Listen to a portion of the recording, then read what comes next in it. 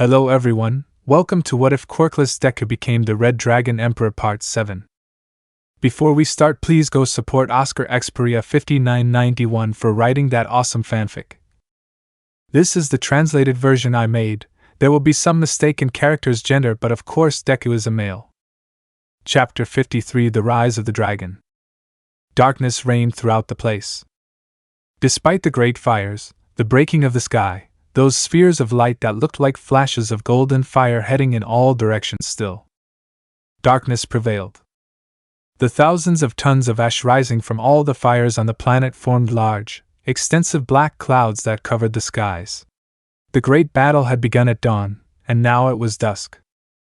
A whole day fighting the biggest battle in modern history, billions of civilian casualties, dozens of heroes, broken chains of command. Great sacrifices. Melissa, damn it! The Dragon King's roar echoed across the devastated wasteland. The girl was crying for her friend's death, her tears coming out of her helmet and running down her cheeks. His anger was such that regardless of his own injuries, he attacked Tamura with all his remaining strength. Taking advantage of the fact that he was not wearing his armor, he attacked various parts of his body. Ribs, abdomen, crotch, diaphragm, face were beaten mercilessly. But she was not alone. Mirio, disgraceful! Now the roar of the King of Lions resounded. Both blondes wearing golden armor hit the same places, exchanging positions constantly, without getting in each other's way, without stopping the other. His multiple attacks forced Tamura to retreat. He couldn't even breathe from the barrage of blows falling on him. His body was damaged, exhausted by the intense battle he had with Izuku all day.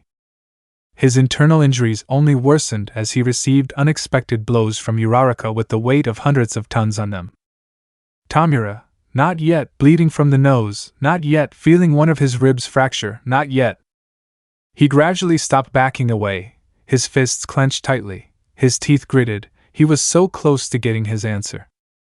Fighting for the rejected, for those that the world ignored for so long, for those that Izuku himself left aside when focusing on the Quirkless.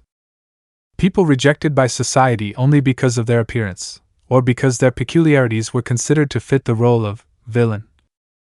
Tamura, I. His body began to glow in a faint white flash. Melissa and Mirio, noticing it, knew what would happen next. They hit even harder, but those attacks no longer moved Tamura an inch. The faces of his comrades flashed through his mind, a faint memory from before the battle coming to his mind as quickly as a shooting star. Villain's hideout, hours before. Tamura, it's almost time. Turning his face to talk to someone. Kurojairi, start opening the portals. The Noma without will obeyed said order, while various portals transported all the villains and the Nomas to the base of Mount Fuji. Tamura, who had his back to his companions, spoke. Tamura, are you sure you want to follow me? His tone was soft, but he was hiding something in its sadness. The small portals once opened communicated Tamura's words through them. All the villains paid attention. Tamura, everyone here is fighting for different reasons. We are just minutes away from starting this war. I don't have to see you to know that many deep down are nervous. Wings appeared on her back, spreading proudly. Despite her downcast look at what would begin in a few minutes, her words were firm. Tamura, I confess I don't want this. I don't want this present, much less the future that follows if the world continues in the same state. Silence reigned throughout the place. Only the voice of the white dragon resonated in the ears of those who managed to hear his words. Tamura, this will be the end for many of you. Most likely it will also be the end of my journey. Taking a small pause, those who want to withdraw from this conflict are free to do so. Know that you can leave with my blessing and my envy. A small smile formed on his lips, although no one but Albion witnessed this. Tamura, many will die. All for one would have deceived them, assuring them that they would get everything they wanted. But the truth is that will never happen. Regardless of the result, history will judge us severely. Subtly turning his head, Tamura looked at his oldest companions. His next words were no longer directed at the crowd of villains, only at them, his closest comrades. Tamura, I've said enough. You don't need to hear any more of my words. I just want to ask you one last question. Will you run? Silence was felt in the room. The words echoed in the minds of each person, at the honesty of the white dragon. Nobody ran. Dabi, nice words, have you been practicing them in front of the mirror? Toga, it wasn't bad, you should have put some inspiring music to make it better, but still not bad. Tamura, you know I thought you were smarter? The comrades smiled, the noise from the other portals was ignored. They just prepared to cross the portals, ready to give their lives for their desires. Tamura, thank you. Selfish desires, thirst for revenge, settling scores, many motives, but with the same purpose. To change something. Of course, not all of them were like that, some just wanted to give free rein to their most depraved instincts. But that didn't matter, because after this day. Present. Tamura, ending the memory, I still can't fall. With an explosion of power, the roar of the celestial dragon drowned out the other two. Large air currents were moved just with the release of its power. Its body shone brightly, only for an instant later its white armor to once again cover its body. That powerful roar was heard everywhere, especially from those surviving Nomus. Even though Tamura did not call them, the creatures by mere instinct ran towards their master to support him, faithfully coming to his side. Running at high speed, those beings began to head towards the nearest portals. In this last stage of the fight, the few remaining forces of both sides would clash forcefully one last time. Kaminari, this has to be a joke. Kirishima, when will all this end? Getting up with great difficulty, the sharp pain wanted to force them to stay on the ground, but there prevented it. Before their eyes and those of everyone else who was still nearby, they saw with horror how the remnants of the Nomus arrived from the different portals. Kirishima activated his quirk in his arms. He would be an unbreakable shield to protect his girlfriend who was lying unconscious behind him. Kaminari was the same, leaning on Ibara's shoulder. Both of them would once again face the tide of creatures that threatened their survival. Tamura, let me pass. Melissa, AGH.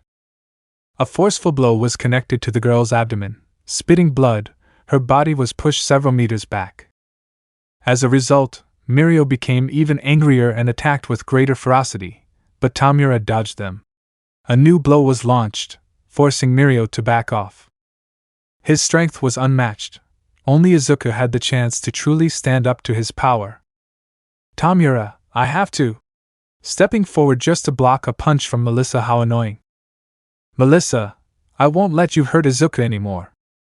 The girl received a strong blow. Tamura took a step forward only to be attacked by Mirio, and in this way the cycle repeated itself. His walk, although slow, was constant. It would not take long until he reached that crater where his rival lay. Roars, waves, electricity, vines, slashes, a myriad of diverse skills were pushed beyond their limits. Haruto, this ends here. Jotaro. In another part of the sacred mountain, the other Dragon King was facing his opponent. The great beast was embedded in the rock wall, but its inflicted wounds recovered instantly. Staring at his former assistant, the beast only smiled at what was approaching. Haruto, I'll finish you off, for his senses warned him of the danger, but it was too late. What? A dozen Nomus pounced on his back, holding him with all their strength, trying to bite and scratch his armor without any success. But that was not the most important thing. What hurt him the most was the retention of his movements. Oh no! Taking advantage of the distraction, Jotaro shot towards Haruto, who was unable to react in time, receiving a forceful blow that made him fall to the ground. The dozens of Nomus followed him and began to attack him relentlessly. But they were eliminated by Jotaro himself when he attacked again with all his might, not caring about the damage to his allies. The ground shook. Haruto sank deeper and deeper. His armor was not damaged, but he still suffered a lot of internal damage. That quirk that allowed him to ignore and penetrate all defenses was becoming very dangerous. It was abysmal strength. Haruto could feel his bones breaking, his muscles tearing, internal bleeding damaging his body from within. He was spitting blood, trying to defend himself, taking a single moment to regain control. It was not granted to him. Jotaro continued his attacks without stopping, creating a crater with them, his fists blocking most of Haruto's field of vision of the sky. Meanwhile, the great beast only laughed without stopping as his blows lashed out once again. Edge shot, damn! Damn! Damn! The exhausted hero used his quirk to pierce the brains of the Nomus approaching him, During the course of the battle he had pushed his resistance to the maximum, and yet he still did not stop. His entire body ached. Breathing was a torment in itself. Various trails of his blood ran through his badly wounded body. A moment. Edge shot, yuck. That was all it took. A small moment of distraction from the pain was what Anoma used to attack him from behind, causing him to hit the ground hard. The blow was so severe that several of his bones were broken. Edge shot, is this how I'll end up? Lying on the ground, listening to the footsteps of that Noma approaching him, death was approaching and he was unable to move. Haruto, how pathetic I am. After saying all those words I am not able to defeat him. Their situations were similar. Both men looked at the vast sky completely blackened. Edge shot, ancestors forgive me, I only brought dishonor to our legacy. They slowly closed their eyes. Their strength was leaving their bodies. Haruto, sorry for Yumi, forgive me for not being able to be by your side and that of our daughter. His heart ached. Edge shot, I'm full of regrets. That Soma I couldn't have protected more people, but above all I kept the truth from Izuku. His heart was tormented. It seemed to be the end of their lives, but before everything went dark they saw her. They each saw a beautiful light, shining like a golden fire. And once that light had reached their side, they heard a different voice. This will not be the end for you. You have a dream to protect and, more importantly, a family waiting for you. A nostalgic feeling invaded the Dragon King's mind when he heard that voice. Vritra, I never thought I'd hear your voice again, Saji. Haruto saw him. His ancestor was talking to him, encouraging him, but he... Saji, don't stop fighting, don't give up, get up once again, show that determination to be the best version of yourself. The beast's blows continued to hit his chest, but Haruto no longer felt them. Saji, I'm proud of the man you've become. Haruto, I don't deserve it. His whole life was going through his mind, everything he had to keep quiet to survive in this cruel world for those born without a quirk. Haruto, I remained silent in the face of all the actions this monster carried out, seeing the deformed face of the one who was once his boss. Saji, you are not the one to blame for committing such actions. Haruto, inaction is also evil, refuted while clenching his fists. For many years I remained silent, watching as innocent people were tortured in merciless interrogations, deceiving myself that it was done for the greater good, but it was only a lie. Inko Midoriya was only the limit I could endure. I'm just a coward. Vritra, then why are you fighting in this war? His words were spoken firmly. His current bearer remained silent at the question. Saji, if you were like you say you are, you would never have risked your life for people who rejected you. You would never have set foot on this battlefield. You are brave. A small, silent tear ran down her cheek. Her heart began to beat faster. Vritra, a dragon always protects its treasures. The faces of his wife and daughter crossed his mind. His heart began to beat faster again. Saji, release all your power. Use it to support the creation of a better world. One in which you feel proud to be and be a part, one where you can be happy with your family. A few seconds, that was all the time the conversation had lasted. The great beast continued its endless attack. However, something changed. Before his fist hit the armor again, Haruto's hand intercepted said fist. Despite having thrown it with all his strength, it was stopped without many problems. He closed his fist with force, breaking Jutaro's hand, who, in surprise, stepped back while his wound regenerated. The last tear was shed. Even in that shallow crater he stood up again. Courage. That was what prevailed in his heart. He could not change the past, but he could redeem himself through his actions in the present to shape a better future. For those innocent lives that are still beginning. He tried to improve himself a bit by becoming the head of the Hero Commission, but why stop so short? He could do much, much more. Haruto, clenching his fists very tightly while releasing all his power, I will not ignore the world's problems again. A gigantic roar came from the depths of his being. Black flames began to surround his body. His aura intensified, taking the form of the ancient Dragon King which had once again appeared in this world. Another group of Nomas had arrived. Without any fear they threw themselves at the imposing dragon, which only managed to catch them with one of its whips to absorb all their vital energy, killing them instantly. There, alone again, were Haruto and Jotaro, but this time things had changed. Where before that beast was taller than the black-armored warrior, now it was Jotaro who seemed insignificant compared to the great size of the black dragon. Elsewhere, happening at the same time. Lives. Edshot opened his eyes upon hearing that voice. For a moment he had thought he had gone crazy seconds before his death. Again the voice spoke. Don't let your past torments prevent you from moving forward. Edshot, who are you? The gnome kept walking, but his steps were increasingly silent for the hero. You said you had disappointed your ancestors? You're wrong.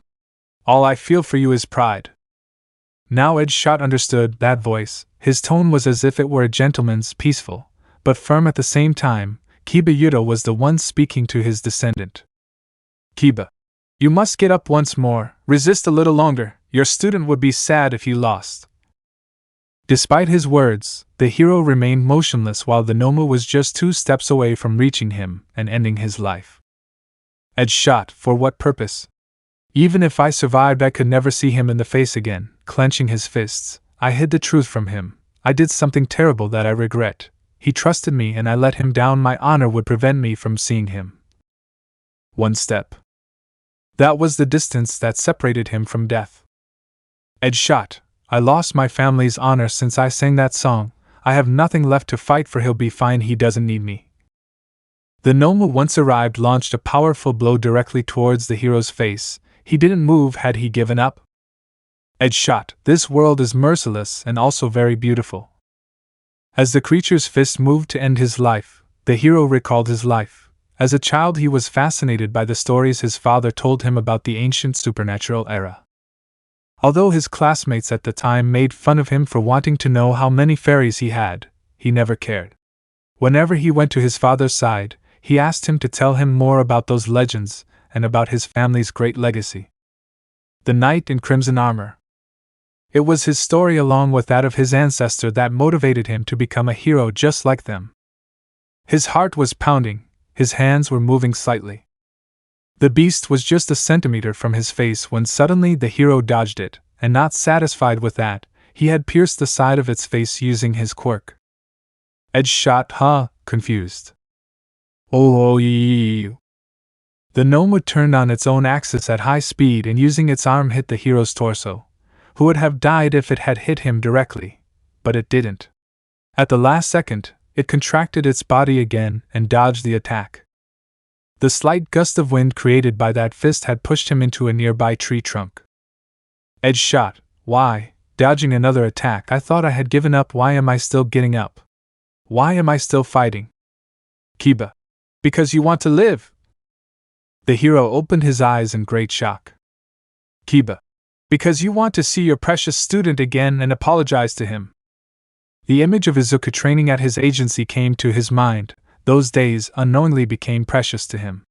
Knowing that the legends he liked so much were true made him immensely happy. A light tear ran down her cheek. Kiba, fight. There is more honor in acknowledging your mistakes and apologizing for them. The gnome lunged full of rage towards the hero, who despite his exhausted body managed to pierce his brain, finishing him off in an instant, only to realize that another small group was beginning to surround him. Kiba, who lent him a hand when everyone else rejected him? Who was it that made people acknowledge his achievements? Who sacrificed the most important thing to him in order to save him from himself? Courage. With a battle cry carrying the memories of those distant internships after the sports festival, the hero rushed towards the new group of gnomes. With his blood spilling on the battlefield, he continued to fight, finishing off all his enemies. Looking into the distance where the loudest sounds of battle were coming from, wishing for everything to end soon so he could apologize to his student. Edshot, Izuku falling exhausted to the ground, but still on the lookout for more gnomes coming. I trust you.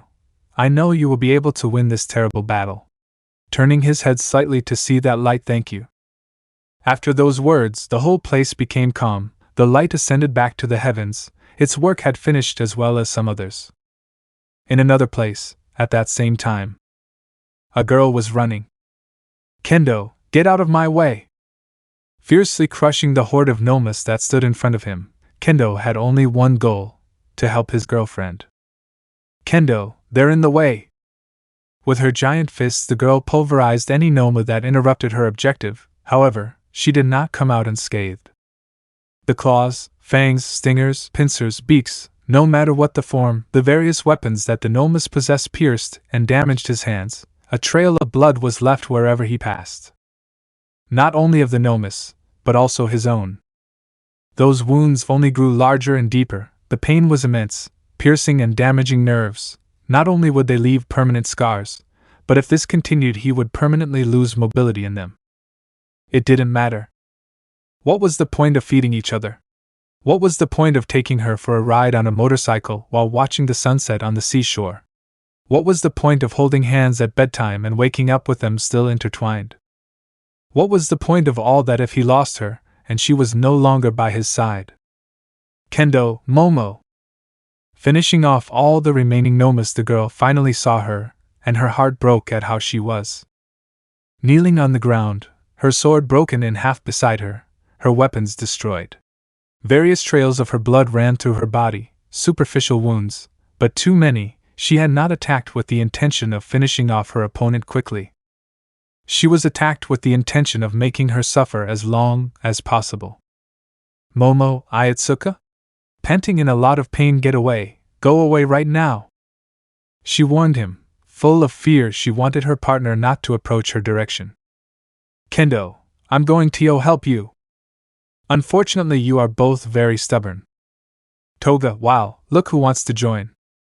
With a psychotic smile, the girl addicted to blood spoke from behind Kendo, her voice causing a great shiver to run down his spine. Her strong instincts, both in her training at the academy and even before it, made her quickly turn around and throw her gigantic fist with force. Momo, Itsuka no. Toga, too late. The blonde stretched out her hand, and before the giant fist hit it, a large burst of blue fire shot out from it. Kendo, HHHHAGGGGGG. Feeling a much more overwhelming pain, the girl was thrown back several meters, falling crashing to the ground. Her fist had returned to its natural size. She looked really bad. The multiple scratch and teeth wounds made the fire enter even deeper into her flesh. Toga, this is so fun. Using the Quirk Evolver for the second time resulted in Toga no longer merely copying the appearance and abilities of those she consumed blood from. She could now only manifest the powers of those she once shared a strong bond with. The old League of Villains was represented in that girl addicted to blood. Momo, damn crazy girl, this is between you and me. Feeling very angry, leave her out of this. His threatening words were ignored. Toga had approached Kendo, who had again thrown a punch with his less injured hand. He was wrong. Toga, using his great agility, had not only dodged that attack, but he had touched his fist with his 5 fingers for a moment. A new sharp pain ran through Kendo's body, tears of pain running down his cheeks. That quirk that was implanted as a curse, part of an elaborate plan, had returned decayed. Toga, now I understand Tamura-kun a little better. Taking the moment to hold Kendo by the neck and touch her with 4 fingers, you said this was just between you and me, right? Without realizing it, 2 lights were coming down towards Momo, who was watching in horror her partner in such danger that she caused. It wasn't his fault, and yet a feeling of guilt welled up in his heart. Toga, she's important to you, right? Squeezing a little harder, maybe if I kill her in front of you, you'll finally understand how I feel. With a look of anguish, Momo didn't know what to do. With a defiant look, Kendo looked for a way to free himself. With a look full of resentment, Toga looked at his rival. Courage. Momo needed to regain her courage. A loud rumble was heard everywhere. A gigantic black dragon had appeared on the horizon, and it seemed like it was facing something. At that very moment, in another place, fire, illuminating and destroying everything they touched. With a pair of winged Shuko, she fought against her brother, who kept pace by releasing large amounts of flames from the base of his feet to propel himself. Dabi, when will you get tired of running? Throwing a fireball which Shuko dodges with ease, at which point she takes advantage to create a sword of flames and accelerate at high speed towards her brother. Preventing his movement, Dabi had created an ice sword. Both weapons collided with each other. Extreme cold and extreme heat fought to overcome each other. Large vapor trails emerged from the weapons as the two brothers struggled to prevail. Shuko, I've never been on the run. Increasing her flames, I've always fought since I was a child. Going a little overboard fighting against Endeavor's ideals, against the villains, following my own desires. Clenching her teeth for a moment also that I. Dabi, are you hiding the truth from our mother and brothers? Shuko opened her eyes in shock. The truth is that one day you will leave them behind. Shuko, you? Dabi, yes, I was next to Tamura and the other dragon. It's normal that I knew some things. At the impression, Shuko's will weakened and with it her strength, at which point her brother took advantage to attack her constantly by creating another ice sword with his empty hand. Swinging both weapons with force, he was now the one who was gaining the advantage. Dabi, when were you going to tell him that when you awakened the phoenix blood you became almost immortal? A vertical stab attacked her. When were you going to tell them that you would see them grow old and finally die while you would look the same as now? A horizontal stab managed to tear his suit, almost piercing his abdomen. What a cruel goddess, giving you that curse just so you could get your flames back. Dabi's attacks did not stop. Swinging his swords with fury and resentment, they managed to slowly cut Shuko's superficial skin. Even though it regenerated, new wounds cut her skin, the pain only increased. Dabi, you fight for this worthless, disgusting world. Starting to shed tears of blood, you waste everything that's been given to you on people who aren't worth saving. Swords broke, but new ones were created in the end. No one will thank you, much less him. A sword broke, leaving only the one in his right hand with which he continued his frenetic attack in the skies. Dabi was the one who positioned himself above Shuko while using his fire to give himself more momentum when attacking. Dabi, and if they win, what? Starting to create a small dagger, will they continue to let things stay the same? Finishing creating, will they live forever but not do anything to truly change the world? A final clash of their weapons generated a great wave of heat and cold. In the end, both swords had disappeared. In a last attempt to keep him away, Shuko launched a large stream of fire which Dabi received in the entire chest. His flesh was melting, the bones of his body were beginning to become visible. At that unpleasant sight, Shuko instinctively remembered her brother's former appearance and stopped. However, he did not. Creating a large ball of his blue fire in his right hand, Dabi, despite the indescribable pain he felt, launched himself with all his strength. Dabi, if that's what they're planning to do, they're better all to die. A large flame hit Shuko directly. Despite her natural resistance, that enhanced fire burned her skin, preventing her from seeing the villain for the time necessary. A cut. A slight burning sensation accompanied by a moist sensation in the area of your abdomen. Slowly lowering her gaze, Shuko could see how an extremely cold ice dagger had pierced the side of her body. With an explosion of fire, the phoenix began to fall from the skies. Dabi, did you see it, father? Looking at the skies, with his body trembling, crying non-stop tears of blood which evaporated an instant later due to the intense heat, Dabi had been the winner? Dabi, I managed to overcome her. I am your true perfect creation. Shuko could now see him as he fell. Her brother was just a child hurting for never having received his father's approval, his mother's protection, and the disinterest of his siblings. His eyelids slowly closed. A small sphere of golden fire began to be visible, thinking that it was just an illusion due to the loss of blood. Once he fell to the ground, a small crater had been created. The dagger was still stuck in his body, so extremely low was its temperature to remain solid. Shuko, brother. Dabi, my life did have a meaning. I was never a mistake. Lying on the ground, with her breathing irregular, Shuko held that dagger created with the quirk that once belonged to her. Its simple touch began to burn her hand from so much cold. Moans of pain came from her lips. Slowly pulling the dagger, he had finally pulled it out of his body and tossed it aside. His regeneration began to act, repairing his tissues, healing his skin, but yet she did not move from her spot. Watching the sky, he only paid attention to his brother, his laughter, his expressions, his way of moving. Everything in him showed a single feeling. Shuko, is suffering. A voice echoed beside her, elegant, but firm in its words. Shuko turned her face slightly until she saw that sphere of golden fire beside her. Her heart began to beat faster, looking at the center of that light directly in the eyes. It didn't hurt to see her. Despite being so close to her, she didn't cause any harm to her eyesight, emitting a warm sensation just by being by her side. It was like feeling a mother's embrace. Shuko, you are. Without knowing the reason except that he felt it, deep inside he recognized her. I am my dear husband's #1 manager. I speak now in a more cheerful and somewhat playful tone. And even though the others don't want to admit it, I am one of the favorite wives. That sphere of light slowly began to take a defined shape, revealing a beautiful woman with blonde hair tied in 2 pigtails with large curls. Her eyes were a dark blue color. She was wearing a beautiful purple dress that highlighted her well-defined figure, in which at the back of it she wore 3 extensions of feathers that imitated the tail of a phoenix.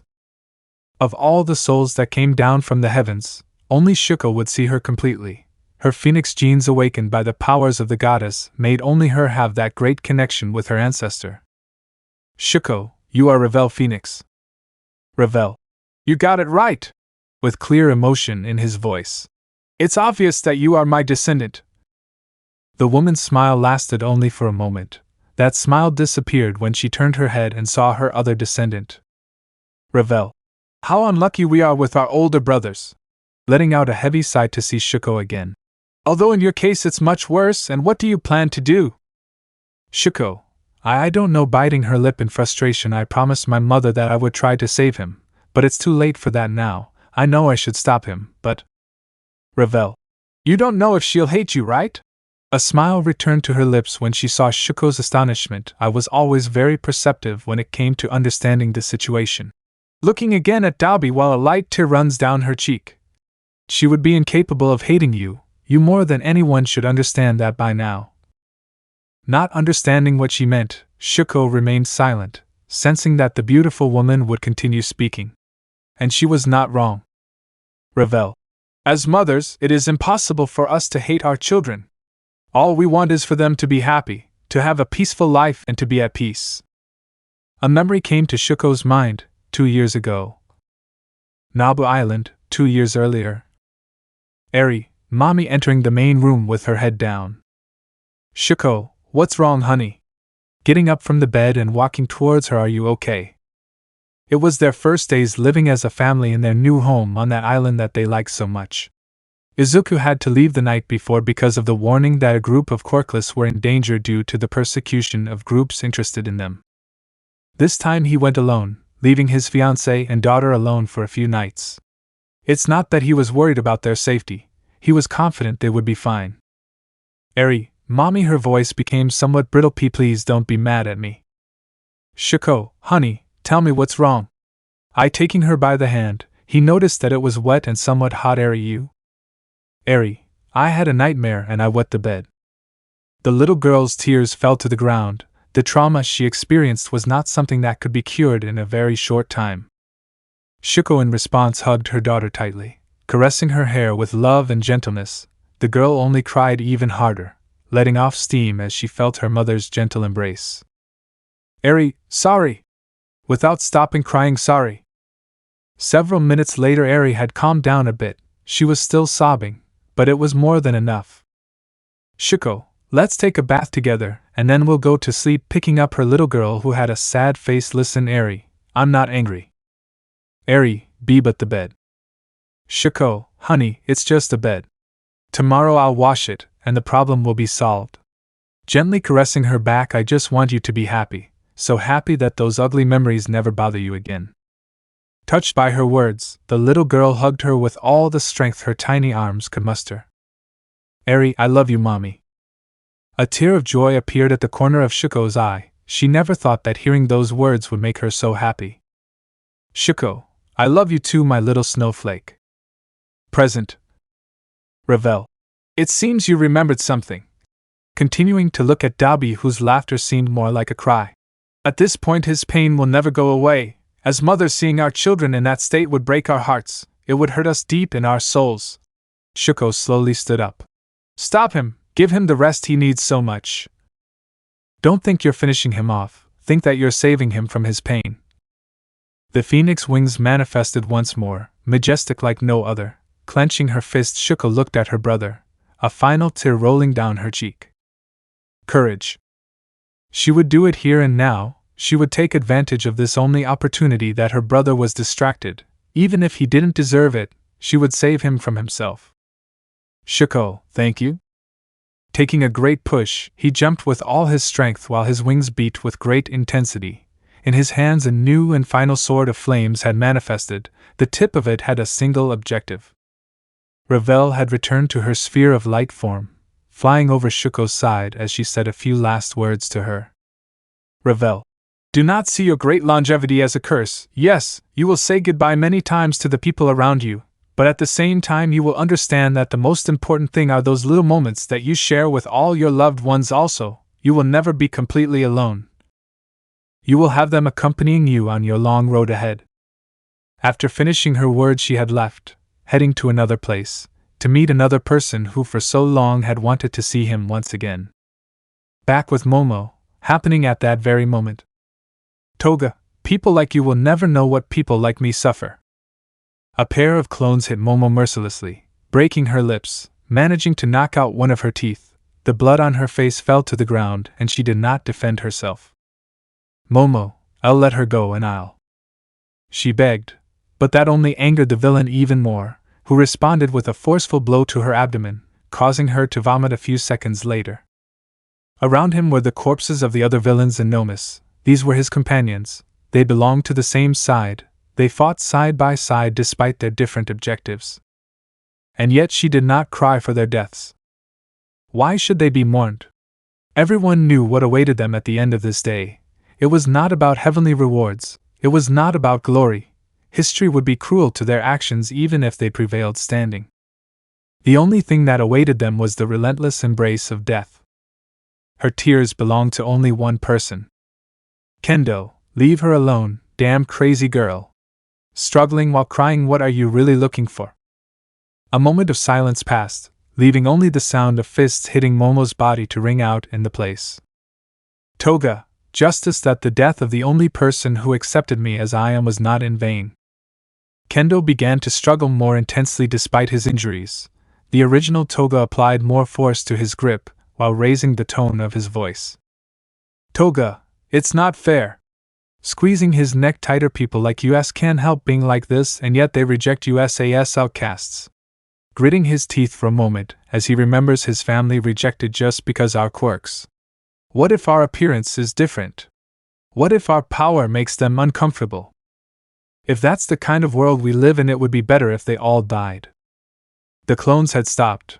Momo had fallen to the ground, breathing heavily and unevenly, staring at the screaming girl, without anyone noticing that those two lights were about to reach the raven's side.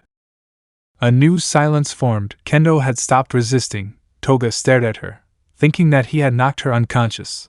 But nothing could be further from the truth. In that girl's eyes an immense spark was reflected. Her will burn more intensely than ever. Kendo, they gave up. Everyone's gaze focused on that one girl. Kendo, if they hadn't given up, if they had faced it, they could have had a different life. Squeezing his fists on the ground, trapping some dirt in them. We have companions just like you say. Their appearance is different. They said their quirks were more similar to those of the villains, but they never gave up. Toga, shut up. Kendo, they also suffered, but they never gave up. They never stopped fighting. Toga, shut up. Kendo, Momo is a wonderful person. She hates having to kill that person. Slightly enlarging her hands, since then she has been thinking about how to help people like him, people like you. Momo's eyes locked onto her partner, her pupils vibrating slightly at his words. Kendo, even if there's some truth to what you're saying by saying that it's okay for everyone to die, then it's trash. Toga, shut up. In a quick kendo movement he had activated his quirk and threw with all his strength the earth that was in his hands directly towards the clones that surrounded his lover. The impact had disintegrated them, and without wasting a single second, still with his fists raised, he had hit the villain's face, managing to free himself. Courage. Momo was watching the courage of Kendo. Momo, Aizawa trying to get up, but falling again. You. What a great determination, I like it. Fighting to the end for his dear beloved, I approve. Finally, those lights had arrived, resting delicately on Momo's shoulders, her blood staining much of the ground. She thought that due to the loss of this she had begun to hallucinate, but it was not so. Don't be left behind, show the power of a magical girl. Sister! Momo, you guys are. The conversation she once had with Ophis the first days they met passed through her mind. At that sleepover, the goddess had told her about her ancestors, the sisters with opposite behaviors but similar in some traits, for example, in the love they felt for her husband. I'm the great magical girl. Sister, this is not the time for this. Kendo fought with all his energy, making the most of his years of martial experience, dodging the villain's attacks, preventing her hands from touching him, raising considerable pieces of earth or debris to cover himself from the flames. Yes, Toga had much more strength and skills, but he lacked the experience to use it. Kendo, despite being weaker, used everything he had to the maximum, carrying a purpose on his shoulders to protect the one he loved. Seraphal, you chose your partner well. Momo, Seraphal, Sona, what should I do? After that life that I took, I thought that my purpose for which I was born was to change that, to help people like him not end up that way. I tried hard these 2 years, thinking of the best way to change that. But I failed. The purpose for which I was born is too big for someone like me. Maybe it's best that. Sona, you're wrong. Life has no meaning. None of us are born with a meaning. We're just born and that's it.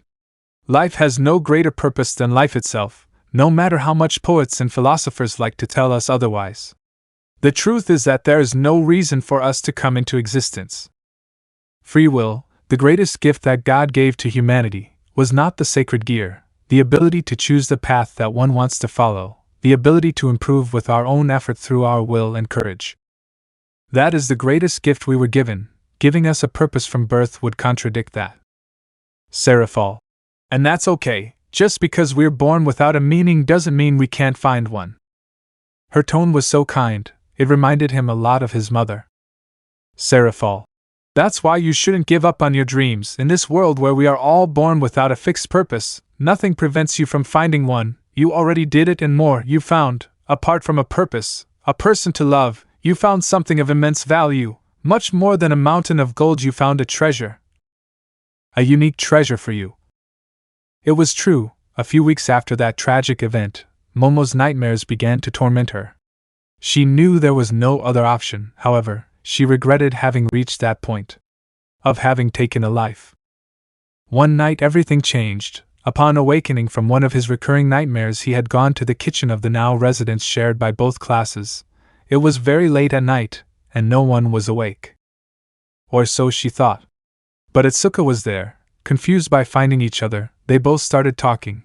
As time went by, this scene was repeated. In the middle of the night, they both began to meet in the kitchen, and slowly their friendship grew stronger.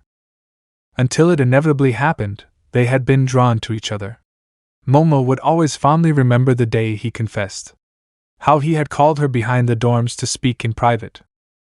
At first Kendo refused, crying. He told her that he still felt love for her, but he knew that someone of her social level would not be well seen in a relationship like that. He did not want to ruin her future, she wanted. Momo, I reject it. I reject your denials. I reject your reasons. I reject them all. At that moment she extended her hand. Kendo took it through tears. It was thanks to her that he was able to sleep again at night. It was thanks to their talks every night that he was able to overcome his guilt. It was thanks to her that he was able to be truly happy. A dragon always protects its treasure, is what I had heard very often. Despite not having much connection with the supernatural, Momo was oblivious to Issei, a dragon, therefore, now that she found her treasure. Momo, I, Momo Yayorozu, am in love with Itsuka Kendo, and I will continue to love her and only her until the day I die. Kendo could not resist any longer at those words and hugged her. It had been a beautiful moment for them. After finishing the hug, they were about to kiss, but a crowd of applause and the occasional whistle stopped them and embarrassed them. Her classmates who had seen from the windows celebrated this relationship. Even Shuko said to a blushing Kendo, "Welcome to the family." Meeting Itsuka's parents, taking her to meet hers, there were many tense moments between them at first, accepting each other's preferences, accepting everything about each other, without ever showing any sign of remorse. It shouldn't have been a surprise. That's what Momo was like. She really was identical to her ancestor. Identical to Seraphal. Toga, damn! Trying to catch Kendo, she created more clones which were quickly destroyed by the same tactic. The exhausting wear and tear, along with the words said before, diminished her strength. Even so, she would win. Toga, stop running. Kendo knew he couldn't beat her, but he didn't have to. He just had to buy enough time for his beloved to recover and end that battle. There was no need to say his plans or his intentions. Kendo fully trusted that Momo would get up and finish off the villain once and for all. Momo, I must end this once and for all, but how? Slowly getting up despite the blood still dripping from her wounds. My sword is broken, and simple weapons would not stop it. His vision was blurry, exhausted after using up almost all of his lipid reserves. No matter how hard he tried, he couldn't aim at a specific point. If he wanted to win, it would have to be with a blow that would sweep away everything in its path. Sona. Then create a weapon that can defeat her in one hit. Seraphal. Your power is wonderful, you are only limited by your imagination, so create a sword like no other, a sword that will herald the victory that the entire world so yearns for. His tone was cheerful again. Momo couldn't help but smile a little at such enthusiasm. Momo, I don't think I can create such a sword. Seraphal. Nothing is impossible for the power of magical girls like us. Momo closed her eyes and concentrated. Imagining her ancient sword fragmenting into hundreds of pieces, she had to imagine a better one, unlike anything else this different era had created. Sona. If it's an opponent you can't win against in real life, you'll be defeated in your imagination. Seraphal. If you can't beat him, imagine something you can beat him with. He had heard similar words before from the goddess' lips. Those same words were remembered the moment he created a sword for the first time, but now the sensation was much more intense. To make something that will not lose against anything, to always imagine the strongest possible imitation, so good that it fools everyone, even itself. It was crazy, but it was not impossible. His blood was burning intensely in every vein of his body. His bones were creaking due to the excessive effort he was making. His hands held the weight of the weapon that must exist. As the seconds passed, a clearer image became present, and then Momo, Toga! Calling out loudly, the blood-addicted girl was about to reach the kendo leg when she suddenly heard the call. Directing her gaze towards the source, her eyes lit up momentarily. The sword had been created, and with it the place was bathed in the light of the morning dawn. A single word crossed the minds of those present when they witnessed this light. Beautiful. Shining like a second sun, forged from light itself, despite its great brightness it did not hurt the eyes, it was anything but painful. They could look into the heart of it without suffering any harm, feeling nothing but its warmth. The dust particles around were dyed by her light, simulating it. Kendo was able to react in time. She immediately moved away from the villain who for some reason could not stop seeing that light, while her tears were shed again. The manifestation of humanity's great desire for a better tomorrow, harboring the longings of the past, present and future, the crystallization called glory. It is the light that will continue to shine in the darkest night, the challenge to those who would extinguish the good in all of them, showing with honor how it will never be extinguished. Sona. A sword that will never exist again. Seraphal. A sword lost forever, but as long as its purpose lives on it doesn't matter if it's just a copy. Momo opened her eyes and stared at Toga. She recognized that look full of determination. Courage. Momo had recovered it by holding such a miracle in her hands, her last attack. After that she would not be able to stand up again for many hours. She had to end the battle here and now with this blow. Toga, damn you! Lowering her center of gravity to start running. Are you going to kill me the same way you did to him? As she was about to run and avoid the attack, something stopped her. Toga-chan. Her friend's voice stopped her, shedding more tears as she saw the small light of golden fire descending from the heavens until it reached her. Thank you for everything you did for me, but it's time for you to rest and stop suffering. Lowering the sword, the scene was repeated. A golden light bathed the entire battlefield. A large flame of fire of a color similar to gold was directed towards that girl addicted to blood. Maybe it was just an illusion, a simple optical effect, but before the last attack hit Toga's lips, a big, beautiful smile had formed. Perhaps in another time, in another kind of story, that smile would have been the most beautiful in the world. Momo, I am done. Panting heavily from exhaustion, he was about to fall, his eyes closed waiting for the strong impact against the ground which never came. Itsuka, you did it, honey. Arriving at the right moment, Kendo had held his beloved and slowly lowered her onto his lap, beginning to gently caress her hair, disheveled by everything she had experienced. Momo, is it over? Kendo, yes, it's over. Managing to hear many loud noises in the distance, at least for us it's over. Slowly Momo's eyes closed, but before that happened the pair of lights spoke for the last time. Sona, you did a great job. Rest now, you've earned it. Seraphal, I'm so proud of you. You not only followed the path of magical girls, but also the path of Yuri. Kendo, what is this? Naturally, since she was busy fighting Toga, she hadn't noticed them. Momo, I'll explain to you later, she replied with a smile. Sona, we have to go now, we have somewhere else to go. Seraphal, I want to continue being with my descendant. Sona, sister. Seraphal, okay, but on one condition. Sona's light slowly moved away as she had a bad feeling. Let's show that to her. If you don't, I'm not going anywhere. No matter how many centuries passed, Seraphal remained the same. That's why Sona knew that no matter what she did, she would never leave until she fulfilled her last whim. Sona, it's okay. Her tone showed her embarrassment.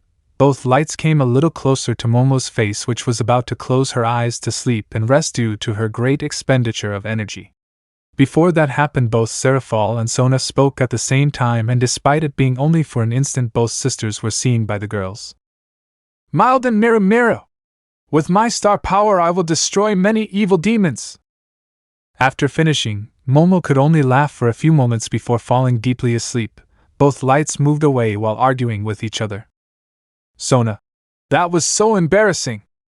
Seraphal, well, you didn't complain when we did the same thing on our honeymoon with Issei before. Sona, sister. The place fell completely silent. Kendo could only blink a few times at what he had seen and heard. He already knew about Momo's ancestors and how one of them was even a demon king, but seeing it firsthand was completely different than how he had imagined it. Kendo, is this what the demon kings were like in the past? While she was wondering that, a few moments before finishing off Toga, Shuko was about to do the same with her brother. A light on the horizon, a beautiful light illuminated everything around it momentarily. What's that? Such was its intensity that it had distracted him, a moment that Shuko noticed and took advantage of. Shuko, now! Flapping her wings with greater intensity, holding the hilt of her weapon firmly, she flew at high speed to save her brother's corrupted soul. Agaghe! Realizing what was coming, she once again released her strong blue flames, but this time it was different. Shuko, despite feeling her flesh burning, did not give up on her mission, passing through them without stopping. Her eyes became moist, she raised her sword and then red. Small drops of blood came out of the tip of the sword of flames which had pierced his opponent's chest. Those drops evaporated due to the great heat it emitted. Dabi stopped creating fire from the silver of his feet. About to fall, Shuko held him in a warm hug as she kept them both in the air. The first and last hug they would have. Shuko, be brother. She couldn't help but cry, biting her lips to hold back her pain, he realized. Dabi, don't cry, bringing his hand to his open wound as the sword disappeared. I was prepared for this. Only those who are prepared to shoot should be shot. He who lives by the sword, dies by the sword. Multiple meanings came to Shuko's mind.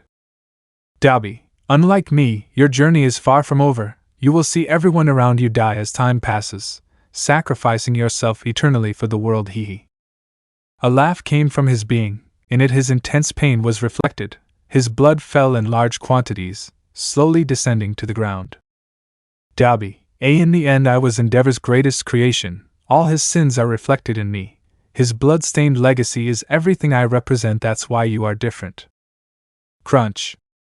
His body began to crumble, turning into ashes that were slowly carried away by the wind. Dabi, you are much better than he ever dreamed of. Her voice stopped, so much still to say, so much still to express, but she could no longer. Her eyes slowly closed, her body was about to completely disintegrate. Shuko, my life will be very long, I will see many of my friends leave, our mother, Fuyumi, Natsuo, but I will not be alone, Izuku will be by my side on our great journey, and even so I will never forget you, you will always be my brother. Both of them touched the ground, the immense light in the background had disappeared, the girl addicted to blood had left this world, and following her, the older brother was about to follow her. Dabi, thanks. With a slight smile he had left this world, perhaps it was not the end he deserved, perhaps it was too merciful for someone who had caused so much pain to people and his family. But that did not matter now, he had died.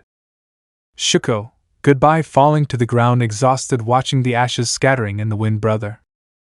Her body was slowly regenerating, she was exhausted, both physically and emotionally, but not sorry. She closed her eyes for a few moments, trusting that her fiancé would soon end this war. Yui's shelter. Natsuo, mom, Fuyumi, Eri, brother. The Todoroki family was shocked and cried for different reasons. Fuyumi was worried when she saw her husband fighting against that great beast. Some portals began to close, preventing her from seeing Haruto's condition. Rei was crying over the death of her first son at the hands of Shuko. She wasn't angry, on the contrary, she wanted to apologize to her daughter for having placed on her shoulders the heavy burden of trying to save him, but she was sad. No father or mother should see their children die.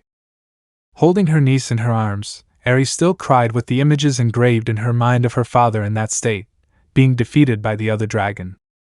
And he himself, holding back his tears at seeing his brother die. But it was in these moments that he had to be strong. He who never trained his body lacked the physical strength necessary to fight. That is why he had to show another type of strength now more than ever, all for his family. Don't be afraid, Naya, it will all be over soon. The sekiryuutei has not lost yet.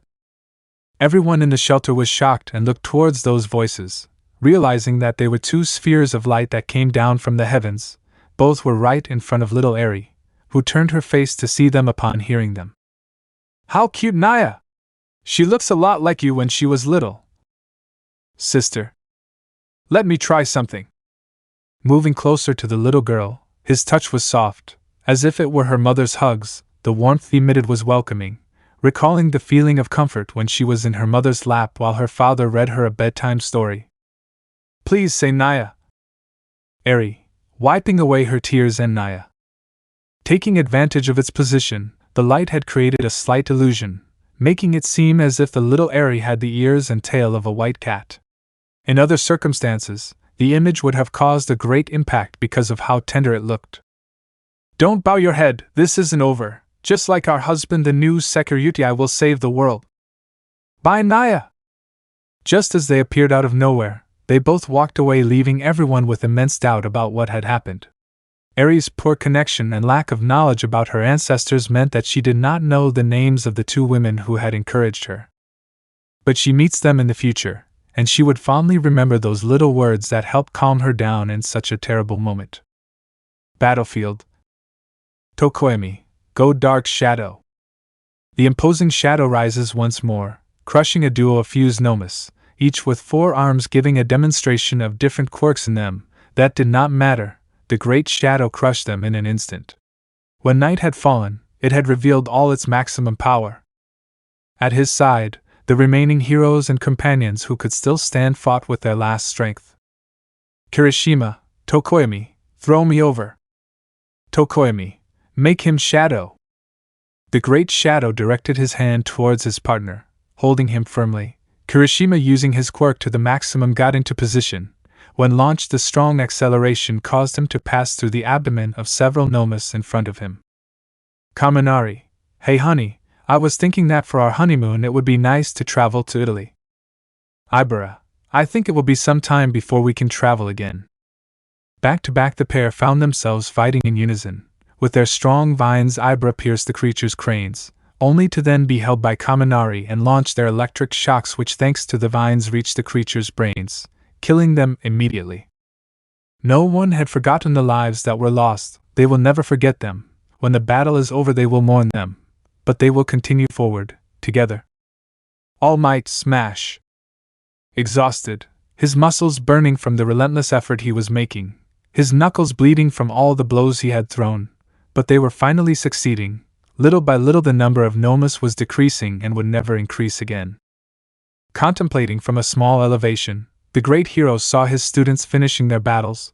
The corpse of the noma he had just defeated moved discreetly. Exhaustion had made that last attack not so strong. That was a mistake. All Might. Sensing danger when the fourth wielder's quirk was activated, All Might quickly turned his body to see the threat, expecting it to appear from the front or above. He didn't expect it to appear from below and for the Noma he thought was dead to launch himself at him. Falling upon tripping over another corpse, the Noma took the opportunity to try to deal a fatal blow. Quickly moving his hand towards his face, the black whips came to his rescue and stopped his advance. It was not enough. From the creature's back various arms protruded and all pointed at some part of the great hero's body. More whips were created, stopping each one of them. Without giving up yet, the hand near All Might's face began to spin at high speed, becoming a drill about to pierce his face. All Might, I will not die here. With a war cry, the hero undid the whips that protected small non-vital areas of his body. His hands pierced it, pain ran through his spine, but he did not care. Using the little energy he had left, he used those whips that he withdrew to accumulate them in his fist and throw it directly towards the creature's face. When all the whips hit it, they spread out in different directions, piercing and exploding the beast's head. Falling on its body, All Might pushed it off of him in a sudden movement. He had won again, but he was exhausted. Even though he didn't want to, he needed to take a small sigh. At that moment, he remembered what life was like before, when only quirks existed and the supernatural era was only fairy tales. He laughed lightly. All Might, haha, closing eyes, how stupid I was back then. In the end I became like everyone else. I judged people's worth based on their quirk. The sludge villain, the moment he saved Izuku, the fight in that alley where he stupidly confused Izuku's power with Bakugu's, the big mistake of having chosen a bearer who was clearly not worthy of his power. But you changed, you recognized your mistake and improved yourself to a better version of yourself. Shocked, the great hero opened his eyes in astonishment, and he couldn't help but see small tears running down his cheeks. How long has it been since he heard that voice? How long has it been since he felt that warmth? Too much. All Might, Mom? Without being able to avoid it, his eyes became moist. The sounds of the battle stopped for him. Now he could only hear that voice that for so long he wanted to hear once again. A last group of Nomas had seen him and launched an attack on him. All Might, it's been a long time since I heard your words. A tear ran down her cheek. I almost forgot what your voice was like. Forgive me. My little Toshi, there is nothing to forgive. The light approached his face, touching it, radiating a quality of sensation, something he had not felt for a long time, something that only a mother could give, a hug full of love. I've seen you all this time, the great hero you became.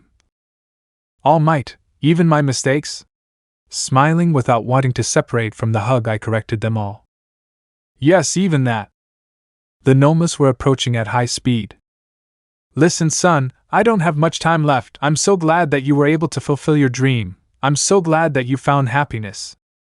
The hug slowly ceased. The great hero cried with a big smile on his lips. Being able to see his mother again was undoubtedly a blessing. Having a child as strong and gentle as you was a great blessing. Thank you for being my son. The Nomas, being closer, jumped to attack them at the same time. All Might, Mom, watching the light ascend to the heavens for me, it was an honor to have been the son of such a wonderful woman like you. Clenching his fists, thank you for your words. And please continue watching me protect the innocent. Courage. Her heart had grown strong again. The sacred flame burning within her vibrated with life, a desire, a longing, a legacy. With a horizontal movement, All Might impacted the skulls of the Nomas with his fist, destroying their brains. Those poor people turned into such an aberration could finally obtain rest. When the time comes for us to meet again, I'd like to hear all about your adventures. All Might, it's a promise, with a big smile, watching how that light rose higher and higher. When that day comes, I will be the one who will now tell you stories about heroes. Motivated by the lights of the past, hope had not been extinguished, beating strongly like an indomitable heart. A blow. 2 hits. 3 hits. A great succession of loud impacts resounded across the main battlefield. Melissa, this isn't over yet. Throwing an energy sphere at Tamura's point-blank range, only for him to push it away with his left hand, and with his right hand he again hit Melissa in the chest area. Melissa, ag high. Screaming in constant pain, with broken bones and torn muscles in various parts of her body, the impact of that blow had not only made her retreat again, but also the golden armor was fragmented. It would not resist much longer. Tamura, this is not. Taking another step forward, getting closer to his rival, even without showing any signs of getting up, he was so close to ending it all. Mirio, they will pay for all the crimes they caused. Throwing his fists constantly, but Tamura rejected them with more force for all the people they killed. Throwing one last fist, which is stopped by Tamura for all the violence they created. Using his free hand, Mirio directed his free fist straight towards Tamura's face. Again this was stopped, and holding it firmly, Tamura made Mirio's arms extend widely to the point of causing him great pain. Tamura, violence can also be used for good. Yes, I killed many people, many heroes, but also many villains. I prevented quirkless extremists from starting an armed group. I killed all for one, but for those lives there was no claim. His long journey to this point was crossing his mind. He was not a good person. He was the one most aware of that fact. Tamura, true justice should have no distinction whatsoever. Melissa approached at high speed, already tired of that situation. Tamura kicked the lion's face located on Mirio's chest, sending him flying at high speed to hit Melissa, who could do nothing but retreat once again. Tamura, nice words alone won't change anything. Releasing much more power, we determine who we are by our actions. Clenching his fists, and that's why I. Tired of so many interruptions, his power was brought almost to its maximum, directing all that energy to his wings that shone brightly. Divide. The remaining heroes, villains and gnomes instantly fell to the ground, stripped of all strength to even stand up. Hans had a bad feeling about what would happen. His long years of experience and intuition told him so. He who since he was young wanted to save everyone used the few wings left in his body to keep away as many people as possible. Tamura, why? Giving in, he managed to take several steps forward, but was abruptly stopped when whips of golden light enveloped his arm. Tamura, why do you keep interrupting our battle? Directing his wife to the origin of those whips, Tamura could see how a knight in black armor began to pull him with all his strength, and how he began to absorb his vital energy. He wouldn't deny that the strange touch of irony was hilarious. Haruto had arrived at the battlefield, which had once left his rival completely immobilized, and feeling that he was needed, he had arrived at great speed to help. Melissa, ag. Mirio, wawa. More whips wrapped around his white armor, and both knights in golden armor launched themselves at him with what strength they had left, hitting their fists hard, creating shock waves with each fist thrown. Tamura, enough! Holding one of the whips tightly, he had now absorbed its energy, recovering the little that had been stolen from it. After that, using nothing more than brute force, he had pulled Haruto towards them, causing him to crash into Mirio and Melissa. I didn't want any more interruptions. I was fed up. I would end all possible distractions. The final hell was unleashed. Using all the energy absorbed, Tamura released an endless blast of energy which shot out in all directions, dozens, hundreds, or even kilometers around, destroying allies and enemies alike. A roar of death was unleashed on that sacred mountain. The events that occurred will never be forgotten. One of those attacks had hit a distant mountain, destroying tons of debris as it was already almost destroyed. Suddenly an almost entirely destroyed hand appeared, slowly regenerating. Light sparks were created from its palm. A full minute later, Bakuga's body had almost completely recovered. This prisoner of madness observed the last battle from a distance. Without wasting another second, he began to fly towards it. Tokoyami, Hawks. Hawks by Kid. Unable to move, the winged hero used his feathers until the last second to keep people away from danger. giving his maximum effort until one of those attacks reached his position, disintegrating him on the spot, putting an end to his life. He was not the only one. Despite his efforts to protect the new generation of heroes, more than half of them had suffered the same fate. Tamaki, Tsuyu, Ida, Awaze, Komori, Shishida, Shota, Tetsu and Setsuna had shared that tragic end. Those who fought fervently in the last great battle came to think that they had miraculously managed to survive, only to be faced with the harsh reality. Once again it had become more than clear that the power of yesteryear was infinitely superior to that of today. Quirks would always be inferior to a sacred gear. Ibara, guys. The attacks had ceased. The girl raised her gaze slightly. Her legs had been seriously injured by some rubble. Her tears ran down her cheeks as if they were a river, without stopping for a single instant. The physical pain could not compare to the emotional pain. Seeing his great friends by his side only for them to disappear from this world an instant later was a more than traumatic experience. More screams and moans of pain began to be heard. The few survivors did not come out unscathed from the dragon's attack. Kaminari and Midoriya, standing next to his fiancée, looking at the same desolate landscape that had been created in just an instant, a strong pain began to burn in his side. As he looked down, he could see a large piece of debris that had pierced his flesh and the blood would not stop coming out. The boy just looked at his partner's back, at that hair that brightened his day when little flowers came out of it when they hugged. She had changed him. She had wanted him to be a better person, that's why. I inhale all the air my tired lungs could hold and scream with all my might. Kaminari, Midoriya. In the distance Tamura walked slowly. There was no one to slow down his steps. Kaminari, you have never lost and this will not be the exception. Despite his pain, he took a few steps forward, and now it was his beloved who saw his back. His words were heard by the survivors. Kaminari, I still believe in you. I trust that you will rise again and save this world. Courage, a last example of which still burned in the hearts of those he came to inspire. Kaminari, don't give up, Midoriya. A desperate cry. A call for help. A call to the hero. And there, deep in that great crater, the mental space. Izuku, I can hear you. A vast nothingness was the only thing in front of him, completely white. There was no one in his sight. Inko, Izuku, look at me. The boy was unable to look at her face, his tears running down his cheeks. Izuku, I'm sorry, I'm so sorry. Filled with pain, his shame was overwhelmed by his desire to see her once more. Inko, honey, look. Izuku, it's my fault you died. Before touching her son's back, the woman had exploded in anger. Her scream was only comparable to the tears that fell to the ground. Izuku, I wanted to be a hero so much that I never thought about the consequences of showing my power. Hearing more screams from the outside world, it's because of me this damn war started.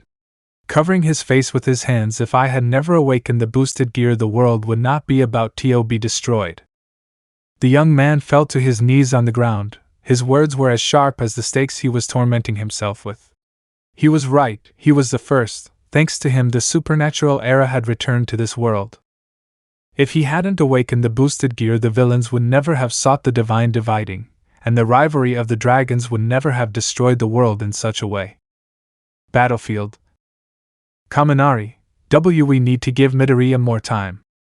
His hands were shaking, he was terrified. The final enemy was just a few steps away from reaching his only hope to end it.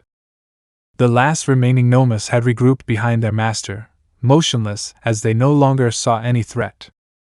Looking at his wound, from all the blood that was coming out, he knew what would happen to him. He thought about his girl, how much he loved her. I wished he lived. Shoji, I'm going with you. Ojiro, we won't let you go alone. The one who was discriminated against just because of his appearance believed in his partner's great dream, the one whose code of honor made him reconsider and value people for their achievements, and not just for the circumstances of their birth. They were not the only ones. Kirishima, I asked you all for your courage, seeing that some were still hesitating. What do you see on the horizon? Kaminari, fear? Despair? Death? Standing next to his friend, I only see the enemies that we must keep busy until Midoriya claims victory. Kirishima. 2 years ago Midoriya began a new era, setting the stage for us and future generations to become true heroes. A small laugh came from his lips. Incredible. To think that a single man would achieve such a feat. Kaminari, who is the one fighting alongside you? Who is fighting to protect your back? Who are the true brave ones who will continue to move forward? Kirishima, why are you faltering? Why are you hesitating? Clenching his fist, there's nothing we can't accomplish together. Kaminari, we don't need any path of retreat. Tensing his muscles while generating light rays, we just need to open a path forward with our courage. A moment of silence fell upon his words. Kirishima, oh, is Midoriya's ideal too heavy a burden for you? The teeth of those present gnashed in anger, standing up once again, with a look full of determination.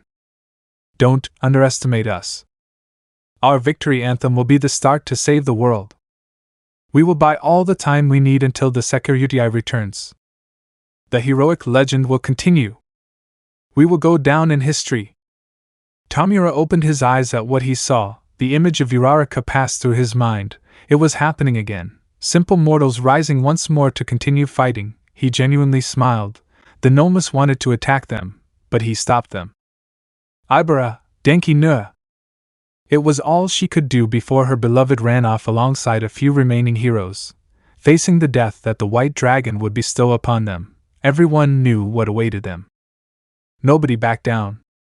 Crying, screaming, full of anger, calm, various emotions were reflected on their faces, sharing only one thing in common. Everyone left with a smile on their faces. Mental space. Izuku, guys, I'm sorry. He could clearly hear what was happening, her last words adding to the great burden that tormented his heart. Izuku, it's happening again, I am alone again. His forehead fell to the ground, he no longer had the will to even raise his head. Izuku, I guess this is how it has to be, this is where my bad decisions lead me. I faked my bravery, I fabricated my heroism, I convinced myself of my decisions, imposing them on others, focusing on one side, abandoning the other, and I betrayed the light. I showed hope to the world, then I led my comrades to their deaths. His body trembled, biting his lips so hard that they bled. Izuku, the world will never forgive what I've caused, all my lies and sins. Brave? Hero? Don't make me laugh. Really, I'm a monster. Falling into despair, this could have been the end of everything. Inko, Izuku, look at me. But it was not so. The woman who worked the miracle in the first place would prevent it again with her actions. Walking forward, Inko had crouched down and gently held her son by the cheeks and forced him to look up. Izuku, who thought she should be angry about what happened to him, closed his eyes, waiting for her screams, her blows, her hatred. It wasn't like that. She gently wiped away his tears with the same love she always showed, as she did so many times when he was just a child. Izuku opened his eyes and saw her again, that smile full of love that his mother always gave him in the moments he felt the saddest. Inko, Izuku, nothing that happened was your fault. Izuku, but you and my classmates the others. Inko, people die, heroes die, and that's natural. Wiping away more tears. If you give up now, everything will have been in vain. The only offering the fallen would accept is victory, nothing more than that. Before Izuku could say a few words, a voice spoke to him from behind him. Issei, your mother is right. Giving up now would only be an offense to those who gave their lives for victory. With a serious attitude, but showing a slight smile, just pay attention to their voices. In the silence he heard the voices of Melissa, Mirio and Haruto again, who, despite being at their limit, continued to hold Tamura back, calling him, asking him to wake up once more. Izuku, Issei, why? Why would they go so far for someone like me? Moving his face slightly, he saw him, and he was not alone. Ophis, because you are in front looking at him seriously, you lead the charge from the front, and the people behind you dream of a longing, an ideal that you can achieve. Behind them were the children. With their eyes moistened, they stood firm, staring at him. Courage is contagious. It is the driving force behind a greater good. This is also part of the heroic legend. Your will was passed on to more people. Various new voices appeared in the place, coming down to their height. Ophis was surprised, and Issei began to shed small tears while those spheres of golden fire resumed their former form. Red. A crimson red appeared in his field of vision, that intense red that the ancient sekiryuutei never forgot despite so many centuries having passed. For an instant Izuku remembered his beloved's hair, that red half that, despite not being as bright, was equally beautiful. His heart began to beat a little faster. Issei, Rias! Girls! The spheres finished taking their shape, and all of them, without exception, launched themselves to embrace with great joy their beloved husband, whom they had been separated from for a long time. Issei, my Issei! Era, what a joy to see you again, darling! Issei-san!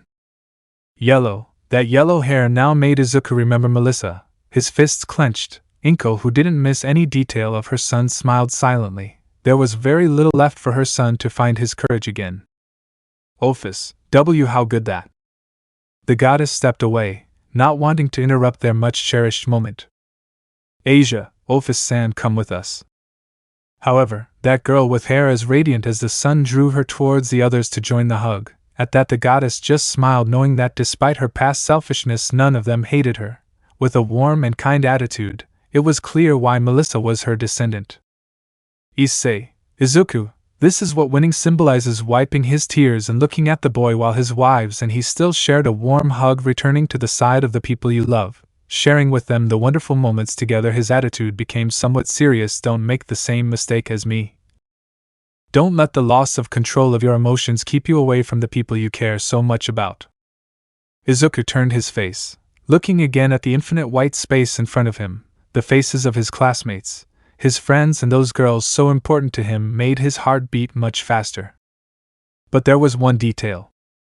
Izuku, although closing his eyes while shaking his head, even if I return, I have no more strength to continue fighting. His hands were held by the child-bearers. His eyes only showed determination, the determination he needed to regain in order to achieve victory. Ophis, there is still a way. Taking the word, getting a little closer. 2 years ago I gave you what was left of my power. If you use it, and combine it with your true dragon body, you will be able to reach the maximum level. Izuku, I don't know. There was still doubt in his heart. If he did, he would have to return to the world, a world completely destroyed by his battle. Was the world really worth saving? Was it really? Inko, honey, taking him by the cheeks again, interrupting his thoughts. Life has tragic moments, moments that make us cry, but also it has truly beautiful moments. Now she was the one shedding a few tears, and it is those moments that make it worth living. With his warm hands holding her cheeks, with the small hands of the children carrying, Izuku looked directly into his mother's eyes. He remembered his entire life. For every 10 bad things, only one good thing happened to him. And only that one was even more valuable than the other 10. Inko, do you remember that birthday party? Izuku, how to forget her? His first birthday party after finding out he was quirkless. Back then the little boy still hoped to be friends with the other kids at his school, begging his mother to throw him a party, wanting to be liked by the others. He even stayed up all night writing all the invitations by hand in the form of All Might to give to his classmates. The result? How disgusting! I would never go to a quirkless birthday. We have better things to do than be with a guy like you. Hey, how about we all go to the park and play? Yeah! With cruel words, everyone without exception had torn into small pieces the invitations that Izuku had carefully made, stepping on them with the dirty soles of their shoes and mocking them as they left. The little boy couldn't hold back his crying and went straight home, the cruel words of others echoing in his head, thinking that he had once been a nuisance to his mother. Midoriya apartment, several years ago. Inko, welcome honey, how are you? In a silent cry, Izuku had sat at the table and hidden his head in his arms. Inko could feel as if her heart was breaking into 1,000 pieces. She imagined this situation, but she could not deny herself before the hopeful look of her son. And of herself. Inko, don't cry, darling, especially on such a special day. Holding back her own tears, the kind woman sat down at the table after placing the cake in the middle of it. Izuku, I am nothing special. Without looking up, little Izuku continued crying. not wanting to see the different decorations from All Might scattered around the room for a party that would never be celebrated. Inko, of course you are special, you are my son smiling, and even if I am alone, you will celebrate your birthday with great joy. Izuku's small, wet green eyes peeked out slightly. He still spoke between small cries. Izuku, mommy, will no one ever want to celebrate my birthday? Shedding more tears, just you? Inko, Izuku, the world is very big and there are all kinds of people in it. Her words were gentle and full of warmth. I'm sure that one day you will find different people, people that you consider true friends, people that you come to appreciate and that they appreciate you in the same way. The memories were mixed together. From the first birthday celebrated, knowing his condition, now he remembered the one he had last year. Naba Island, 1 year ago. Shuko, did you like the movie Izuku? Izuku, yes, thank you very much for inviting me, giving him a light kiss. It was a nice detail to spend the whole afternoon together. Shuko, are you still upset that Eri preferred to stay on the island playing with her friends? They smiled at seeing a small nervous tick in their partner, which calmed down a few moments later. Izuku, I'm not upset. She already congratulated me this morning when I woke up, and I'm happy that she has friends. His tone changed slightly, even if it's with that Katsuma boy returning to his usual tone. Besides pulling Shuko's body towards him to whisper in her ear, I would never mind spending time alone with you. His tone only showed a single emotion: desire. Shuko, stop the dragon, holding back the urge. We're home now. The couple had landed in front of the entrance of their house. That day everything was very calm. They received some congratulations from various people. Unfortunately, they were told that they could not be with him on his birthday due to work issues. Izuku wasn't upset. He understood. The fact that they remembered each other was more than enough. Izuku, that's weird. Everything is off. Slowly opening the door. Could Eri have fallen asleep? Shuko, maybe she played too much until she was exhausted. The security systems did not detect any threat, hence his calm. He slowly looked for the light switch, and when he turned it on, he found a big surprise. Eri, happy birthday, Dad!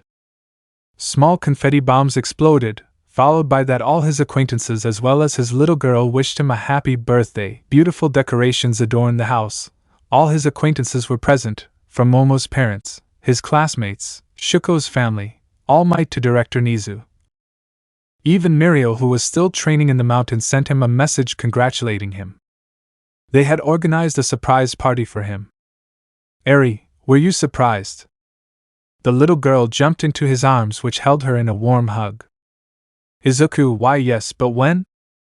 Eri, it was Mom, she had the idea. Shuko, it was pretty easy. She approached her partner and joined the family hug. I just had to distract you all day. Her gaze softened. At the same time, she showed him a beautiful smile. Happy birthday, Izuku. The celebration began. Laughter dominated the place. One by one, each one gave their gifts. Some, like the Yayorozu, exaggerated with this one. Others, like Uraraka, were more humble. But each and every one was given with great love. Melissa, look, Izuku, a mistletoe. Holding the plant, Melissa took the opportunity to give him a kiss on the cheek in front of everyone. Shuko, hey! Pushing her away. But she resisted. That's only at Christmas, and you. Looking at Izuku, who had his cheeks red, why are you blushing? That excited Melissa even more, who wanted to give him another kiss, but Shuko prevented it. Those present laughed even harder at the spectacle they were witnessing. Izuku, I don't know what to say or do. This is. Shuko, you shouldn't say anything. Melissa, nor do anything. Both girls took him by the hands. Izuku could feel his eyes getting wet. Kirishima, thank you so much for everything you've done for us. Mineta, thank you so much for helping me become a better person. Kaminari, for always being willing to help us. Tashinori, for always doing the right thing no matter how difficult it may seem. Uraraka, for being a great friend. Eri, for being the best father in the world. A warm feeling embraced his chest, so different from that birthday years ago. Shuko, Izuku. Melissa, thank you. Both girls held her hands tighter, interlacing their fingers, giving each other an equally beautiful smile. They both finished those beautiful words together. To be born into this world. The memory changed again. I had returned to the last words said by Inko at that first birthday party. Midoriya apartment, several years ago. Izuku, really? Getting excited, will I ever find those people? Inko, yes, I'm sure you'll find them, so many people that you might even forget about me. Hehe. Izuku, that won't happen. Staring at his mother, even if I find those people, you will always be my favorite person, smiling with joy. I love you, mommy. Inko, I love you too, Izuku, my little hero. Mental space. Inko, did you remember? Tears with many emotions fell to the ground again. A warm feeling enveloped Izuku's body. They were the carrier children, just like he did for them 2 years ago. Now they hugged him. Slowly he stood up, looking at the great, endless white space in front of him. What are you doing, Izuku? It's the front. A boy who was next to him began to speak to him. The others followed him. Izuku, kids, what? The front, Izuku, where else would it be? Don't take your eyes off him. Just go. Our courage is in the front. Front. Front. Front. It's on the damn front. Asia, I know it's scary, but go. Go together to the front. It was no longer just the children. Women from the past joined in with the children's words, past and present combined to give rise to a miracle. Issei, you will not carry this burden alone. Go. Go forward. Izuku's heart began to beat very hard, eager to end the bitter nightmare. Inko placed her hand on her son's chest, feeling the strong beat that lay inside his chest. Inko, go, Izuku, to the front. Izuku, kids, Issei send you, mom. Their heartbeats were heard by everyone. Their fists held the children's hands a little tighter. In their eyes the fire of determination burned again. No, now it burned more intensely than ever. He wanted to live, to see Shuko, Eri, Melissa, Momo, Kurashima, Kaminari, and his other friends again. He wanted to save them. He wanted them to live long and peaceful lives, even though over the years they would leave him behind. It didn't matter. I wanted to be with them as long as possible. The people who gave him everything. The people who saved him from loneliness. The people I have wanted to meet for so long. Drake, did you find your answer? The imposing voice of his companion echoed in the place. Sensing what would happen next, he was more than ready. Izuku, yes. Drake, did you regain your courage? Izuku, yes.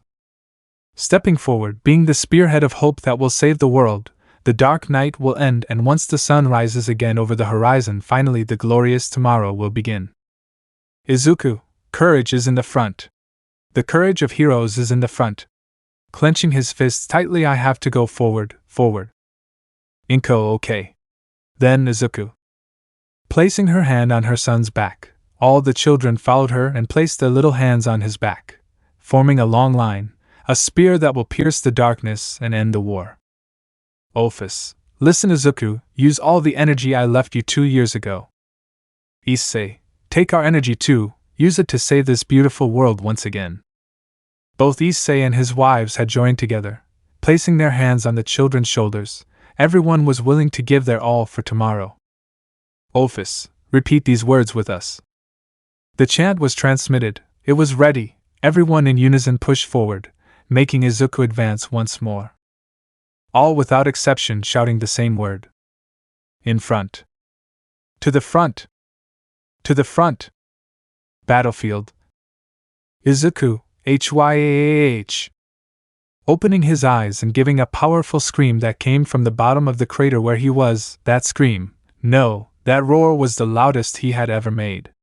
Everyone heard it, everyone felt it, something really impressive was going to happen. Drake, that's right, scream. Remember yourself.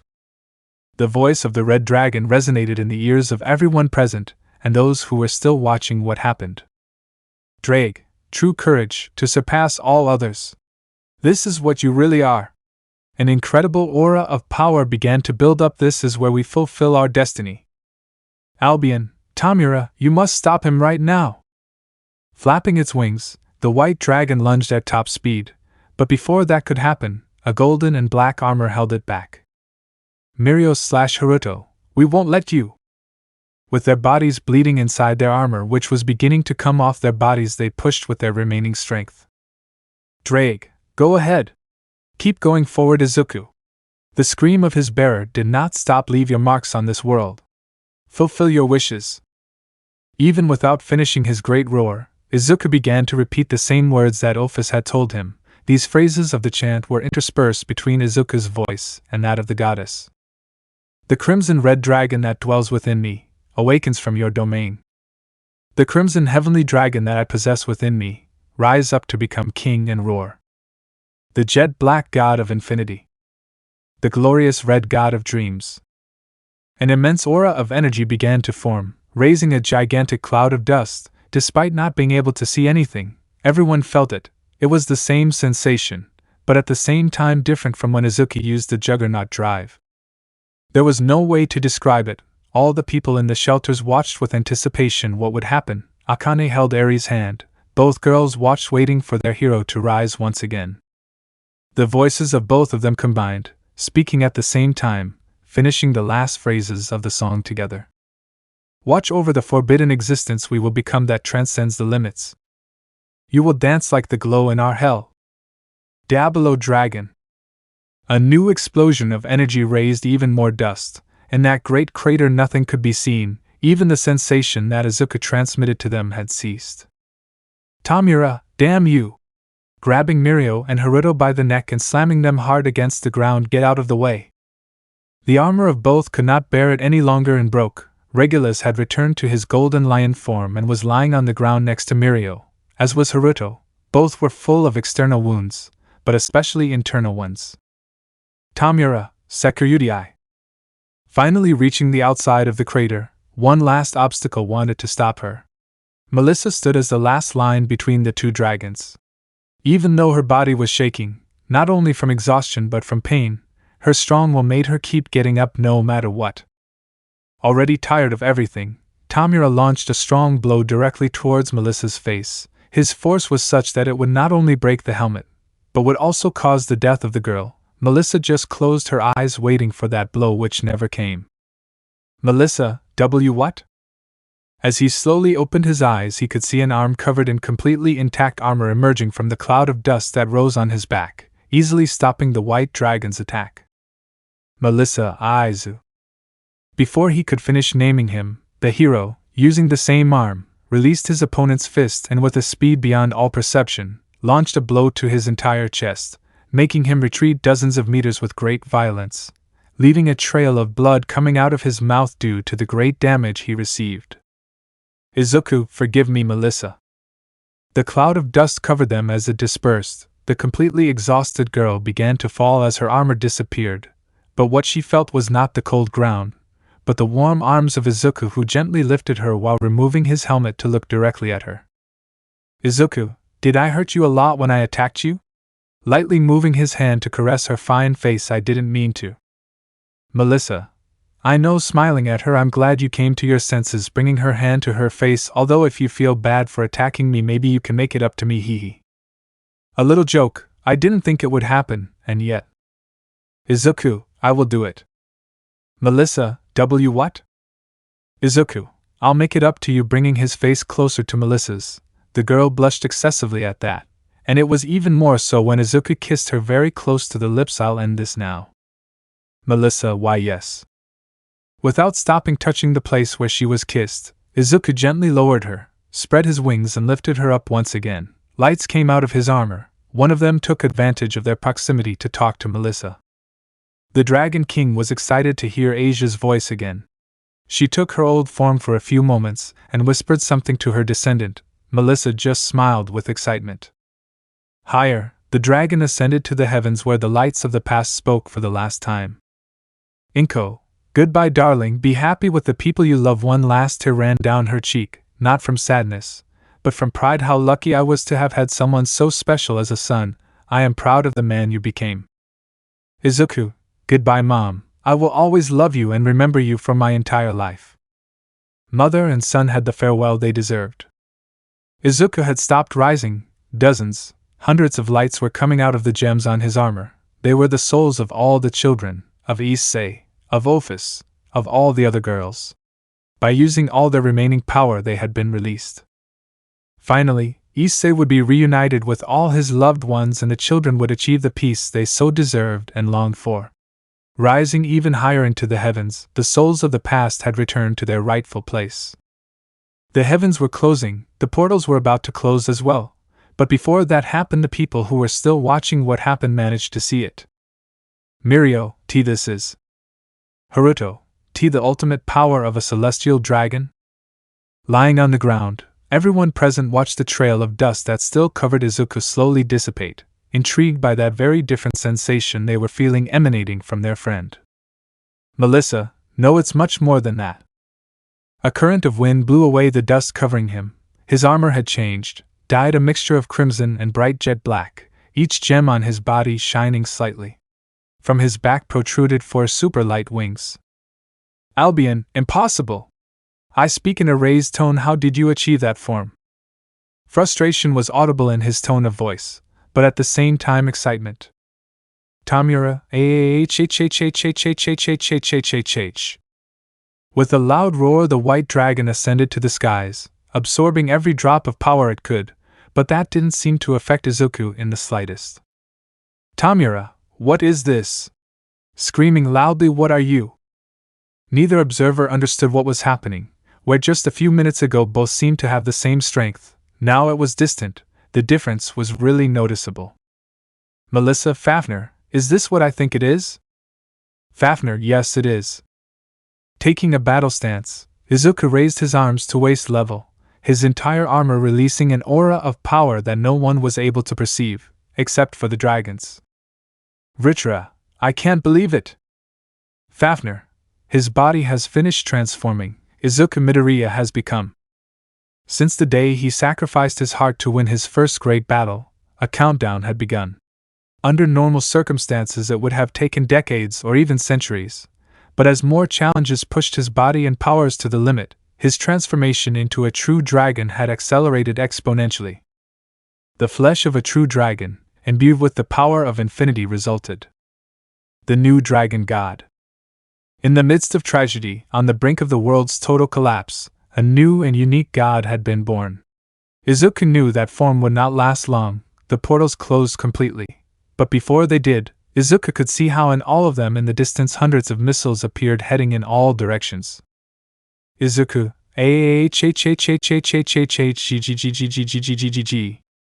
flying at extreme speed towards his rival, fast. So fast that the only thing that could be seen was a red spot heading towards the white dragon. Divide, divide, divide, divide, divide, divide, divide, divide, divide, divide. Absorbing a huge amount of magic power from the surroundings, Tamura charged all of that energy, and the one he had accumulated throughout the fight into a single point, releasing it in a gigantic beam of energy. This attack could no longer just wipe out a mountain without effort. It would be capable of doing that to an entire continent. And yet, D infinity D, D infinity D, D infinity D, D infinity D, D infinity D, D infinity D, D infinity D, D infinity D, D infinity D, D infinity D. Not intending to dodge the attack, Izuku pierced through it as he continued to advance. Like the tip of the sacred spear that will bring with it the dawn, he did not stop. An instant, that was all it took to pierce through all that enormous energy and be right in front of Tamura. Izuku, this ends now. Launching his blow with all his strength, the creaking of the white armor resonated in his ears. Despite having his defenses at their maximum, it did not resist his fist, either she nor Tamura's flesh, which were completely pierced by Izuku's arm. Tamura, YUCK! Spitting out a huge amount of blood, he was dragged back to the ground by Izuku, who still had his arm pierced through his abdomen. With the same divine speed, the red dragon swept across the land, wiping out all the remaining nomas in the blink of an eye. Behind him, he had left a trail marked in the ground, hundreds of meters long, splitting a small mountain in half. The place shook at his advance. Silence. Slowly the survivors turned their gaze towards the source of the rumbling. Before their eyes, neither the nomas nor the white dragon were present. All they saw was a bright crimson light flying towards the horizon. As bright as a second sun. The portals had already closed, and the missiles were about to reach their minimum height at which they would explode. Izuku, there are many of them and they are everywhere. Drake, and? He spoke with a tone that showed confidence. Is that an obstacle for you? Izuku, not at all. D infinity D. D infinity D. D infinity D. D infinity D. D infinity D. D infinity D. D infinity D. D infinity D. D infinity D. D infinity D. Increasing his speed, Izuku managed to spot the first missile. Dozens more could be seen in the distance. The gems on his body shone. The cannons on his forewings began to charge a large amount of energy, just like in his hands. Izuku, let's do this together, partner. Drake, yes. Aiming at every missile in his sight, without thinking twice about the attack that saved his little girl 2 years ago, he would do the same to the world now. Izuku, Crimson Smasher. Every missile in his range of vision disappeared without a trace. Without lowering his extreme speed, Izuku traveled across the world in just a few moments, destroying every missile with his constant attacks. The wind that carried behind it extinguished the different fires, the columns of black smoke from the ashes also disappeared, the fragmented sky returned to normal, the day had ended, giving way to the night with all its stars shining in the firmament. As he headed towards his friends, Izuku noticed a large creature moving slowly on the ground. Thinking it was a Noma he had descended to finish it off, he had no reason to waste so much energy on it. Jutaro, damn Quirkless. Crawling on the ground. How could you do this to me?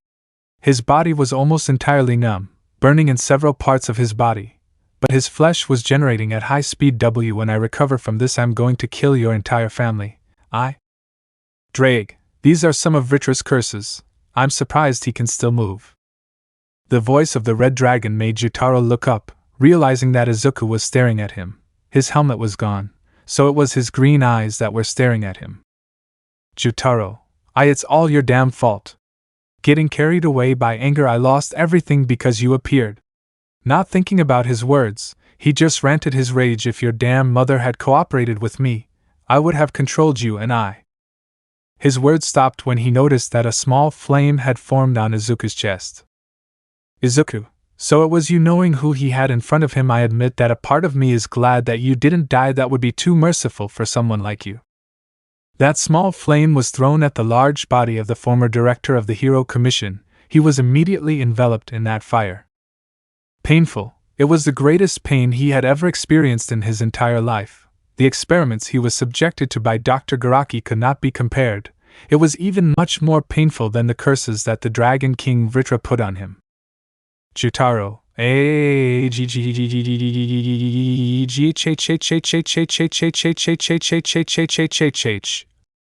For an endless minute his body burned until it was nothing but ashes. Izuku remained watching until from the ashes his body began to regenerate. Bones, nerves, arteries, veins, muscles, organs, skin, each regeneration process looked painful, but in the end his body was again as good as new. Jutaro, ha ha ha ha ha ha ha ha ha, even though it's hard for him to move no matter what they do to me, I'll always live. Speaking in an arrogant tone, they can keep their pathetic sacred gear. Even with them they'll never be able to kill me. I'm immortal and I'll never Before finishing his sentence, his entire body burned completely, repeating the process of maximum pain. Jutaro, what did you do to me? It was a constant cycle, burning to ashes, regenerating completely only to be engulfed by the flames again. All without mitigating one bit of the pain he felt in each process. Izuku, these are my partner's original flames. Drake, my flames will burn you for all eternity, even if you turn to ashes. Izuku, even if you fully regenerate, the flames will come back to burn you eternally. Jutaro, why you can't make me An endless cycle of eternal pain was what awaited Jutaro. The punishment for all his sins. Izuku rose slowly. There was no need to stay and watch him. He couldn't take a single step before turning to ashes. Where before he only felt pride for his quirk, now having it had become his worst torment. Leaving behind her constant screams, Izuku approached a nearby forest. He wanted to see someone, he needed to see her, feel the warmth of her arms, the soft sensation of her lips. Izuku, hey Drake, I have a question. Drake, what is it about? Getting closer to what was once a lush forest. Izuku, whenever I got a new armor there was a consequence. What is it this time? Drake, when Issei reached this state he almost died for a moment. Izuku was worried, but quickly finished his sentence reassuring him. But in your case it is different. The powers that Ophis left you were not the same as Issei had at the time, so your body is not at any risk. Izuku, that's good. Drake, except. Izuku, why yes? Managing to see his beloved, she was crying on the ground. He instinctively quickened his pace while his partner told him a few last words. Drake, your transformation is complete. You are now a 100% dragon. Congratulations, comrades, although you already know what that means. Immortality, the great burden he would have to bear from now on. He would see the world change. People close to him would grow old while he would remain the same, unchanged over time. For a normal person it would be a huge burden on his shoulders. Izuku was no exception, but he had something, or in this case several people who would accompany him for a long time. I wouldn't be alone. Shuko. Tuya, his arm covered his eyes. I hope that wherever you are you finally find the peace you didn't have in life. Izuku, he will do it. Her crying stopped the moment she heard that voice. Her body rose as she was lifted like a princess by the strong arms of her beloved. Shuko, is it over? Izuku, yes. Unable to contain herself for a single moment, Shuko kissed him. That kiss carried a great amount of feelings. When they separated from the kiss, they stared at each other while Izuku spread his wings and began to head towards where his friends were. Several helicopters with the symbol of the Yayorozu family had already arrived to take the survivors as quickly as possible. Many would not make it, others would have permanent after effects that would prevent them from having a normal life. When they landed there were only a few people left, which became even fewer when the last helicopter took away the remaining wounded, among whom were Mirio and Haruto. At first they doubted that Regulus could enter, but he would not separate from his partner, so they had no choice but to look for the necessary space. All Might, young Midoriya, I have no words to express what you achieved. Izuku, All Might? Surprised you look like in your All Might. It was Eri, she helped me. Thanks to her I was able to fight in this battle without being a hindrance. She is an incredible and very brave girl. I think I already know who to give it to when the time comes, and this time it will not be a wrong decision. Izuku, yes, it really is. By the way, shouldn't you be riding one of those? Watching the helicopters moving away. All Might. I will resist. Smiling slightly, I preferred to give my seat to the young Ibara. I didn't want to separate from the young Kaminari for even a second. Her smile disappeared. Izuku understood what it could mean. These were the consequences of war. It was inevitable. Melissa, Izuku, Shuko. Approaching them and then hugging them very tightly. I'm glad you're okay. Izuku, Melissa, your wounds. Melissa, you more than anyone should know how resistant a dragon's body is. Rubbing her head on Izuku's neck. I'm glad you're okay.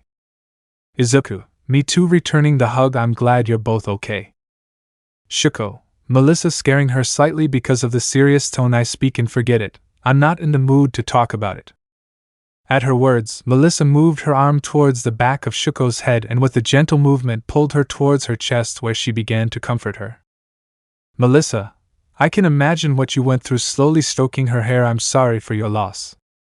Shuko's tears came out again. She wrapped her arm around Melissa's back to sink deeper into her warm embrace. Shuko, thank you, was all she could say for the moment. The three of them remained hugged and silent for a full minute, only Shuko's sobs being heard from time to time.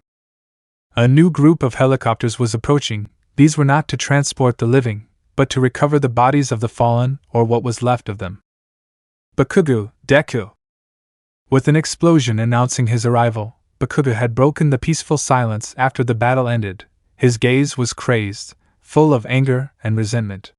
He never changed. There are people who never will. All Might, I thought I was done with him, taking a step forward, which was obviously difficult for him this time. Izuku, I'll take care of it. Putting the girls down very carefully. I'll be right back. I won't be long. With a warm smile dedicated to both of them, he removed his armor. He didn't need it after all. After leaving, his body was exposed with dried blood stains. He was still injured, but it wasn't that bad. Walking slowly, he put his hand towards his childhood hero. Izuku, rest Tashinori, moving forward with more steps. If something happened to you, I would have to face Rei-san, and that is something I would not want to do. Despite the dried blood and some wounds on his body, Izuku was infinitely in better condition than Bakugo's emaciated body. The difference was abysmal, far beyond the distance that once existed between heaven and hell. Bakugo, damn you! Throwing multiple explosions directly at Izuku's chest. You should be dying.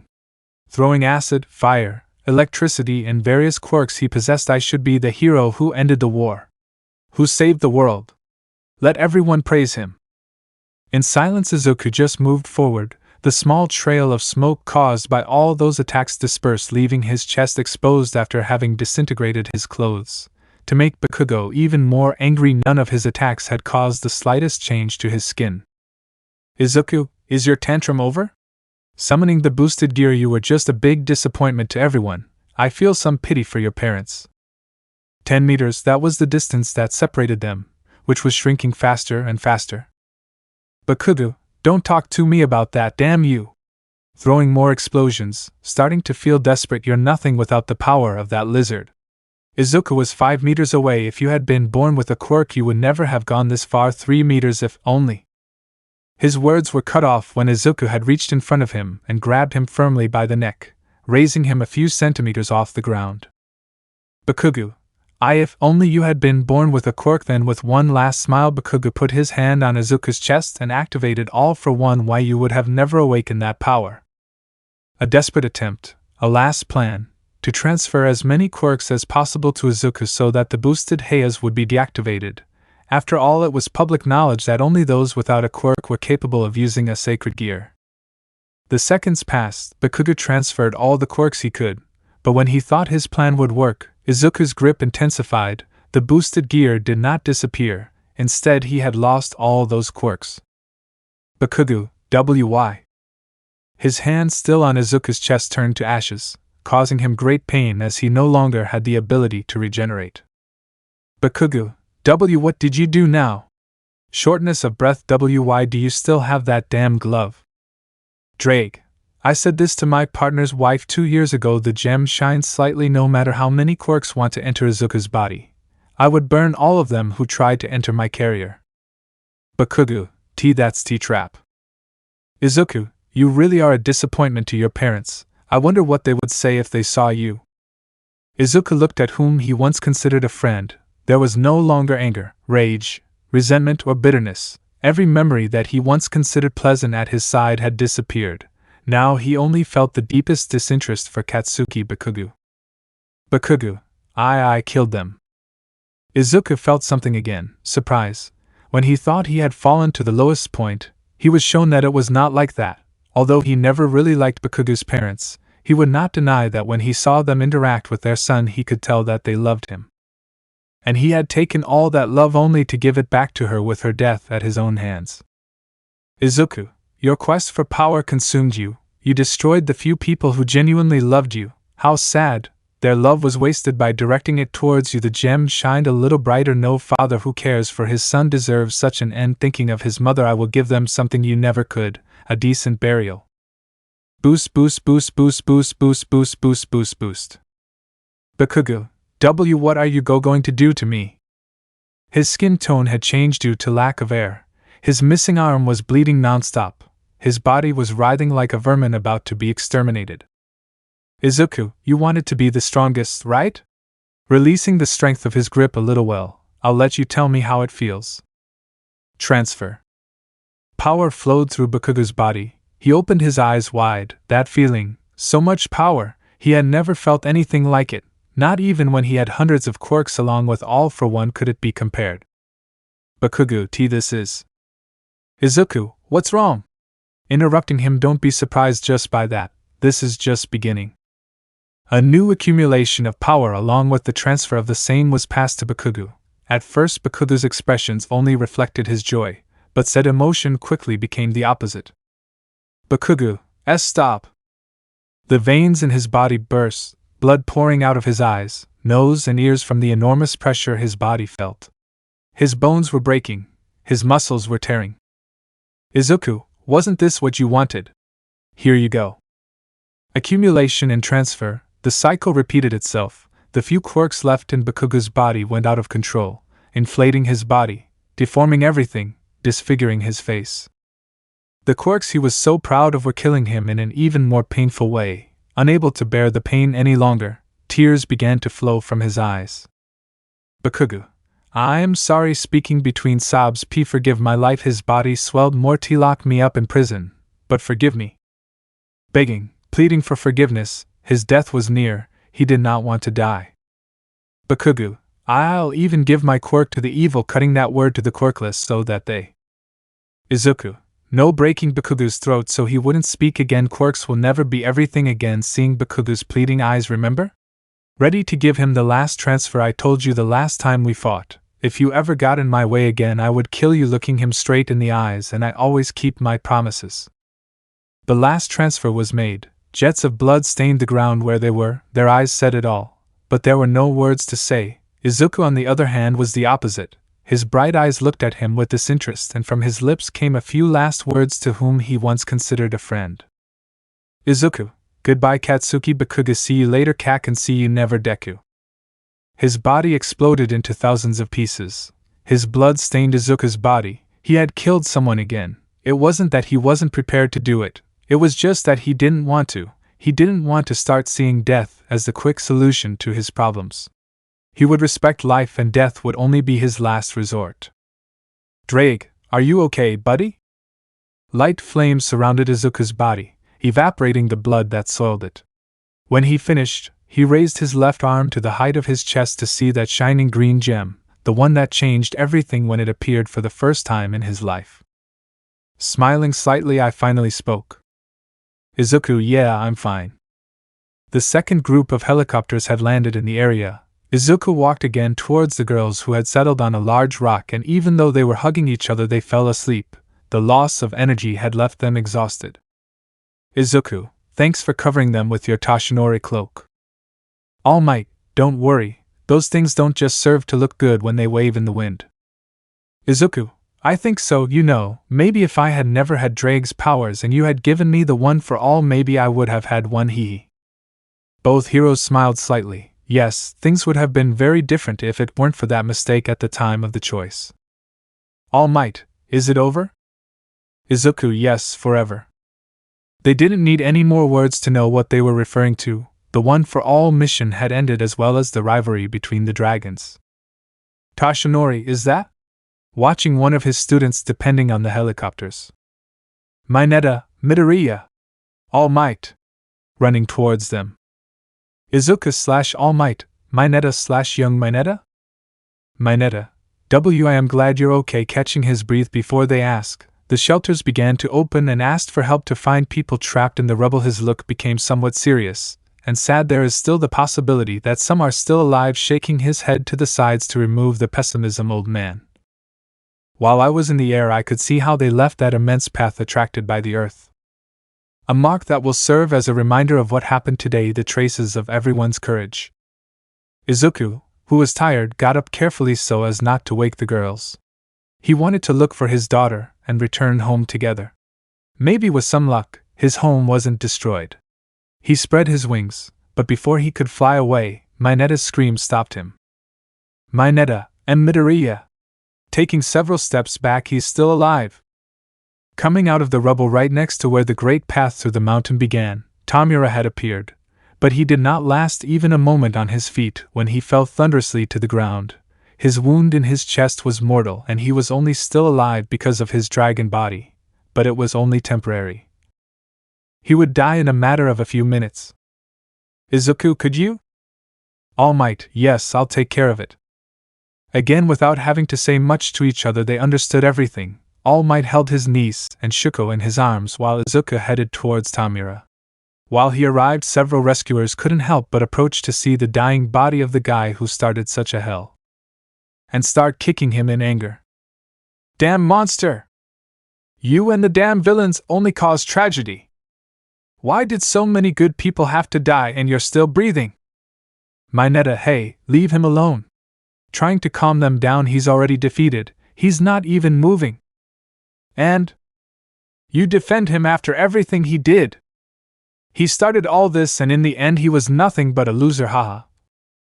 Mocking, resentment, anger, those guys took out all their frustration by kicking the fallen dragon. Mineta wanted to avoid it, it didn't seem right to him, but there were many of them and he was tired. One of those tired guys was about to hit him, but before that happened. Izuku, stop! His imposing shout frightened those men, they instantly moved away when they saw his gaze. What could they do? Who could contradict him? Izuku, no one in the world deserves to be laughed at while they die. He learned that lesson the day his mother died in his arms. At that moment everyone made fun of him, and some celebrated. These people were beyond saving, they were rotten to the core. That is why, if they really wanted to make a change in the world, they had to influence the young, because it is they who hold the future of the world in their hands. Izuku, Mineta, could you and the others leave us alone? His partner nodded, the others resignedly went to continue with their work. Tamura, how kind you are. A cold gust of wind passed between them, shaking Izuku's hair, his hands trembled, lightly biting his lips, he wanted to contain his emotions, his deepest thoughts, but he couldn't do it. Izuku, we are the same! A loud scream echoed throughout the area. Every person nearby couldn't help but look at them. Seeing you, I can only think that I could have ended up like you. She shed tears again. If something had been different, I could have ended up the same way. Sobbing, Izuku covered his eyes with his hands. If something had changed, if things had happened differently, if he had not made bonds of friendship with his companions, if he had loved and been loved in the same way, if instead of all that, he would have had a different life, then he would have truly become a Tamura. Ha ha ha, a light laugh came from his lips. Monsters don't cry. Looking at Izuku, who took his hands away from his face. You would never have been like me, looking at the beautiful sky full of stars. When humans cry and their tears dry, it is at that moment that they become true monsters. The color of his eyes slowly faded. Tamura, so laugh and hold your head high, be proud that you're not a monster. A smile. That was what had formed on Izuku's lips. Tamura, deep down I'm glad I lost. I would never have been able to save the world and make sure tragedies like the ones that happened to us never happen again. Spitting blood, you will live for all eternity protecting this world. I feel a bit sorry for you for that heavy burden. It is always easier to destroy something than to rebuild it. Izuku, my past will one day be consumed by my infinite future, and even though that day inevitably comes, smiling thinking of various faces, I will not be alone. With a cracking sound, the wings of the divine dividing began to break as the body of its bearer took its last breaths. Drake, Albion, this is where our rivalry ends. Albion, yes, this is the end, I admit it. More creaking sounds were heard, cracks in the wings appeared. Drake, you are the winner. Tamura, Albion T, thank you very much for these 2 years being by my side. Albion, sighing slightly, there is nothing to be thankful for, it was fun to have been teammates. Tamura closed his eyes, waiting for the few seconds of life he had left to pass. He didn't know where his soul would go once he died. The sins he had committed would not allow him to obtain peace, and he was prepared for that. And then he felt something licking his cheek. Tamura, what? Opening his eyes, he now found himself in a completely black space. He felt a lick again, and when he turned his face to see what it was, he was immensely surprised. Tamura, Mon-chan? His little dog from when he was just a child was at his side, but he wasn't the only one. 4 figures were also in front of him. Tamura, Hana, grandparents, mom. His eyes started to get wet. Why? Hana, we came for you, brother. Tamura, why did you come? Starting to cry, return to heaven, return to your rest. Desperate, you must not end up like me, a monster. Now, monsters don't cry. His mother with a gentle and loving voice approaches him and hugs him. Tenko, I'm sorry I didn't defend you when you were just a child, crying just like her son. This time I won't leave you alone. Wherever you go, we won't abandon you. Her tears, held back for so many years, were shed again. Her family walked beside her along the unknown. In the middle of the road, her appearance changed to what it was before. That of a child who dreamed of being a hero. Tenko Shimura had died at the same time as those wings that in a certain sense freed him broke completely, becoming nothing more than particles of light, ascending to the sky imitating the stars. Drake, what are you going to do with him? Izuku looked at the lifeless body of his rival, managing to see how a single tear rolled down his cheek. Izuku, I will bury his body in some secret place. If they knew where I left him, they would not stop desecrating his grave. The hero looked up. The stars seemed brighter than ever. Much was destroyed, many lives were lost, countless families were separated from their loved ones, and immense work awaits them from now on. But in the meantime they will rest. The night will end and the glorious tomorrow will finally begin. Epilogue. The night was cold. After the fires were extinguished, the cold air currents passed through the entire devastated place. The lights of the rescuers' flashlights began to obscure the beautiful stars in the sky. Hey, is that it? Yes, it's the first time I've seen it directly. I still find it hard to believe that only 2 people could cause all this. The terrain had changed completely. The topographic maps would undoubtedly have to be updated. Whispers began to be heard as Izuku walked back towards those girls, but with a difference: he was carrying Tamura's lifeless body. Is it true what they said? Is he a god now? The news had begun to spread, the fuse was lit. Naturally, different types of opinions are speaking. Mineta, hey! Calling the rescuer's attention, don't just stand there doing nothing. Lifting a piece of rubble larger than his body with great difficulty, there may still be survivors trapped. Why, yes.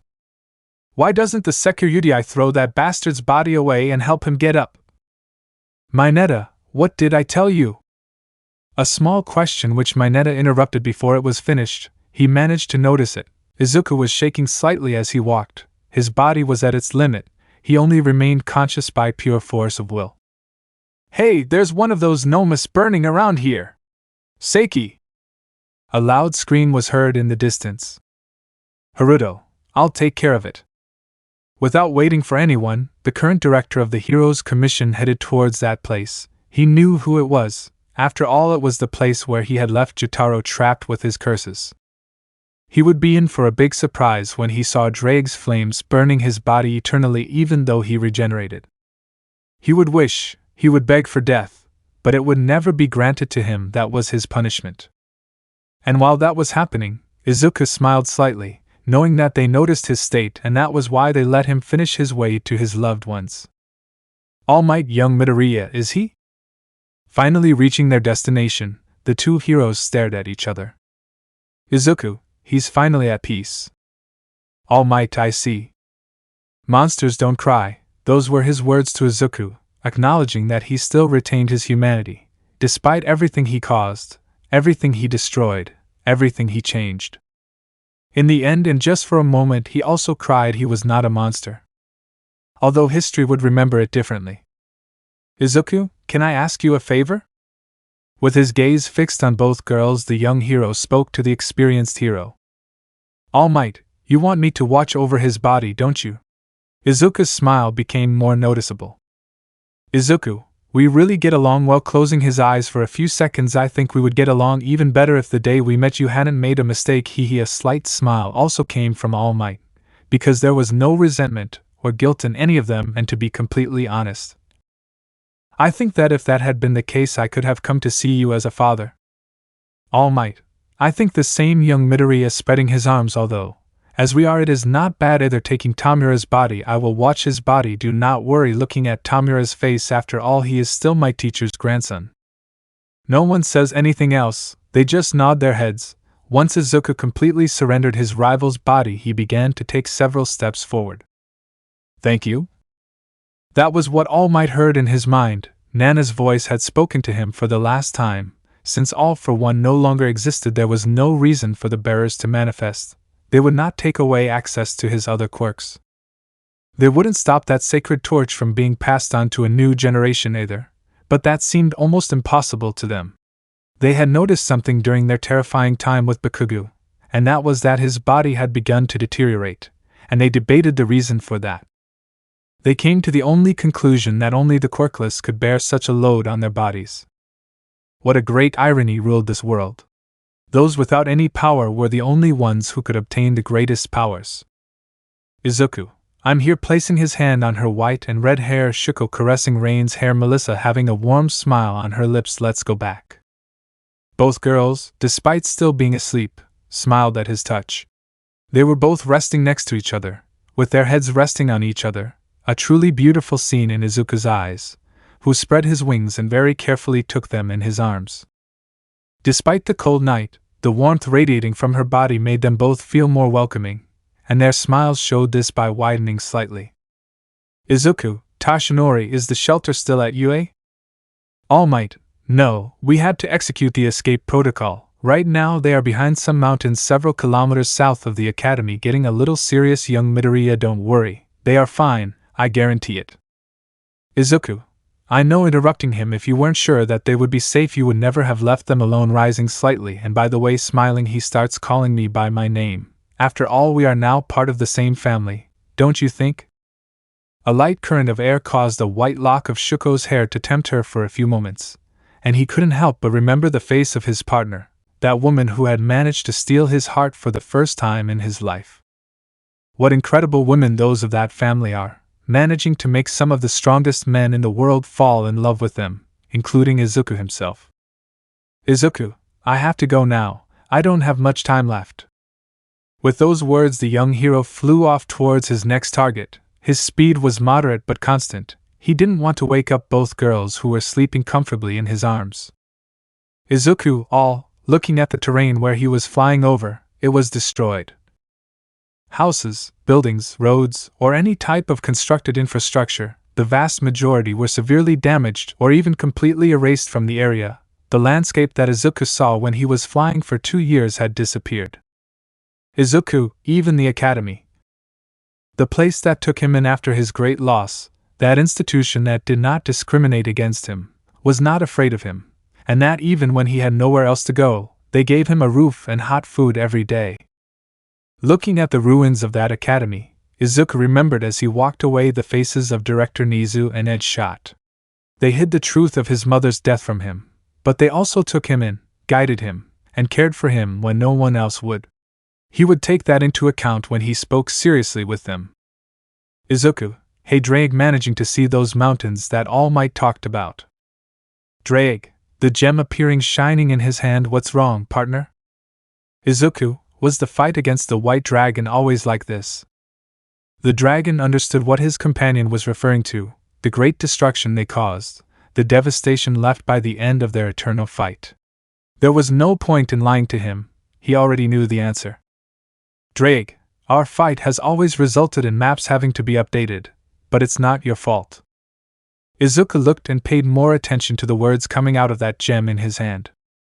Drake, you didn't want any of this to happen, this result was inevitable, but it was thanks to you that many lives were saved in the shelters. What was lost can be rebuilt, the wounds caused to people will heal over time.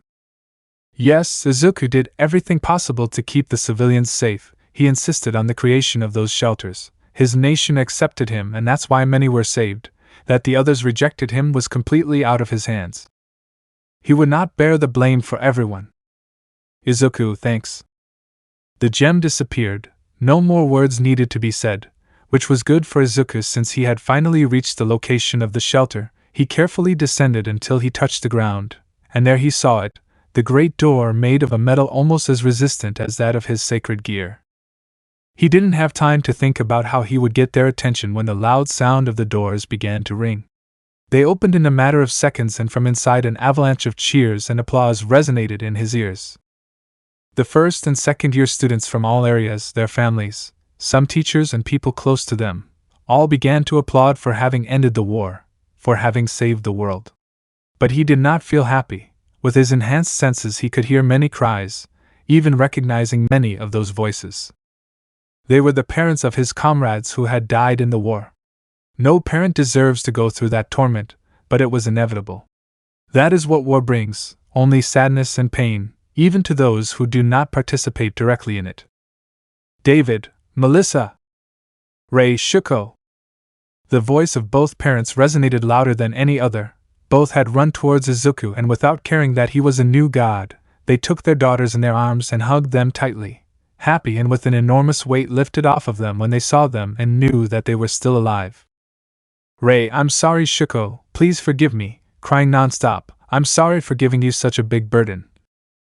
The request to save her brother and make him come back with them. The request that almost cost her daughter her life. She will apologize profusely to her daughter. "David, my little sunshine." Crying the same way as Rei, "I'm so glad you came back." Both parents looked up, with their daughter still in their arms. They looked Izuku straight in the eyes. They had something very important to tell him. Everyone in that place knew that, if it hadn't been for him, the world would have come to an end right now. "Thank you?" He gave them the chance for a new tomorrow, a tomorrow they could share with their daughters. Now that David and Rei had reunited with their daughters, it was Izuku's turn to do the same with his. "Izuku, where's Eri?" The people stopped applauding, and taking a few steps to the side they left the little girl in full view, holding back her tears, sobbing silently while with one hand she held the stuffed animal in the shape of her father's armor, and with the other she held her dress. "Izuku, Eri?" Stretching his hand, "Come, this is not an illusion," smiling, "it's me, really." Her small body trembled even more. She had many feelings accumulated in her small heart. It was difficult for her to take a step forward. Luckily she had made a good friend. "Akane, go," pushing her lightly, "you know you want to run into her arms." Akane's crimson hair seemed to shine with the light of the stars. At his gesture and his words Eri's legs couldn't help it. She ran while her tears began to flow and spilled down her cheeks. "Eri, Dad!" A hug, a warm and welcoming hug, was what she received at the end. Those arms that protected her, those arms that saved her, those arms that hold her to recover and overcome all the trauma she harbors in her heart. "Eri, I was scared," starting to speak between tears. I thought I would never see you again." Izuku increased his hug. "I thought I would be alone again." There was her fear. She saw the exact moment when the white dragon had bitten her father's neck and how he had fallen and wouldn't get up. She thought the worst. It's not that she didn't trust him, but the fear of being alone overcame her. She was just a little girl after all. What could Izuku do? What could he say to calm her down? "Izuku, Eri, look at me." Breaking away from the hug, the little girl looked up, only to be surprised when she felt her father's hands caressing her cheeks, gently wiping away her tears while flashing her a big smile. "Izuku, you will never be alone again. Whenever you need me, I will be there to protect you, advise you, or simply be by your side listening to you." His eyes closed slowly. "You are my little treasure, my beautiful snowflake." His breathing slowed down. "Your mother, and I will always be by your side, always." Feeling his body and eyelids getting heavier, Izuku, like those two girls, was about to fall asleep. The massive expenditure of energy consumed all of his strength. He may have reached the level of a god, but he was not yet used to it. "Izuku, Eri, don't be scared." But I almost completely closing his eyes as he lay down on the floor. "I'll get some sleep just like your mother." The sounds disappeared, his vision as well, then his consciousness. Izuku had fallen completely asleep in front of everyone. He had a little dream. "Izuku, is this it?" Recognizing that place where I was, a place I could never forget. "Did you see him? He already saved 100 people." A voice was heard behind a door. Despite it being raining outside, he could hear it perfectly. "It's crazy! It hasn't even been 10 minutes. Slowly Izuku approached that closed door, took the doorknob and opened it. Series. The room was almost completely dark, the only visible light coming from a computer playing a video. "Everything is fine, and why?" Hidden behind a chair bigger than him, the person who watched the video over and over again was hiding. "Because I am here." The words of the great hero that started it all. A figure with his image was lying to one side, the walls were decorated with different posts with his image. It was a memory, but something was different. He saves everyone with a smile, no matter the problem. The child's voice finally appeared. It was heard broken by holding back his pain and tears. "He is a fantastic hero." Slowly the chair began to spin, revealing the image of its younger self so long ago. "I can be a hero too?" Izuku walked towards his child self, and told him the words that he had so long wanted to hear, the words that had become reality. hugging his child self, he finally told him. Yes, you can be a hero. The road was not easy, he worked hard, sacrificed many things, lost many people, but in the end he had achieved it. Hospital. Izuku, that dream I see. Opening his eyes, the first thing he could see was a completely blank ceiling. Looking to one side, he could see an empty stretcher, various medical instruments, and that was when he understood where he was. Izuku, a hospital again. I just hope I never go back to one. Slowly sitting, these stretchers are very uncomfortable. Drake, you finally wake up, partner. Izuku, finally? Looking at his hand, how long did I sleep? Before Drake could answer her, the door to the room was opened, and Eri entered the room with an apple in hand. Eri, Daddy! Seeing him, the little girl dropped the apple and ran into his arms. Her tears came out again, but this time it was clear that they were not tears of sadness or worry, but of joy at seeing him awake once again. Shuko, what's wrong, Eri? Due to the girl's scream, Shuko had also entered the room, worried that something bad had happened. Fortunately, she had been wrong. Izuku, good morning, beautiful, spoke affectionately while caressing his daughter's hair. Shuko, her eyes became moist, as did Izuku's good morning, handsome, approaching him. How lazy you are, is that the example you want to give our daughter? She sat on the stretcher, they held hands, interlacing their fingers. Izuku, it was just for this occasion, it will never happen again. Their faces came closer, they needed to feel that action with each other. Shuko, do you promise? Their eyes closed, they could feel each other's breath on their faces. Izuku, I swear never again. Their lips met in a warm and loving kiss. How long had it been since they had done so? The answer was a short time, but it seemed like an eternity. As they separated from the kiss, the couple embraced each other lovingly, and by putting Eri in the center of them, a beautiful family scene had been formed. Shuko, I'm glad being interrupted. Melissa, I'm glad you woke up, Izuku. Joining the hug, Melissa had arrived after hearing so many rude things from her room, her breasts pressed against Shuko's back. She didn't like that. Shuko, what the hell are you doing? In her eyes you could see the fire that burned within her. Melissa, isn't it obvious? Hugging them a little tighter, I'm celebrating that Izuku finally woke up.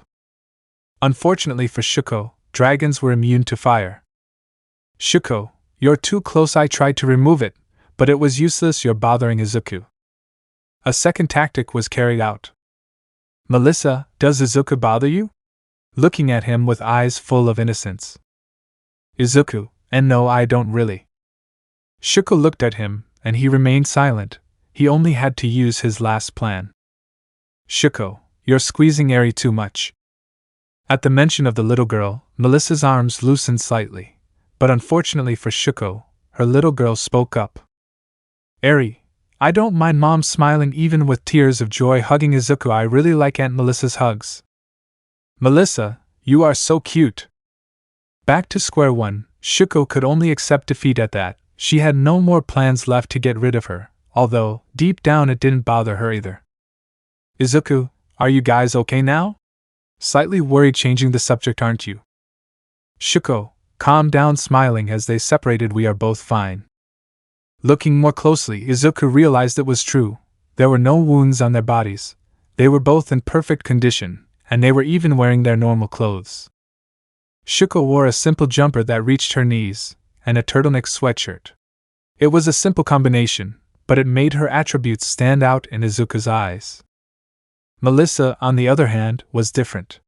Having been raised in a very different culture, her fashion sense was different. She wore blue shorts, leaving her beautiful legs in full view. When she noticed how Izuku stared at her, her cheeks blushed. She couldn't compete in breast size against Shuko. That's why she brought her arms together as much as she could to give the illusion that they were bigger. Shuko, where did you get that shirt? Melissa, I made it myself. Do you like it? Smiling victoriously as she noticed Izuku blushing slightly. I can make you one just like that if you want. The real reason why Izuku had stared at her and blushed, Melissa was wearing a white t-shirt, nothing out of the ordinary except for the pattern printed on it.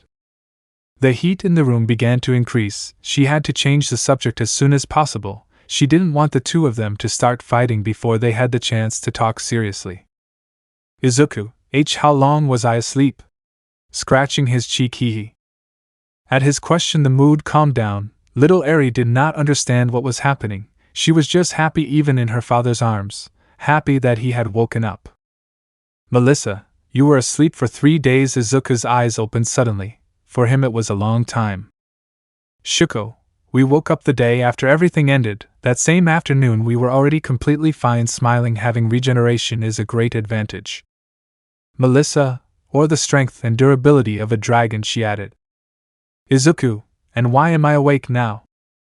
Drake, you used an immense amount of energy. The gem appearing in his hand, plus there is the fact of your complete dragon transformation. Your body finished adapting to it. Sighing, I sincerely thought it would be many more days before you woke up. The gem disappeared, leaving one less question for Izuku, but he still had many more. Izuku, I see. Looking at the girls, where are we? Shuko, in one of the few hospitals that were not very damaged. Noticing how Izuku began to move towards the edge of the stretcher, it belongs to Momo's parents, so they are very well equipped. Melissa, there have been many problems with the generators in the cities, but they have almost been solved. Noticing the same thing as Shuko, and both of them approaching Izuku, but since this place has its own power source, they have not had any problems in that regard and have attended to many people without stopping. Izuku, I understand. Trying to stand up, he was helped by both girls who held him by the sides, putting their arms behind his shoulders so that he had better balance. Izuku, girls, it's not necessary. Shuko, you just woke up after 3 days of sleeping. Passing her hand over her abs, let me help you. You don't have to do everything alone. Melissa, in addition to having fought tirelessly for a whole day imitating Shuko's action, we will be your pillars, and you can lean on us when you need it, just like we do with you. Their gazes were very serious. At that, Izuku just smiled and let himself be helped to stand up. Little by little they walked to look out the window. A beautiful clear sky illuminated the entire place. The clear sky only showed how calm things were now. Melissa, you see, it's not bad that we help you. With a somewhat perverse smile, she began to shamelessly touch his muscles. Shuko, hey! Pouting as she hugged Izuku tighter and pulled him towards her. He's mine.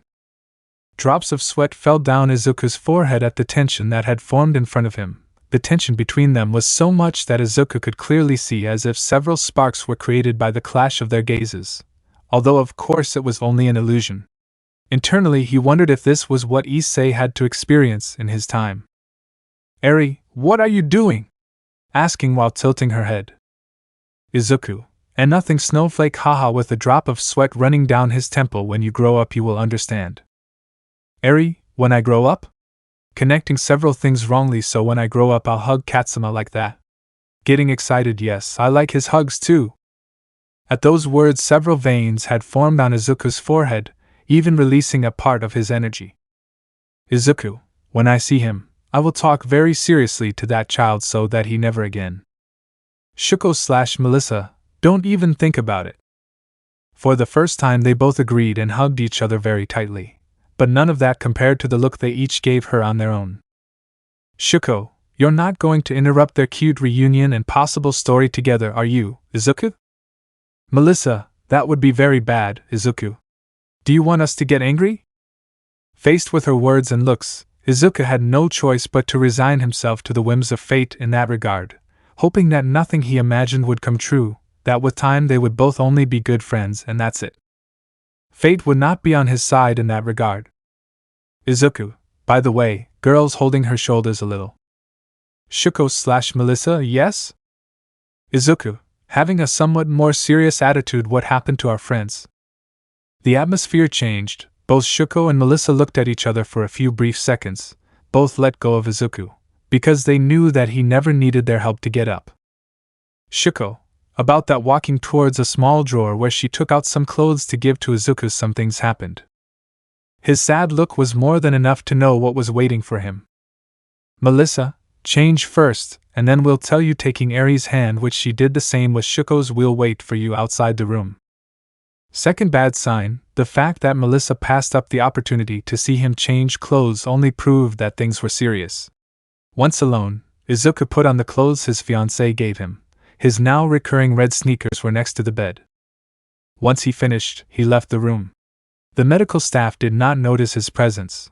They were very busy attending to the large number of patients who needed their attention. It was for the best. Right now I didn't want to get too much attention. Momo's room. Momo, the sky is very clear today. She was sitting on a stretcher looking out the window. Above her was her girlfriend who remained completely silent. Momo, I heard that they were about to restore electricity to the city. Kendo remained silent, even as Momo spoke to him and lovingly caressed his hair, running his hands over her bandaged arms, going slower and slower on his way down her right arm. Momo, does it hurt?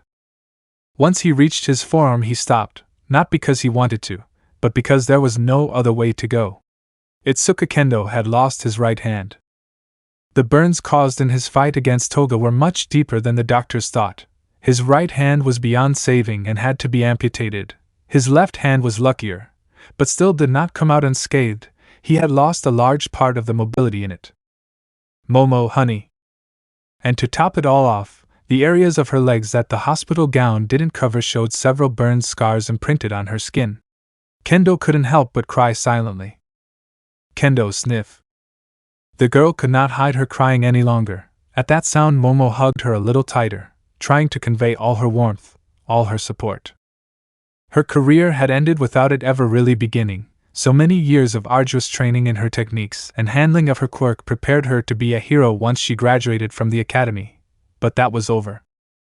Her body was too damaged to perform such an activity. The only person who could reverse all her damage was little Eri with her rewind, but she was still very young and was really far from having good control of her power. It would take several more years before they were able to cure her, but by then it would be too late for her. Time does not forgive or wait for anyone. He lost most of his friends, his body was irreparably damaged, and his career was destroyed all in the span of a single day. Momo, honey, we'll find a solution, Kendo, you know there isn't one sniff turning his face to look at her directly. His tears wouldn't stop. My body was ruined. My effort of all these years was of no use. Biting his lips, containing his sorrow. Most of my friends died. I'm completely useless. For Momo, seeing her in that state had been the strongest blow she had ever felt. A dragon protects its treasures. She thought she had to do something. No, she had to stop thinking for this occasion and speak from the bottom of her being. Momo, that's not true. Taking her by the cheeks, your efforts all these years were not a waste of time. Her eyes were slightly moist. If you hadn't appeared to save me, that crazy woman would have killed me. Wiping her tears, you saved my life. You gave me the courage to end that fight. Now she was crying a little. Many people died, but not us. We were fortunate to continue living, so it's time to remember the fallen and never forget their sacrifice for a better tomorrow. People only really die when they are forgotten. Momo, just like you, I'm sad for losing my friends, but stopping crying and bringing her face closer to her beloveds at the same time. I'm happy to still be alive, to be able to stay by your side. I love you, Itsuka. A kiss, a warm and loving kiss was given. The past cannot be changed. The survivors could only move forward, live their lives to the fullest. That was the best way to honor the fallen. Kendo, wait, love. Momo, Itsuka. The kiss became a little more heated. Momo very delicately took his beloved's left hand and with his other free hand he hugged her. Their bodies collided.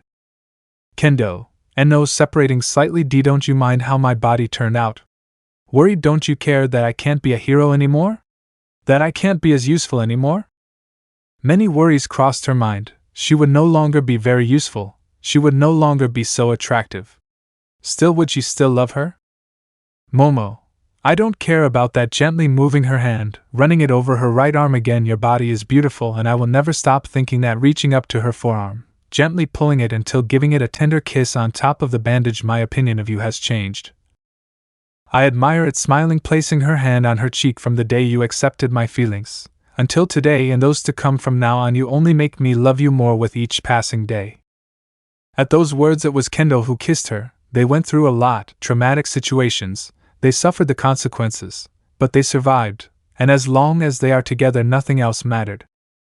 That kiss began to be more intense. Kendo pushed Momo a little to lie down on the stretcher, Her robes began to open due to the sudden movements. Her large breasts were increasingly visible. "Eri, Mom, what are Aunt Momo and Aunt Itsuka doing?" Eri's voice alerted the couple to the maximum, who turned red as if their faces were a piece of steel about to melt from the heat. "Shuko, and nothing, honey, they wanting to cover her eyes, but they got there first." "Eri, Aunt Melissa, I can't see anything." Quickly, and before she could see anything else, the little girl's eyes were covered by Melissa, a gesture that Shuko appreciated. Although the little girl has seen her parents kiss before, they have never been explicit when she was around. "Izuku, sorry if we interrupted you," also with his eyes covered. "Melissa? Hey Eri," still without taking her hands off her eyes, "would you like to go get a candy apple?" "Eri, really?" Excited, forgetting what she saw. "Can I, Mommy?" Shuko, "Why yes," approaching Melissa to whisper, "Thanks for your help, but just give her one, understood?" Melissa, "Okay," walking with Eri towards the exit. "We're going to eat all the candy apples we can." Eri, "Yes." Much more excited, while Shuko had a nervous tick. "I love you so much, Aunt Melissa." An atmosphere of tension had been created for many reasons. "Izuku, we can visit them later," he still with his eyes covered. Momo, "And no, it's okay." Kendo, just give us a few minutes." They both turned their bodies in a very mechanical way, and even though they looked like a tomato, they both fixed their robes again. Itsuka couldn't do it quite right, but luckily Momo was there to help her, and always would be. After a whole minute, things finally started to calm down. "Momo, okay, you can open your eyes now," Izuku listening to him. Kendo, "I'm sorry about that," looking at Shuko, who just nodded. Shuko, staring at them, "Perverts." Momo/Kendo, "You hadn't forgiven him." Shuko laughed lightly. It was just a little joke. Her sense of humor wasn't the best to begin with, though internally she considered using a hospital theme for some of her nights of passion with Izuku. "Izuku, how are you?" wanting to change the subject. Kendo, looking at his missing hand, "But Momo takes the other one. I'll be fine. It will be a bit difficult to get used to, but we'll figure it out." Momo, "I'm glad you woke up smiling. I fell unconscious when I used up all my lipids before the battle ended, and I only woke up yesterday." Looking at him with some curiosity, "What happened? How was the ending?" Izuku, "Well, to summarize, what happened was..." So he began to tell her everything that had happened, how Tamura almost defeated him, how he interacted again with Office, Issei, his other wives, the carrier children, and most importantly, how he spoke to his mother again. Shuko and Momo shared their experiences talking to their ancestors and how with their help they remembered their courage to later achieve their victories. Additionally, Izuku told them that his transformation into a dragon had ended, and that he was now fully one, a true dragon, no more and no less. And thanks to that power and his new armor, he had managed to defeat Tamura and destroy hundreds of nuclear missiles that were heading to every corner of the planet. Kendo, "Wow, impressed. I don't know what part is more incredible than all that." Staring at Izuku, "Many people talk about your new armor and how a voice called you the new dragon god." Pausing briefly, "Are you really a god now?" Izuku, "You could say that in part, yes, but I don't notice anything different in me." Kendo, "Well, with your strength it's normal that now everyone starts calling you that." Smiling mockingly while making a small bow, "Oh great dragon god." Izuku, "Hey, wait. Embarrassed, don't do that, it's embarrassing." Kendo, puff, holding back laughter, failing, "Ha, it was just a little joke." Izuku, "It's not funny." For Momo, seeing Itsuka's smile again filled her with joy. She knew she still had a lot of pain inside, but with time that would change. Kendo, "Hey honey. Together they will overcome the scars left by war and move forward together towards the glorious tomorrow." Kendo, "Why you're hugging me so tight?"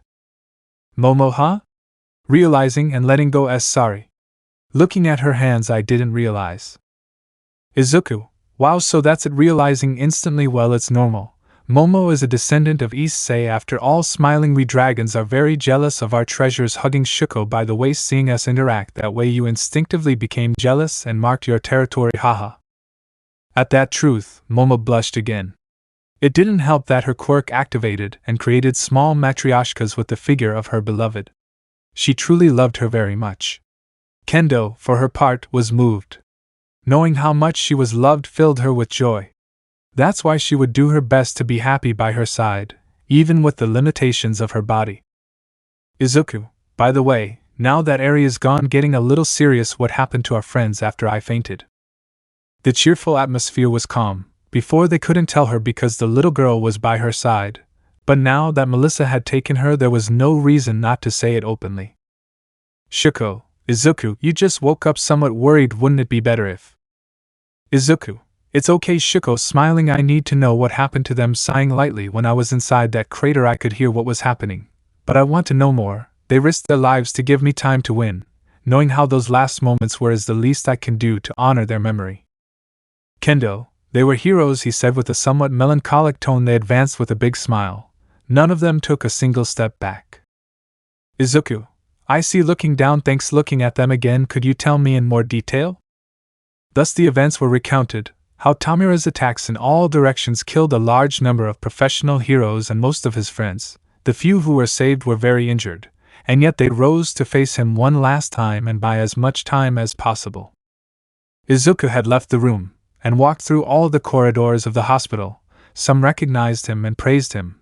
Others, despite seeing him, were still immersed in their pain of having lost a loved one. Passing through one of the rooms he had seen Kirishima. His body was entirely wrapped, very similar to a mummy. Next to him was Jiro. His body was almost perfect, except for the fact that he had lost one of his jacks. The couple was lying on the same stretcher listening to music while their heads touched. Izuku did not interrupt them. Arriving in another room. Mineta, I already told you that I'm fine. They were just small wounds made by those mini gnomes, hee. Seriously, you don't have to do all this for me. Of course I have to do it. Hospital food is very bad. Sitting on the stretcher, his friend was receiving a plate of what appeared to be home-cooked food from a cute girl. My grandmother prepared it as a token of gratitude for having saved us. Mineta, be but slightly blushing, you must have more things to do than come to see me. The girl shrugged, lowered her face slightly but not her gaze, and with a higher-pitched voice said, Can I visit you? At that scene Mineta blushed completely, taking the plate firmly. Mineta, thanks for the meal. He started eating at high speed while the girl watched him with a big smile. I also brought some tea, let's have it together. Izuku smiled and decided not to interrupt them, slowly visiting his other friends who had managed to survive. Nijire and Ryukyu had several broken bones and ribs, but they will be fine. The doctors and nurses avoided entering that room due to the curious girl's endless questions. Although Izuku discovered the truth, he could hear how that cheerful girl did not stop crying for the death of her friend, and how Ryuko comforted her. She used her characteristic curiosity as a mechanism to hide her pain from others. Each person had their own way of coping with grief. Mirio was no exception. He knew that he was also in that hospital, but he had left his room a long time ago. At this moment he was on the roof, contemplating the vast blue sky, feeling the breeze on his face while he remained in complete silence, accompanied only by Regulus. Both Reiko Yagami and Tokoemi had survived. Both were among the few that the search teams found still alive. Both were found together. The hypothesis that is believed is that Tokoemi used Dark Shadow to cover himself at the last second. They could not know for sure because after many surgeries both were still unconscious, but fortunately they were out of danger. Coming to a pair of rooms next to each other. Tashinori, I told you I would return to your side wrapped with some bandages. I would never break a promise, and even less with you.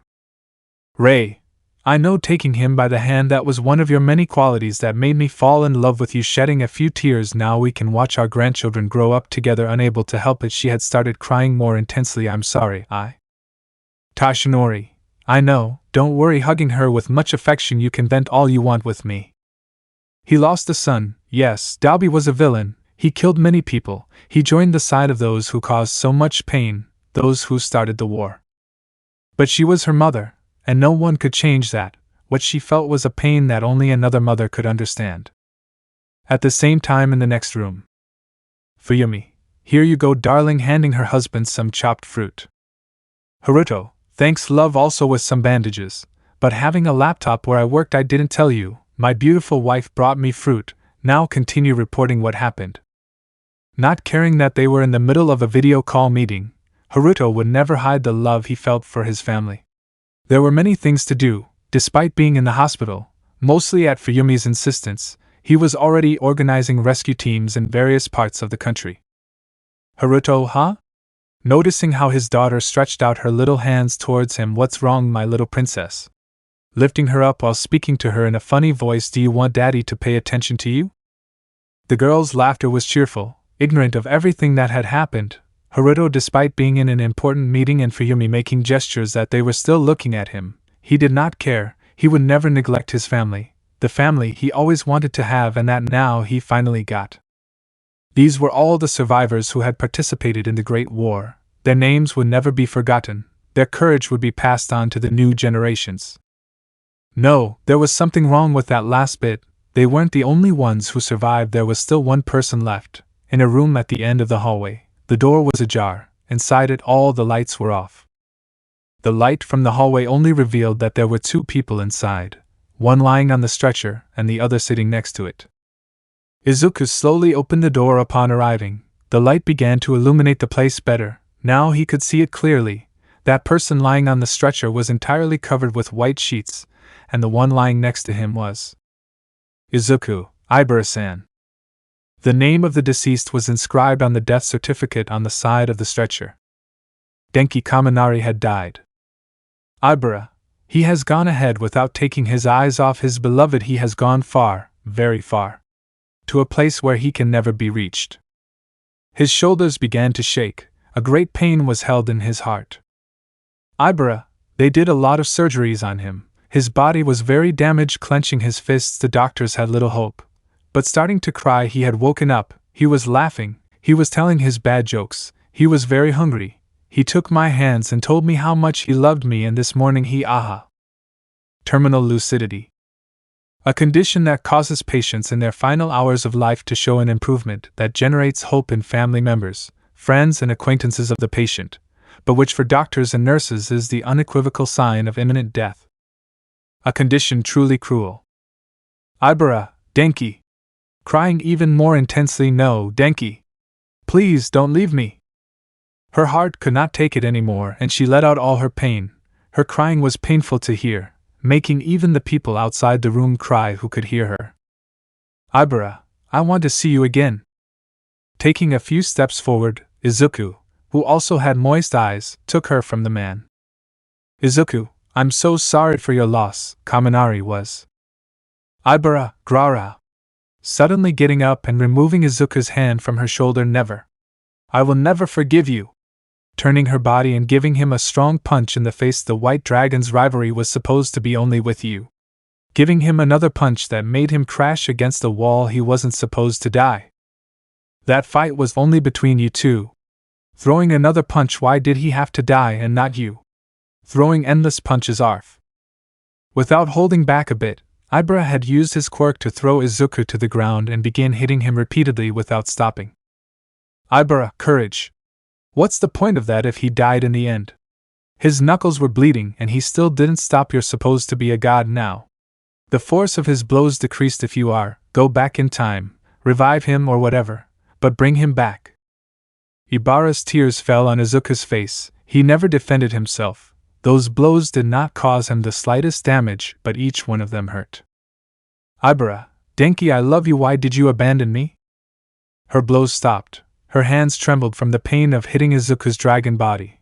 When she stopped, he stood up slightly with her. There was no complaint, there was no anger on his part, nor any negative feelings towards the girl with a broken heart. She was partly right. Izuku, I'm sorry. Being on his knees, Izuku hugged her, comforting her. She resisted, but after a few seconds all her anger turned into sadness, and her tears flowed again. Neither of them said anything else after that. Only Ibara's cries could be heard while Izuku's sobs were silenced. Izuku's room, several minutes later. Melissa, so that's what happened, she commented while sitting down and working on a project on her computer. I don't think Ibara-san really meant it, just give him time. Izuku, I know, I don't think she really meant it either. Somewhat depressed, eating a fruit while looking out the window. She's just hurt by her loss like everyone else. Looking at Melissa, by the way, thanks for taking Eri for those few minutes. Melissa, no problem. Izuku's smiling slightly. And now what? Leaving her work aside as she closes the computer, are you leaving the hospital? Izuku, yes, but I'll do it tomorrow. It's already a bit late, and it's about to get dark. Thinking about his daughter, why do you ask? Melissa, you're welcome, shaking her head, just curious, having something in mind as she stood up. I have to go now. I have some things to do early tomorrow. If you leave tomorrow, wait for me until I get back, okay? Izuku, sure, I'll tell Shuko when she gets back from her bath with Eri. Melissa, it's a promise, blowing a kiss in the air. I'll see you tomorrow. With a cheerful smile, Melissa had come out, as bright as the sun itself. It was comforting to see her optimistic attitude.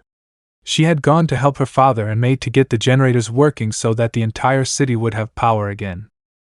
Once they confirmed that everything was working perfectly, they would send the plans for how to manufacture them to all the other cities in the country, with plans to do the same with other cities around the world. Tashinori, young Midoriya lightly knocking on the door. Can we talk? Izuku, sure, come in, sitting on the windowsill, and please stop calling me that. We are family now, after all.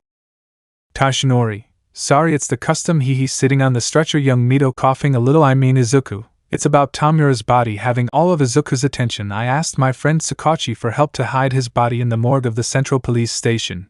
You can go get him at any time. Don't worry, no one else knows his whereabouts. Izuku, I see. Thanks for your help, Tashinori. Tashinori, don't worry, getting up. Well, that was all I came to tell you. Starting to walk towards the door. I have to go back to my room before Rei. She would most likely get angry if she saw me out of bed resting. Izuku, haha, I understand, smiling. Haruto-san, you and I are also very lucky to have them worrying so much about us. Both heroes smiled. Tashinori returned to his room, managing to arrive before Rei noticed. Once Shuko arrived with Eri, the happy family lay down on the stretcher, hugging their daughter, transmitting their warmth to them. For his part, Izuku couldn't help but notice the scent of Shuko's freshly washed hair. She noticed it and naturally didn't care. On the contrary, she loved that her partner paid so much attention to her. That night, the three of them slept in each other's arms. Izuku's room, the next day. Shuko, do you have all your things ready, honey? Eri, yes, Mom, showing her small backpack while holding her favorite stuffed animal in her arms. Dad, where are we going? Izuku, we'll go home, smiling, packing a few last things. I hope the house is okay. His thoughts were interrupted when a small crowd of people asked to enter the hospital. Opening the window a little, their voices carried into the room. Let us in. We know the sekiryuutei has awakened. We want to interview you. We want to hear your words after winning the war. What happened to that monster's body? Will he help the country recover and just stand by and do nothing after all the damage he caused? Endless questions were thrown into the air, some with genuine interest, others with malicious intent. Izuku, sighing heavily, I'm starting to hate the press. Shuko, don't pay attention to him, giving him a kiss to calm him down. You know how they are. Luckily we're leaving now. Izuku, yes, remembering something important. Wait, Shuko, we can't leave yet. Taking her by the hand, Melissa asked me yesterday to wait for her. At that moment Shuko's expression changed. Izuku, I made her angry. Shuko, I know, returning to a more cheerful attitude. I met her yesterday before she left. Izuku, huh? Really? Shuko, yes, and she said there was a last-minute change and that we should go ahead without her. Izuku, but. Shuko, let's go. Izuku, taking him by the hand and starting to drag him. If we don't hurry, those journalists will get in and find us. At the mention of those people and trusting in the words of his beloved, he began to walk towards the roof of the building. Shuko went ahead of him, quickening her pace while she had a smile of victory on her lips without anyone noticing. The next thing the reporters could see at the entrance was the shadow cast by Izuku's wings, who had flown away while carrying Shuko in his arms, and she did the same with Eri. Heading to the home he had made, to the place he was. Midoriya residence, Nabu Island. Izuku, destroyed, depressed as a few small tears came out. Before their eyes, their beautiful house was almost entirely destroyed. Gigantic holes in the roof allowed large amounts of water to enter and ruin everything inside. Every piece of furniture inside was unusable. Every window was broken. Every appliance had become nothing more than a paperweight. Eri, Dad, can we go somewhere else? Shuko, Eri is right. Izuku approaching her side. We can't stay here. Izuku, I know it looks bad, but maybe we can fix a room before nightfall. Entering the house from here, it doesn't look so bad. With a few small repairs and it will be as good as new. Haha, a piece of ceiling had fallen right behind him. Haha, getting depressed. You're right. We can't stay here. Eri, are the people on the island okay? Worried about everyone, but more about one person. Shuko, I managed to speak to the mayor on the phone yesterday. Entering the house with Eri, who followed her only to close the door out of habit. Everyone is fine, according to what he told me. Big waves hit the island, but I thought our house, being in the highest area, had been saved. Eri, are there houses like ours? Looking at all the damaged things, where will they live? Shuko, the shelter can house them until their houses are repaired. Raising an eyebrow as she approached to whisper something to her daughter. It seems like you're very worried about everyone, or is it just Katsuma-kun? The little girl's cheeks were tinted a tender pink hue. A mother knows things, and even though she was still too young for those matters, she wouldn't deny that she cared a lot about that boy. Before she or Izuku said anything, the three of them heard someone knocking on the door. Izuku, will he be the mayor? Shuko, I don't know. He must have seen us coming and wanted to come and talk to us. Walking to the entrance, she opened the door expecting to see that older man. After all, who was there was Melissa. Hey. The door slammed shut. Shuko just brought her hand to her head. Izuku, who was it? Heading towards the entrance. Shuko, nobody, he went to the wrong house. Izuku, are you sure? I thought I heard Melissa's voice. With a sigh of defeat, the door opened again. Melissa, Staying silent for a second, can I come in? The door was about to be slammed shut in his face again, but this time he had avoided it, his struggle with Shuko resulting in the weakened entrance falling to the side with a resounding sound. Melissa, I am sorry, he feeling a little embarrassed. I'll fix it later. Izuku, hello Melissa, how did it go with the generators? Melissa, pretty good. The city already has electricity, and hey, don't change the subject. Approaching Izuku to pull his shirt. You were very rude to leave without waiting for me. Shaking him lightly. You promised me that you would wait for me. Izuku, but you told Shuko that there was a change of plans when you saw each other before you left. With an inquisitive look, Melissa turned her gaze towards Shuko, who avoided any eye contact while whistling without any concern and full of shamelessness. She was a demon after all. Sin was in her genes. Eri, Aunt Melissa, what do you have in those suitcases?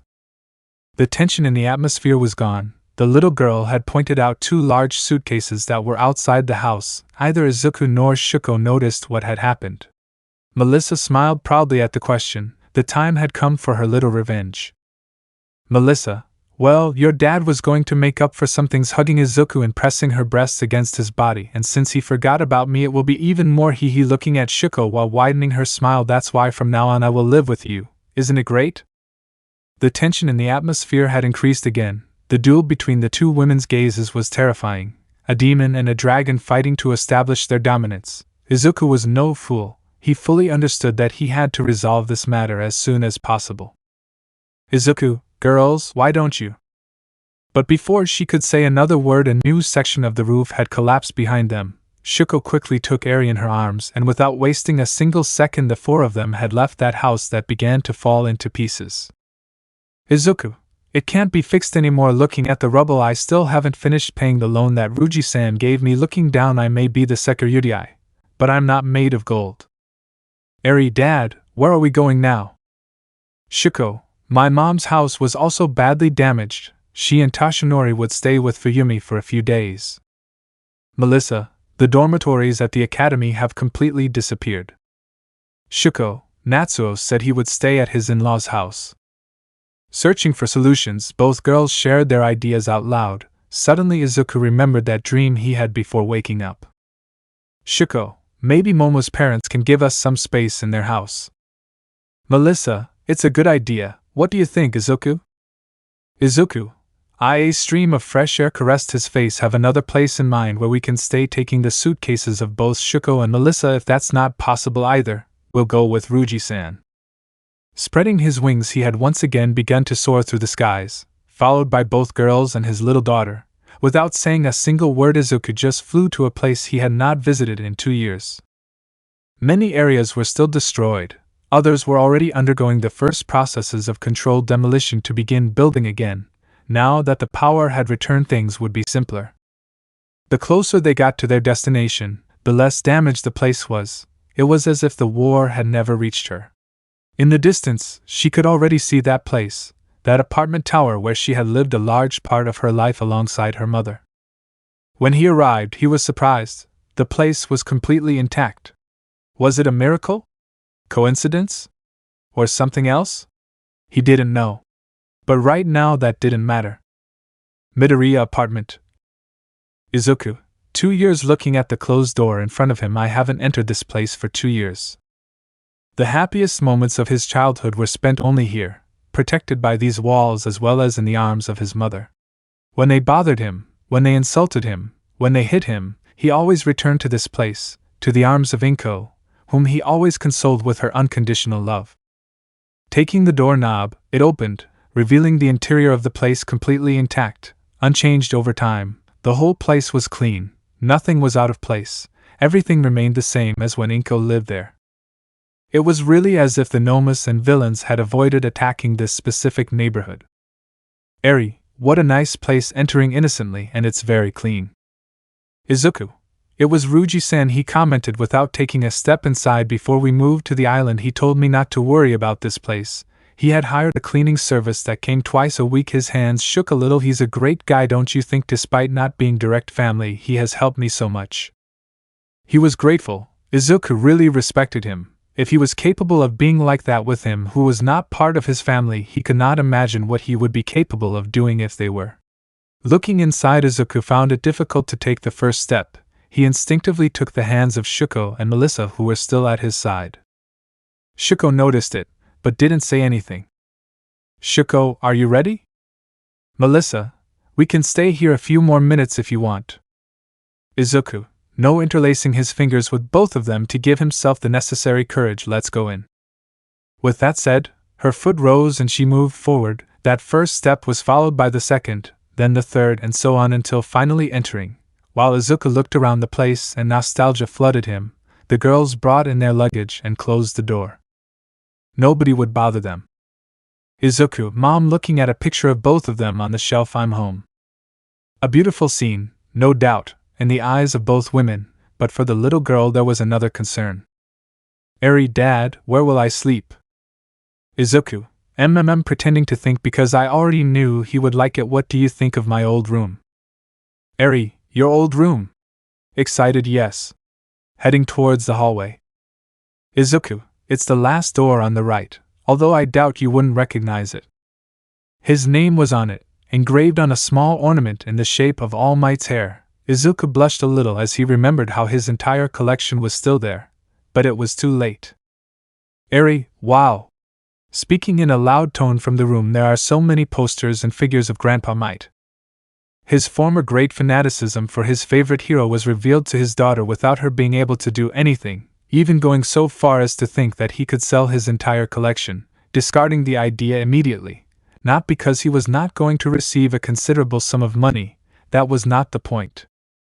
The idea was that all of those figures were gifts that his mother gave him whenever she could afford it, and with that in mind he would never again be ashamed of having them. Suddenly his thoughts were interrupted when his stomach started to growl and both girls stared at him. Izuku, I am sorry, he slightly blushing. Now that my body has completely changed, it's normal that I need more food than usual. Heading towards the door. I'll go get something to eat. I won't be long. Shuko, wait, stopping him while searching through his luggage. Office once told me that Issei used to eat a lot, and I sensed that one day that would happen to you, taking out several containers full of food. That's why I packed this before leaving the hospital. Melissa, I came prepared too. Like Shuko, she took out many other containers with food. The truth is that the same thing happens to me. Izuku, girls smiling at the sight of that food. Thanks. Melissa, this is another thing we have in common. Trying to get closer to her, but is stopped by Shuko. Shuko, help me prepare some tea, and you staring at Izuku, go get Eri, wash her hands and come eat. Izuku/Melissa, why yes. The authority of mothers was truly a force to be reckoned with. The four of them had a quiet dinner. They didn't turn on the TV, they turned off their phones. Right now they longed for a quiet space where they could finish recovering after the Great War. Tomorrow would be another day. Tomorrow they would start helping in everything they could full time. But for that night it was just theirs. The minutes passed. After eating, Izuku offered to wash the dishes. Eri wanted to help him, and getting on a small armchair, the little girl began to help dry the recently cleaned dishes. A scene that many years ago occurred when a little Izuku did the same with his mother after preparing his favorite meals to make her happy. Melissa, hey Izuku, can I ask you a question? Izuku, you already did it. Melissa, very funny, pouting slightly, which only increased when she saw Shuko's mocking look. Why are there 3 rooms? The girl was a scientist and inventor to begin with. Her curiosity was a characteristic trait in her. Melissa already knew that Izuku lived alone with his mother. She already knew that his father abandoned him, but she still had doubts about why that extra room. Izuku, I don't know for sure. I remember my father once said he wanted to have a big family, but I guess he changed his mind when he found out that his first child was born. Quirkless, laughing with some sarcasm, he must have bought this place with that big family in mind, stopping from washing the dishes after my mom left. He fixed up that room in case any family wanted to come visit us. It never happened. Melissa, I am sorry if I made you remember those days. Eri, Dad both had a sad look. Izuku, don't make those faces, drying his hands after finishing. That's in the past. Also picking up Eri and starting to play with her until she started laughing. I wouldn't change anything if I had the chance, since it was thanks to all those moments that I was able to meet them. Eri, Dad, hugging him with much love. Shuko, I wouldn't change anything of what my life was like either, hugging Izuku from behind. A beautiful family scene was before Melissa's eyes. For a moment she looked down, but that changed when she could see Izuku's hand, extended in her direction, inviting her to take it. Izuku, that includes you too, Melissa. The girl's eyes became moist. That tone of voice when they spoke, since they met she always felt safer listening to him speak. She loved his eyes. He had a hard look in serious moments or when he was in some battle, but these softened when he was with his loved ones, those beautiful green eyes that seemed to shine when they spoke. Melissa stretched out her hand and came into contact with Izuku's once again. He gently closed her hand. For a boy, his fingers were pretty in her eyes, but when she felt them she realized that they were the strong and long fingers of a man. Without realizing it, her tears were running down her cheeks. Melissa, sorry, you must think I'm sensitive for crying over something like that. Izuku, I would never think that about you, taking his hand to Melissa's cheek and wiping away her tears. I say this from experience. Melissa held Izuku's hand on her cheek for a few more seconds, all under Shuko's watchful gaze, who again did nothing to stop her. She just sighed lightly, separated from the hug, and finally spoke. Shuko, okay, it's Eri's bedtime now. Eri, huh? Pouting, why? Shuko, because tomorrow we have a lot of things to do and we don't have anyone to leave you with, so you'll have to come with us. Eri, well, with an adorable tone she accepted. It's okay. Izuku, come on, snowflake. Carrying his daughter still in his arms, Izuku took her to his old room. Seeing so many All Might posters and figures really made a big impression on him. He knew he had a large collection of many of his products, but he didn't remember there being that many. Already covered in hugging her father's stuffed animal, little Eri received a small goodnight kiss on her forehead. She thought she wasn't sleepy, but within a few minutes she had fallen completely asleep. Izuku, okay, now.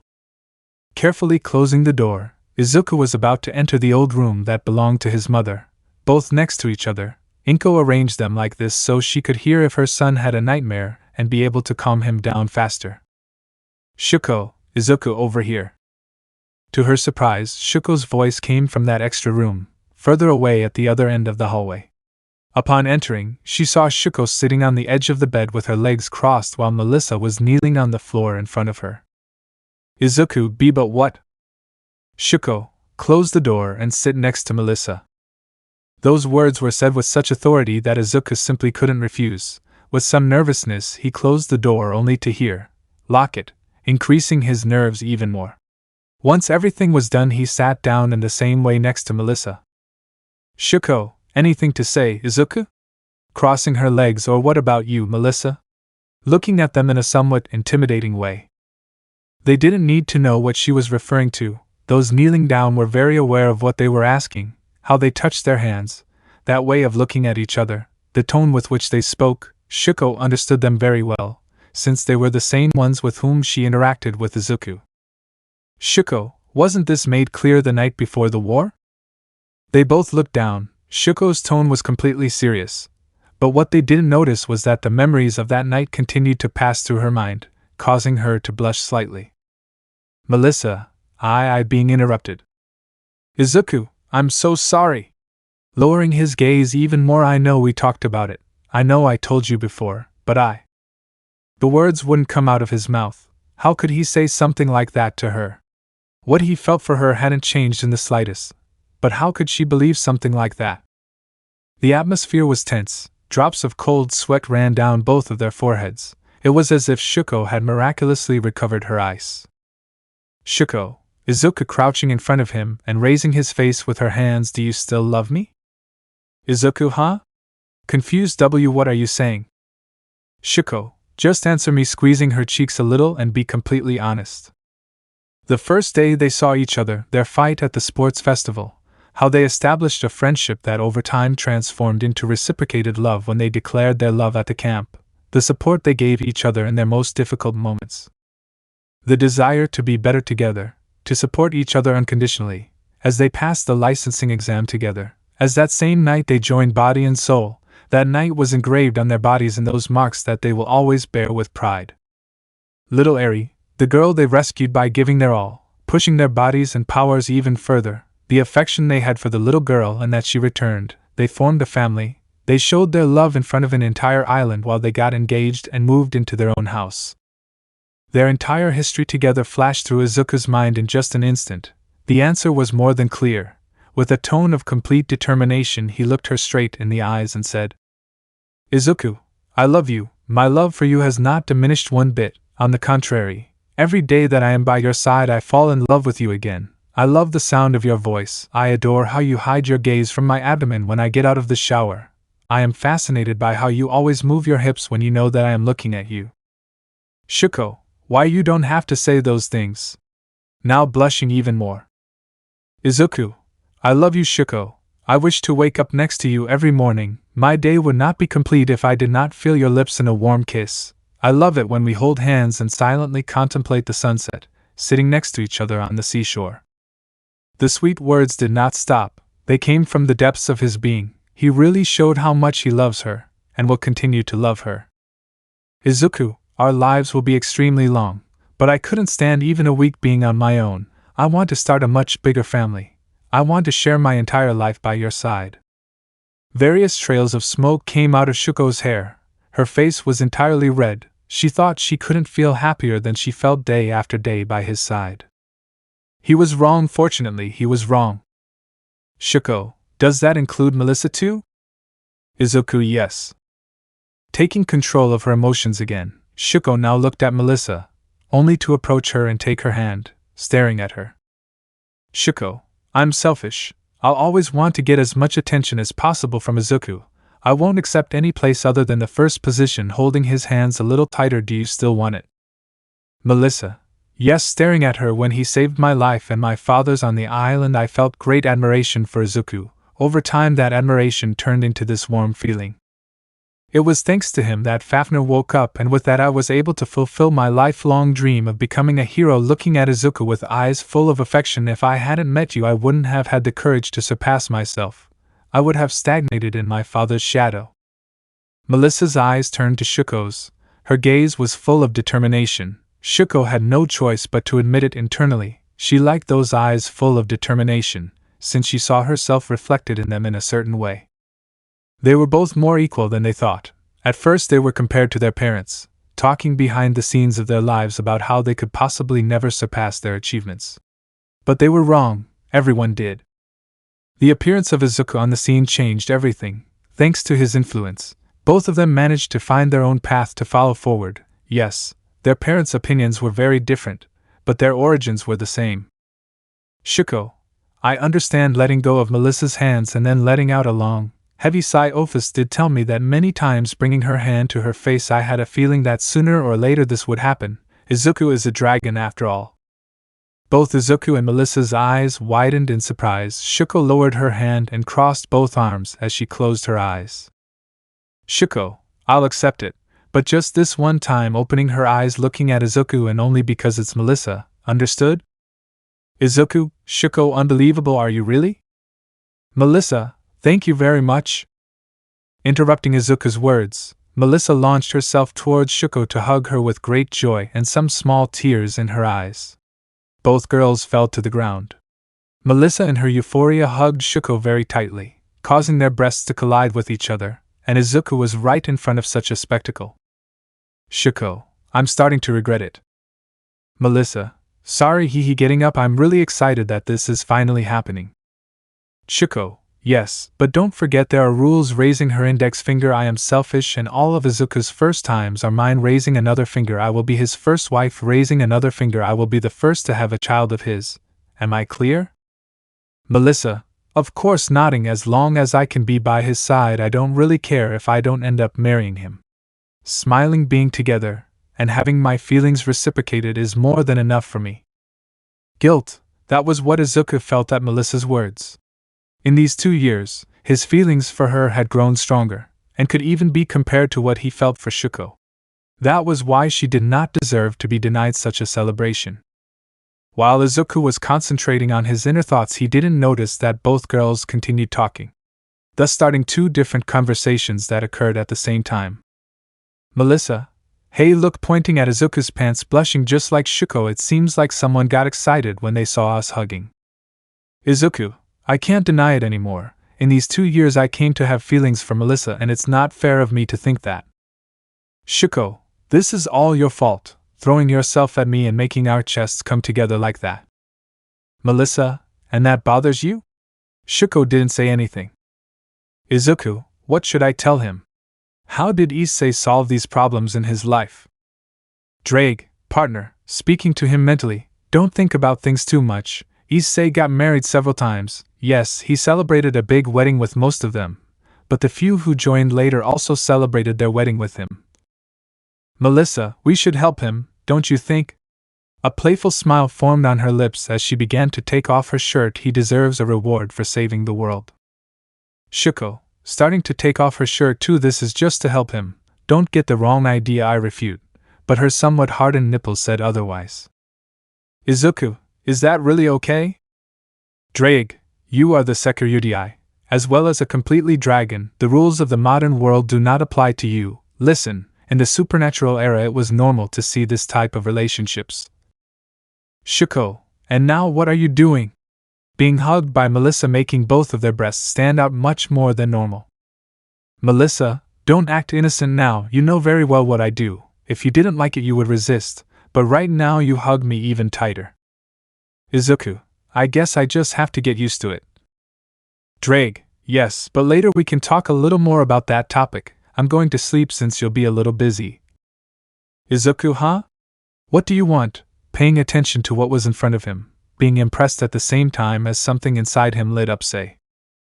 Before him, his now women were hugged in such a way that their breasts collided with each other. Both had taken off their shirts, revealing their brows. Shuko wore a simple but elegant one, very much in keeping with her personality. Melissa was a similar case. Her brow was a nice pink color that reflected her cheerful personality. Shuko, while looking at Izuku's crotch, I thought about asking if you liked the view, but your body already answered us on its own. Melissa, come here. Izuku, the night is a bit cold, and we want you to give us some warmth. With seductive tones, Izuku had not wasted any time and had also taken off his shirt, giving both women a show that they would enjoy every night. Maybe it's not as bad as I thought, he said to himself before approaching them and placing his hands on Shuko's breasts and Melissa's butt. They both moaned lightly at his touch. Her hands ran over his marked abs that drove them crazy just by looking at them. Together they went down to his pants and together they opened the buckle. Shuko/Melissa, do you like your reward? The 3 of them would be carried away by desire again. Izuku, it's the best of all. Thus a long night had begun for the 3 young adults, one in which the last thing they would do was sleep. Unknown location, 3 days later. Izuku, okay, everything is ready. On a very small island, so small that it didn't appear on the maps, was Izuku. After that night where he received that reward, he and his now wives didn't go out the next day as they had planned. Luckily, they still had some food left, and even more luckily, little Eri had fallen completely asleep so she didn't hear or know anything. They would have to tell her about them, even to the others, but for the moment they would keep it a secret. Izuku, you're in luck, there's a good view here. The pleasant sensation of the sea breeze caresses his face. In front of him was Tamura's grave, looking straight out at the beautiful sea. After finally leaving the apartment, the three of them went their separate ways. Shuko took Eri to patrol the streets, watching out for anyone taking the opportunity to rob the still uninhabited houses. Melissa continued helping to install various generators in various cities. She wanted to show the world her brand, but she held back, and as for Izuku, the first thing he did was take Tamura's body from the morgue and look for a place where he could bury him. After a while he found it. Izuku, you know, for some reason the apartment where I lived with my mother wasn't attacked. Talking to the grave, did you have something to do with it? Laughing a little, I guess I'll never fully know your intentions. Looking towards the horizon, the blood of the Nomus has caused an increase in the growth of plants. The first analyses showed that their blood and their bodies injected nutrients into the earth, strengthening it, filling it with life. The first shoots of the burnt forests had already begun to emerge. Their blood spilled into the seas did not harm marine fauna. On the contrary, that blood completely disintegrated all plastics and various pollutants in the water. Everyone wanted to consider that it was just a coincidence. Izuku, they managed to capture Dr. Garaki. He tried to escape the country on a boat. When they questioned him about the blood of the Nomus, he didn't say anything, sitting on the ground contemplating the view next to the grave. The people, upon finding out that they had him in custody, formed a large crowd demanding his immediate execution. A small crab had approached him. He carefully took it with his hands and lifted it a little to see it better. Izuku, I prevented it. I pleaded for him to have a fair trial, watching the crab move around his hands, looking for a way to get down. We can't start a new society with an act of cruelty. The new generations should not see how lethal force is normalized as a punishment for people who commit a crime. Slowly lowering the crab and watching it move away, they called me a hypocrite. Had they're not wrong. He advocated for life, despite knowing that in some cases this lethal force was necessary. Muscle, Overhaul, Katsuki Bakuga, or even Tamura himself, he was fully aware that some people will not stop hurting others until they take their last breath. But where would they draw the line? That method may be the solution to many problems in the short term, but in the long run it would only create many more problems. Izuku, I haven't forgotten all the people I killed, and I regretted getting up and shaking off the sand, but I wouldn't change anything that happened. It was my decisions that brought me to this point. A new current of air shakes his hair. I will continue to make mistakes. I'm not perfect. But smiling while looking towards the horizon, I will learn from them and improve day by day. Making mistakes and not learning from them would be an insult to everyone who is no longer by your side. Izuku, one last thing. Stretching his body, Melissa and May created a little more of the metal that the shelters are made of and built a special cell deep in a maximum security prison that was left in better condition. Spreading his wings, Jutaro is locked up there, and will be forever without his screams being heard. Being aware of the contradiction with his previous words, but he didn't care. Well, I have to go. I have another funeral to attend. Flapping his wings, Izuku left the place, leaving behind that lonely grave with no name inscribed on it. The beautiful rays of the sun dyed it with their warm light. The pleasant sea breeze enveloped it. A beautiful place without a doubt, an ideal place for his final resting place. Musudifus Cemetery. Everything is ready, sir. If you need anything else, don't hesitate to tell us. Izuku, thank you very much. Nodding, but don't worry, I won't take long. The funeral home employee bowed slightly before leaving. They had a lot of work, so much so that they could hardly keep up, and yet they had taken the time to personally attend to Izuku. For a moment he thought they only did it because it was him, but that wasn't the case. They were simply good professionals. After all, it was the same people who performed Inko's funeral 2 years ago. Izuku, I'm sorry. In front of him was a single grave, dedicated to Mitsuki and Masaru Bakugo. Unlike Tamura's, this one was only symbolic. their bodies having been completely consumed by the explosion and flames that engulfed their home after their own son ended their lives. Izuku was completely alone, no one had attended his funeral. His son's attitude had made none of his neighbors want to interact with them. If they had more relatives, it was something he didn't know. Perhaps his son's terrible attitude made them move away from them as well. Izuku, Mrs. Bakuga sighing lightly, perhaps she would have been listened to 2 years ago, when she asked me for help. She would still be alive, both of us. That day 2 years ago, when the worried mother begged Izuku for help, pleading with him to help her find her missing son, maybe things would have been different. Not about Bakuga's attitude changing, he had already passed that point a long time ago, but maybe at least they would still be alive. Izuku, closing his eyes while joining his hands, I truly wish that their souls can rest in peace. A prayer was said. After a whole minute Izuku opened his eyes, and before leaving he had left a bouquet of flowers on the grave. Next to him he still had another identical one, but those flowers already had a recipient. Walking towards another specific grave he could see, but above all hear the other people, crying as they said goodbye to their loved ones. That scene would repeat itself many times in his long life. After a few minutes of walking, Izuku found himself in that grave. She had delicately placed a bouquet of flowers on it, and with a soft voice she spoke. Izuku, hi Mom, smiling slightly, I brought you your favorite flowers, I hope you like them. A small tear ran down her cheek. After 2 years I returned to our home, it's the same as it was back then. Wiping her tear and widening her smile a little, I plan to stay there until I have my own house again on Naba Island. Looking at the name inscribed on the grave, the young man smiled a little more. Her departure hurt him too much, it still does, but he knew that that wonderful woman would not like to see him that way. Izuku, don't worry, I'll take care of your things. A small idea passed through his mind. Maybe one day he'll want to enter the UA. If that happens, I'll let him live there so it'll be closer to him. A second idea passed through his mind, but this time he didn't like it. That yes, there would be rules. He must call us regularly. No parties, and most importantly no inviting boys. A moment later he started laughing. He had truly become a father. After that, with a somewhat cheerful tone he began to talk to her about many topics, his plans for the future, how he had buried Tamura's body, the funeral he organized for the Bakuga lords.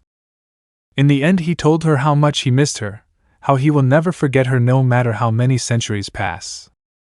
Promising to visit her more often, Izuku headed straight to his makeshift home, where he was greeted with a warm kiss from Shuko, followed by Melissa's, who had also returned. After that day, time continued to pass. All of her friends had already left the hospital, helping in whatever way they could, although most of them only did what they could to pick up debris, while others went to other countries to ask for help.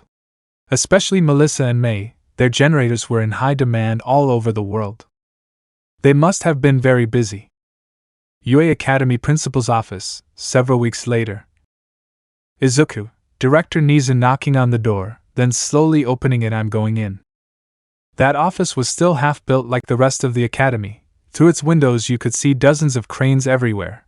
New buildings were slowly but constantly being built. Izuku, what did you need to tell me? Entering, completely noticing that they were not alone, Master? Edge shot. Hey Izuku.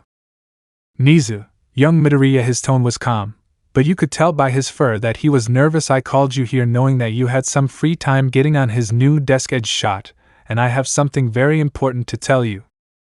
Izuku, is something wrong? Closing the door. Why? Nizu / Edge shot, we are so sorry. The two adults raised their voices at the same time as they bowed deeply. Izuku, why are you apologizing? I knew it, but I just let them talk. Edge shot, Izuku, I am sorry I didn't tell you sooner about the truth of your mother's death. Prepared for what could happen, she. Izuku, I already know what really happened. A cold sweat ran down the faces of both adults. Nizu quickly picked him up again and spoke. Nizu, young Midoriya, don't blame Edge shot or anyone else for not telling you. Putting his paw on his chest, the idea of not telling you anything was only mine. The director was putting all the blame on himself, wanting to sacrifice himself for the sake of the others involved who knew the truth. Very noble, very human. Edge shot, I don't accept that. Getting up to see Nizu, I was the first one who knew. Director, I don't want you to take the punishment for my actions. Izuku, to the surprise of both, laughed lightly. Such action disconcerted them, and staring at him he spoke. Izuku, I am not angry with either of you. Both opened their eyes at his words. After thinking about it for a few days, I came to understand why you didn't do it. His eyes softened at what he would say. Holding on to resentment is pointless. Staring at both of you, principal, teacher, you did the right thing. I was immature and my anger would have caused a tragedy from which the world would never have recovered. With a slight smile, I forgive you. Without being able to avoid it, Edgeshot began to shed some tears upon hearing those words. The remorse he harbored in his heart had been eliminated in just an instant. Those only words were what he most needed to hear. Edgeshot, thanks. Nizu, young Midoriya, I don't know how. Izuku, you don't need to say anything, just don't tilt your faces again.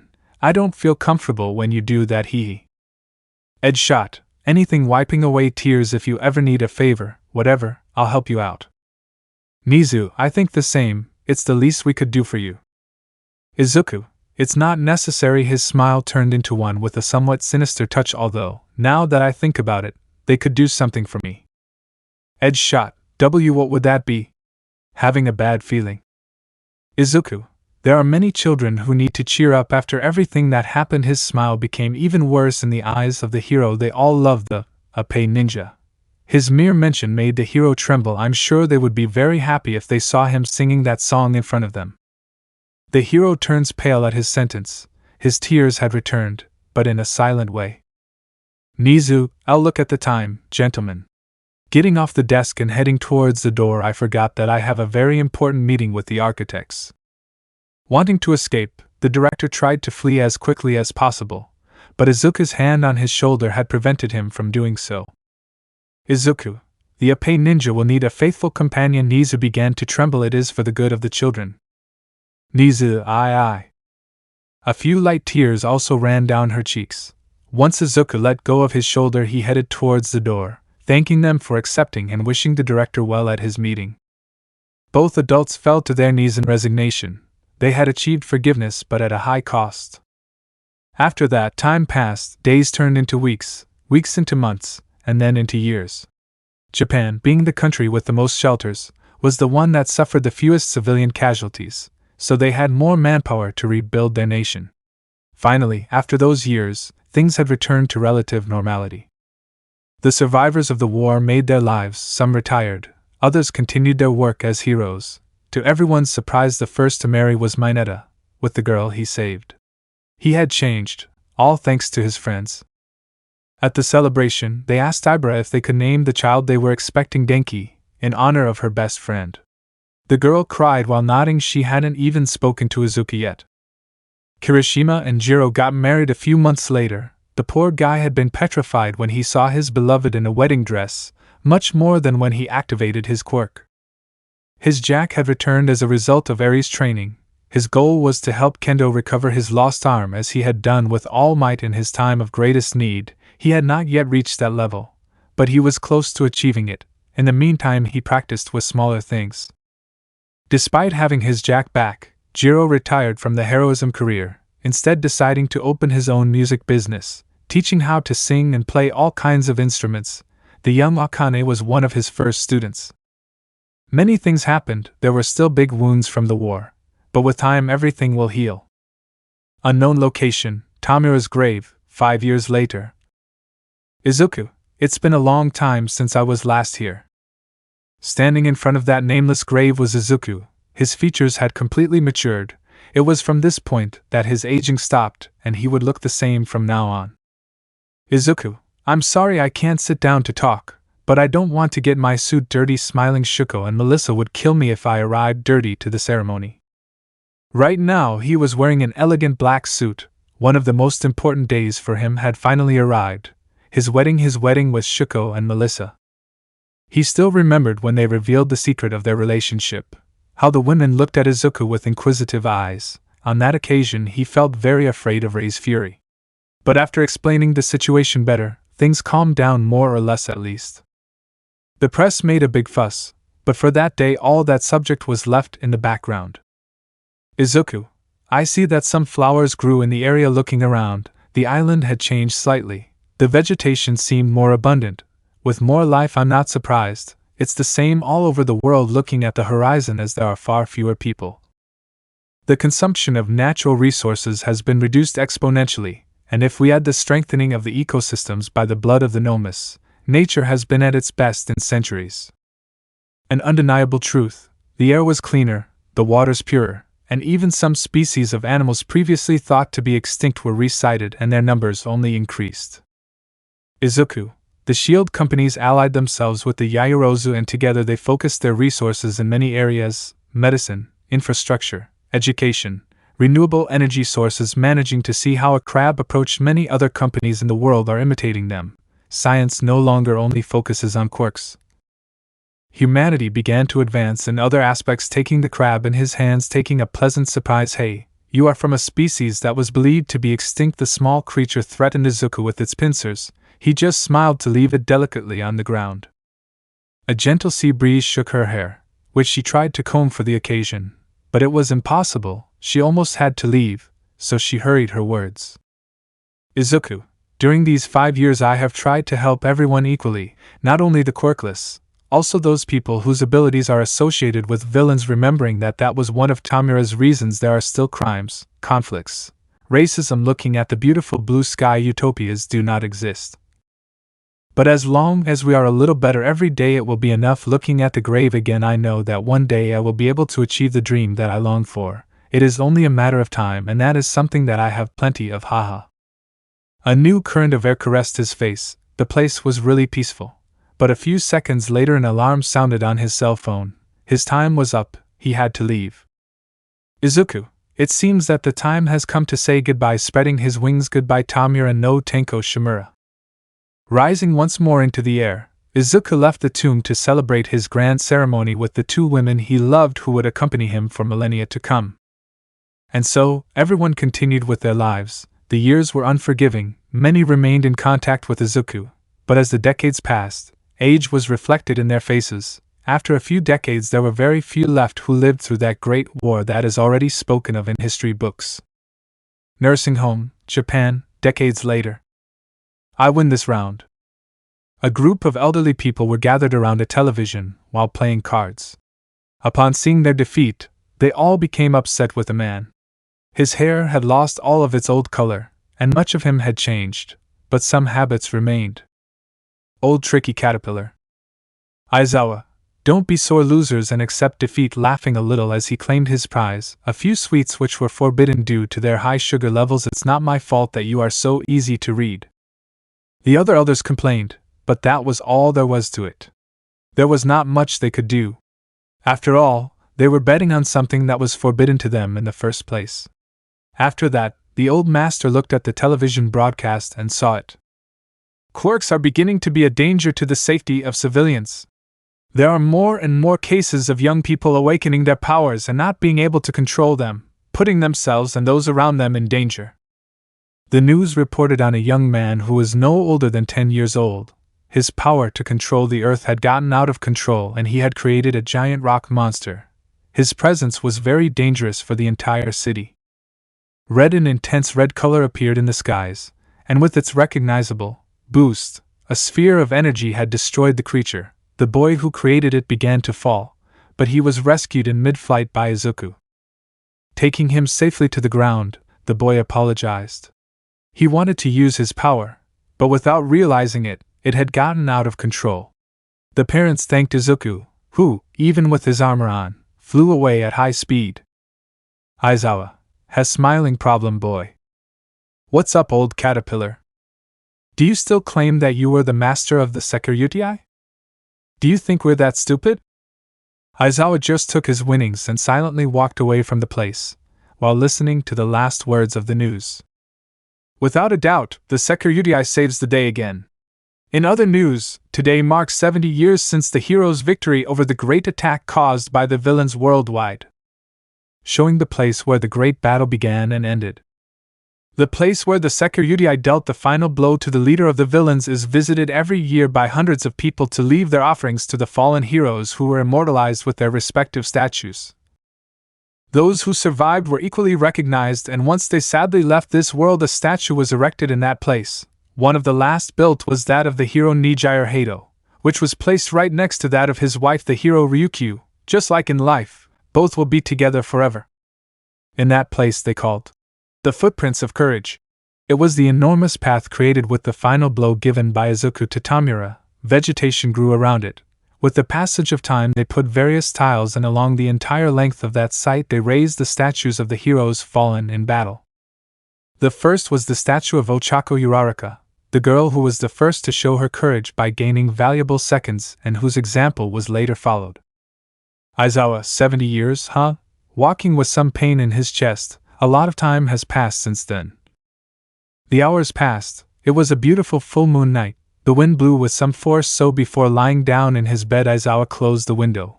Once lying in his bed he held with his trembling hands an old portrait. It was him with his wife Shino Sosaki, better known as Mandalay. In the middle was a young Kota while he happily carried his baby in his arms. Aizawa, I miss you, Shino. His words stopped when the window curtain swayed in the wind. At the same time a man slowly entered through the window. The old man was surprised but not scared. He would never forget that silhouette. As they approached the dim light next to his bed, they both saw each other again after many years. Izuku, hello Aizawa-sensei.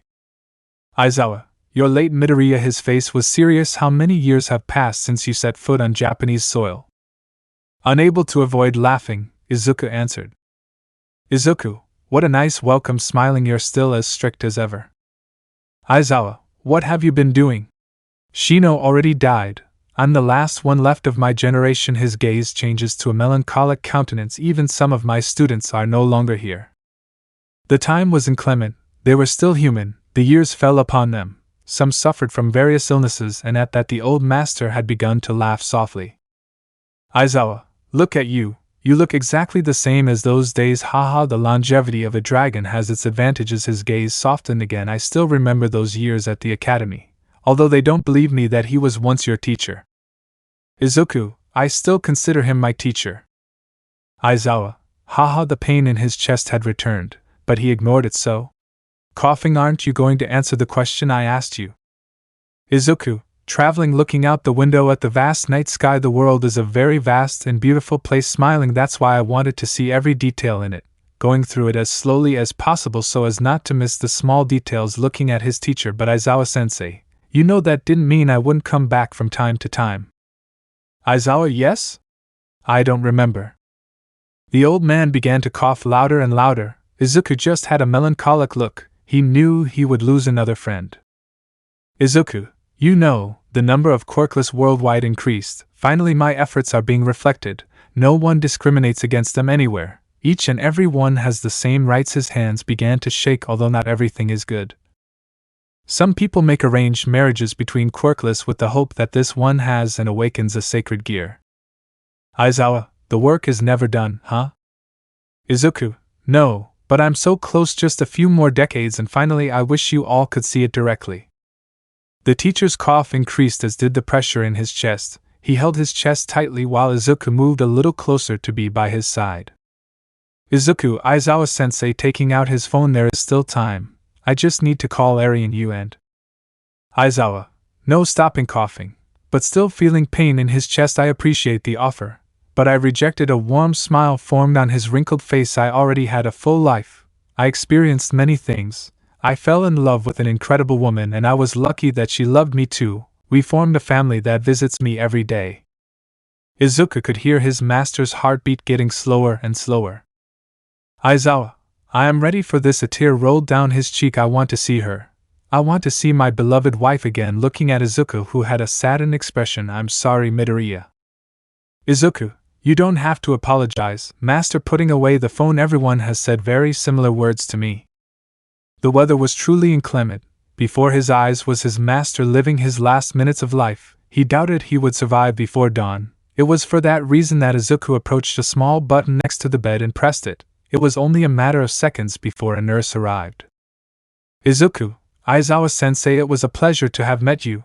I learned a lot from you. Walking towards the window, I will always be grateful for everything you did for me. Remembering your recurring talks in the middle of the night on the roofs of some buildings. Aizawa-san, is something wrong? The nurse had entered the room, but when she did, Izuku was nowhere to be found. All she saw was the open window as the wind shook the curtain. Aizawa, see, could you call my family? Recognizing the symptoms, the nurse quickly called for help, and they attended to Aizawa while his family arrived. He had passed away that night at over 100 years old. The nurse who answered her call said that it was because he called her that they had time for his family to say goodbye. Aizawa's last thoughts before leaving this world were of gratitude towards Izuku, since he would not have reached that Boto, and if that were the case he would have died alone in that room. But thanks to him, he could die next to all his loved ones. That was why he always kept a warm smile in his final seconds. A few days later the funeral took place. An elderly Kota man was the one who spoke the most about the man he came to see as his second father. They remembered him fondly, mourned his loss and hoped that he would be reunited with his wife. At the end of the ceremony, the Kota approached the grave once more to say goodbye, and was surprised to find that someone had left a new bouquet of flowers. It didn't take him a second to discover who had left them. The old man looked at the sky, smiling as he remembered that hero who saved him so long ago. Yaoyoro's mansion, several weeks later. Izuku, is it true? Walking through the long corridors, causing a big scandal. Momo. Opening the door to his master bedroom, he found his precious friend, the last remaining of his former companions. The years were noticeable. Her beautiful black hair was now a dull gray, her smooth porcelain skin was full of wrinkles, the color of her eyes was slightly duller. Wearing a beautiful ring, a symbol of his union with the woman he loved so much, but who is now no longer here. And yet she smiled at the sight of her friend. Momo, hello Izuku. Izuku, Momo approaching her, holding her hands, are you really? Momo, yes, shedding some tears. I remember you watching Izuku's family enter their room. I remember them all again.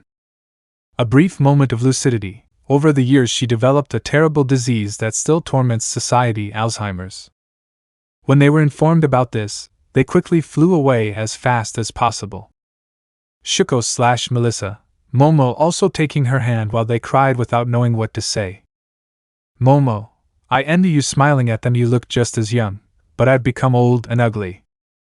Izuku, that's not true. Smiling as her tears of joy didn't stop, you're still very beautiful. Momo, while smiling with a touch of humor, flirting with a widow in front of your two wives. How bold you have become, haha. A little joke trying to lighten the mood. Eri, and Momo, I'm sorry, falling to her knees after holding her hand along with her father. Even with my quirk enhanced with one for all, I have not been able to cure you. Crying, I am only able to reduce it a little, but after a while it comes back. I'm sorry.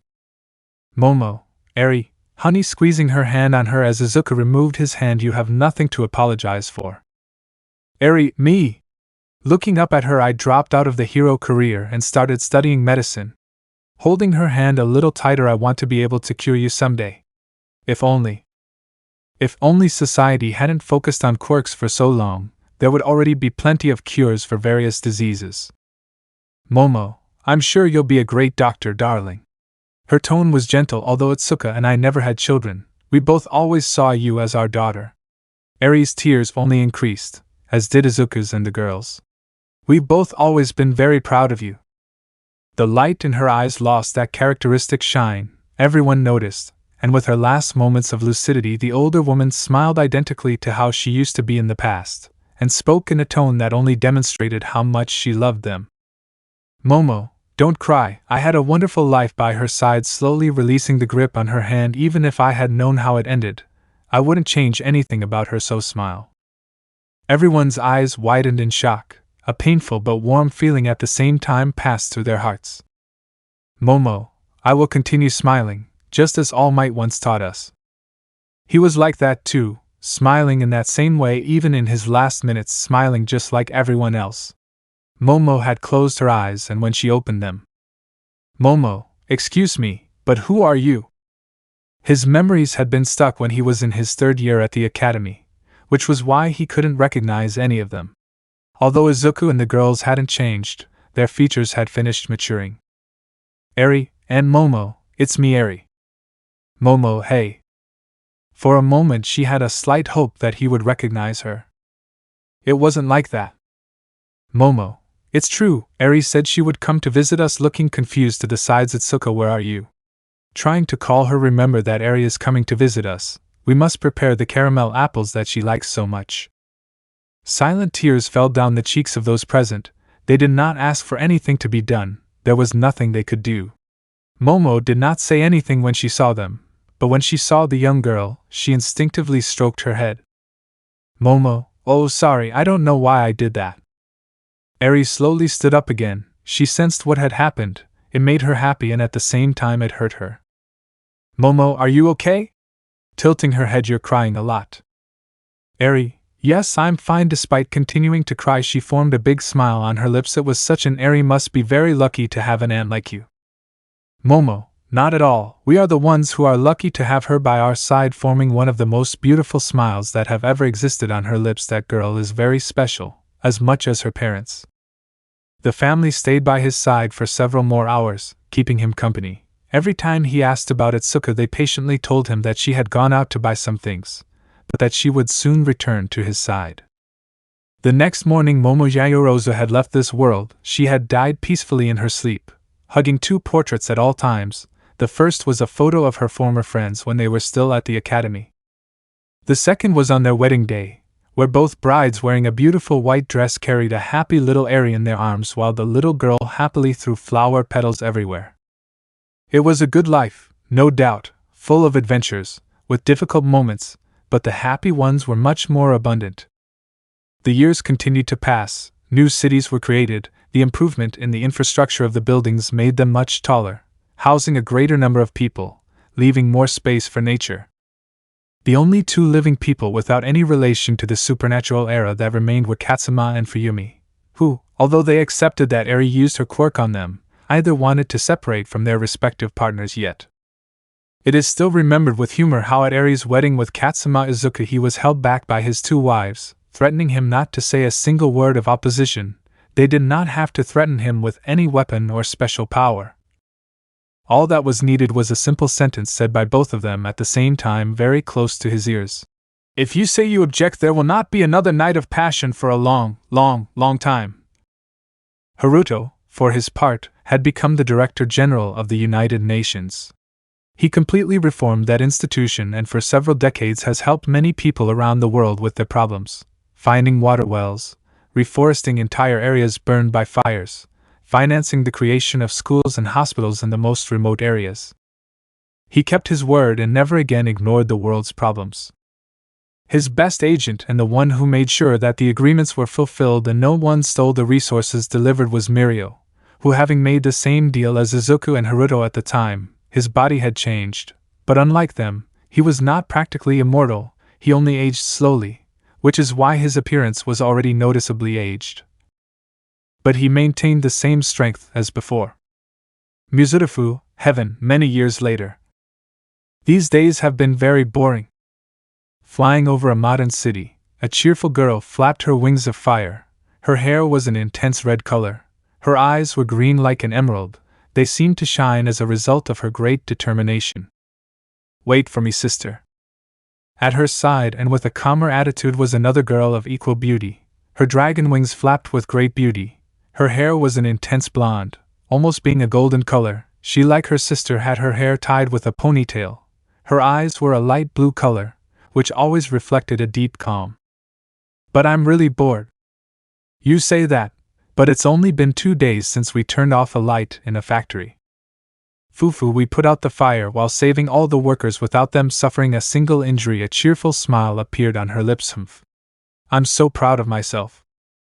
Here we go again, whisper with a somewhat tired tone. With my purity and beauty alone I can defeat anything, not even the flames themselves can resist me. Impulsive, narcissistic, reckless, but also cheerful and with a firm sense of justice, she was the first daughter of Izuku and Shuko. Stella Midoriya. Stella, by the way, sister, when did our parents say they would arrive? Did you really forget? Giving a heavy sigh, they will arrive today. Stella, what? Scared, almost making her wings disappear. Why didn't you tell me before? Her concern increased. I didn't clean the house today. Looking everywhere, I have to go before. Wait, I'll clean it after you left so hastily. Stella's eyes lit up. I figured you'd forget, that's why I did your homework this time. Stella, Thank you so much, sister. I love you so much. With great joy, Stella hugged her sister in mid-flight. Her appearance could reflect great seriousness, even intimidating just by meeting her. But nothing was further from the truth. That young woman was very kind and cared a lot about people. Despite being younger than Stella, she was always helping her. She enjoyed fighting, not as much as her sister, of course. What she loved most was reading various books in her free time. She loved learning new things every day. It was not surprising knowing who her parents were. The first daughter of Izuku and Melissa. Toka Midoriya. Toka, no thanks, pushing her away, you owe me a favor. Stella, yes, I know. A smile formed on her lips. When Dad is distracted, I will help you get a date. Toka, what? Her face blushed too much. I didn't mean that. I should have thought you would say something like that. Stella's smile didn't disappear. Seeing that silly smile makes me want to punch you in the face. Stella, little sister, shaking her head, you don't have to be hostile to me just because you're jealous of my inner and outer beauty. Staring at her, you're pretty cute too, you know? A lot of men and women stare at your butt, so don't be discouraged. Winking at her only to run away at high speed. Toka, see, come back here right now. Genetics did not lie. Both inherited the best aspects of their mothers. After a moderate chase, the sisters went down to one of the rooftops of the many buildings in the area. In front of them, a large screen broadcasting the news of the day. Today marks the anniversary of one of the most beloved and remembered artists of our nation, the acclaimed singer Akane Gremory, who left us a couple of years ago due to natural causes. She is still remembered by many, and in honor of her legacy we will be broadcasting her greatest hits. Stella, what a beautiful song. Toka, yes, it reminds me a bit of Dad's story. Receiving a message on his phone. It's Eri. He says it's time to return to receive our. Her words were interrupted by the scream of a woman on the street. She had just had her bag stolen and was asking for help to catch the thief. With great terror, Toka looked at Stella. That smile on her face only meant one thing. Stella, finally some action. Creating her wings of fire and then launching herself towards the origin of the noise. My flames will bring justice. Toka, sister, control yourself a bit. Following her, we have to go back. Her words were ignored. After a few minutes, the thief had been stopped by that pair of sisters. Stella began to talk about the good work she had done. Toka wanted to stop her, but two small children approached her. Sorry. A small dark-haired boy with somewhat pointed ears spoke to him timidly. What my friend wants to ask is if he could give us his autographs. At his side, a cheerful little girl with brown hair held his hand while they both showed him a notebook for him to sign. Toka was touched when she saw them. Without thinking twice, she gladly signed those notebooks. Stella wanted to put her name on them too when she saw her. Toka, what a cute pair of friends you two are. And no, we're not just. What he means is that we both promised that when we grew up we would get married. The happy girl hugged the shy boy tightly, who blushed a lot, but at the same time a big smile formed on his lips. Although Izuku's daughters did not know it, a promise made a long time ago was being fulfilled before them. Love persisted in their souls, which found their way to be together this time. Both children, once they had obtained what they wanted, ran out to show it to their parents, while holding their hands. The promise that Tamaki and Uraraka made to each other would be fulfilled this time. A beautiful scene reflected in those children, but for them it was a completely different one. A white-haired woman had arrived from the sky. Her fists were covered in a thick black energy. Lightning surrounded her body, and with great force that woman hit both sisters on the head. Eri, what do you two think you're doing? Stella, that hurts. Toka, why are you hitting us? Both of them held their heads right where they were hit. The people around recognized Eri, and that's why they started broadcasting live. After all, it wasn't every day they could see one of the greatest doctors whose advances have been of incalculable value. Eri, for ignoring my messages, they are already arriving. Stella, was it necessary to hit us so hard? Still holding her head. Eri, their bodies are very hard. They wouldn't have felt anything if I didn't use the one for all. The strength of that quirk had increased to levels that All Might could never have imagined. It was a huge surprise for everyone when the symptoms of premature aging appeared on Eri's body. Luckily, her rewind always kept her in the best physical condition. Eri/Stella/Toka. Before they could say or do anything else, they had sensed it. it had returned, immediately, and with smiling faces the three of them looked to the skies, waiting for them. Shuko, as energetic as ever, flying through the skies while looking at the civilians' broadcast on their phones. Melissa, it's natural, they are our daughters after all. I speak with a proud tone. We made them with great desire. Hee. Izuku, I don't think that would work like that. Blushes a little. Besides, we are not that intense. Silence. Both women looked at him in complete silence with an inquisitive look on their faces. Melissa, you're so bad at lying. Izuku. Shuko, have you forgotten your huge collection of costumes? Melissa, there is no night that you don't love to see us wearing them. Izuku, oh look, we're here. Wanting to change the subject, it's time to go down. Quickly, Izuku went straight to where his daughters were. His two wives instead remained a few more seconds in the air, clapping their hands in celebration of their victory over their husband. People began to see it, approaching at great speed. Many did not believe it. They had only had the opportunity to see it on video. The great pride of the nation, the one that for a long time was not within its borders. On this day things would change. The long journey had ended. Aries/Stella/Toka, Dad. Hugging him once he touched the ground and his wings disappeared. Izuku, I'm glad to see you again. Returning the hug. Tell me, have you caused problems for your older sister?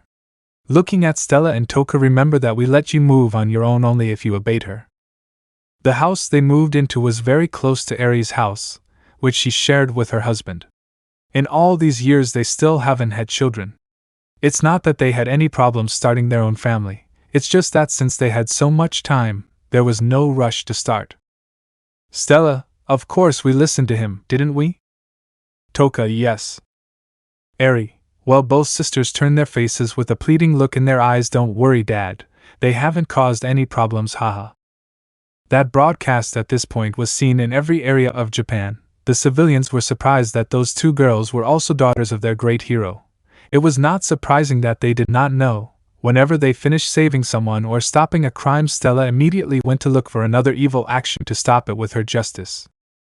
Toka followed her immediately, which was why they never stayed long enough for her to ask them their names. To the people's greater excitement, Shuko and Melissa had arrived. Upon seeing them, their daughters jumped into their arms to give them a warm hug. The large family had gathered. Shuko and Stella were on the right, Melissa and Toka on the left, and Izuku, on the other hand, was in the middle with Eri as he looked at the people who were transmitting what had happened. Izuku, I'm very happy to return to my country, to my home. Does that mean you're staying? A civilian asked. His tone of excitement was very noticeable, as were the expressions of all the people. The whole nation was waiting for the answer. Izuku, with a big smile, granted it to them. Izuku, yes. Spreading his wings as he made the boosted gear appear and raised it so everyone could see. I'm back to stay. A great ovation given by all the civilians began. Their great hero had finally arrived to stay with them once again. The reporters were already working at top speed to get the scoop. They needed a phrase that would make everyone pay attention to the news. The sekiryuutei has returned? It wasn't bad, but they needed something a little different. Instantly one had an idea that convinced them. His legend will be remembered for all eternity. That man who did not have the best life as a child, that man who in his childhood was humiliated, beaten by ignorant and prejudiced people of that now distant era. But he did not give in to the adversities of the world. With an unbreakable will he continued forward, fulfilling his desire. He who at first was alone now had a beautiful family that would always be by his side. Now the glorious tomorrow was shining brightly for all people without any distinction. The first digital newspaper had already been finished.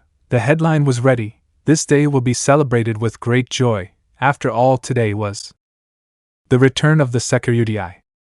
Let me know in the comments below if you guys want the next part. Also check out my other video that has been shown in left. Thank you for watching. If you enjoyed this video, please like and share this video. And have a fantastic day. Bye.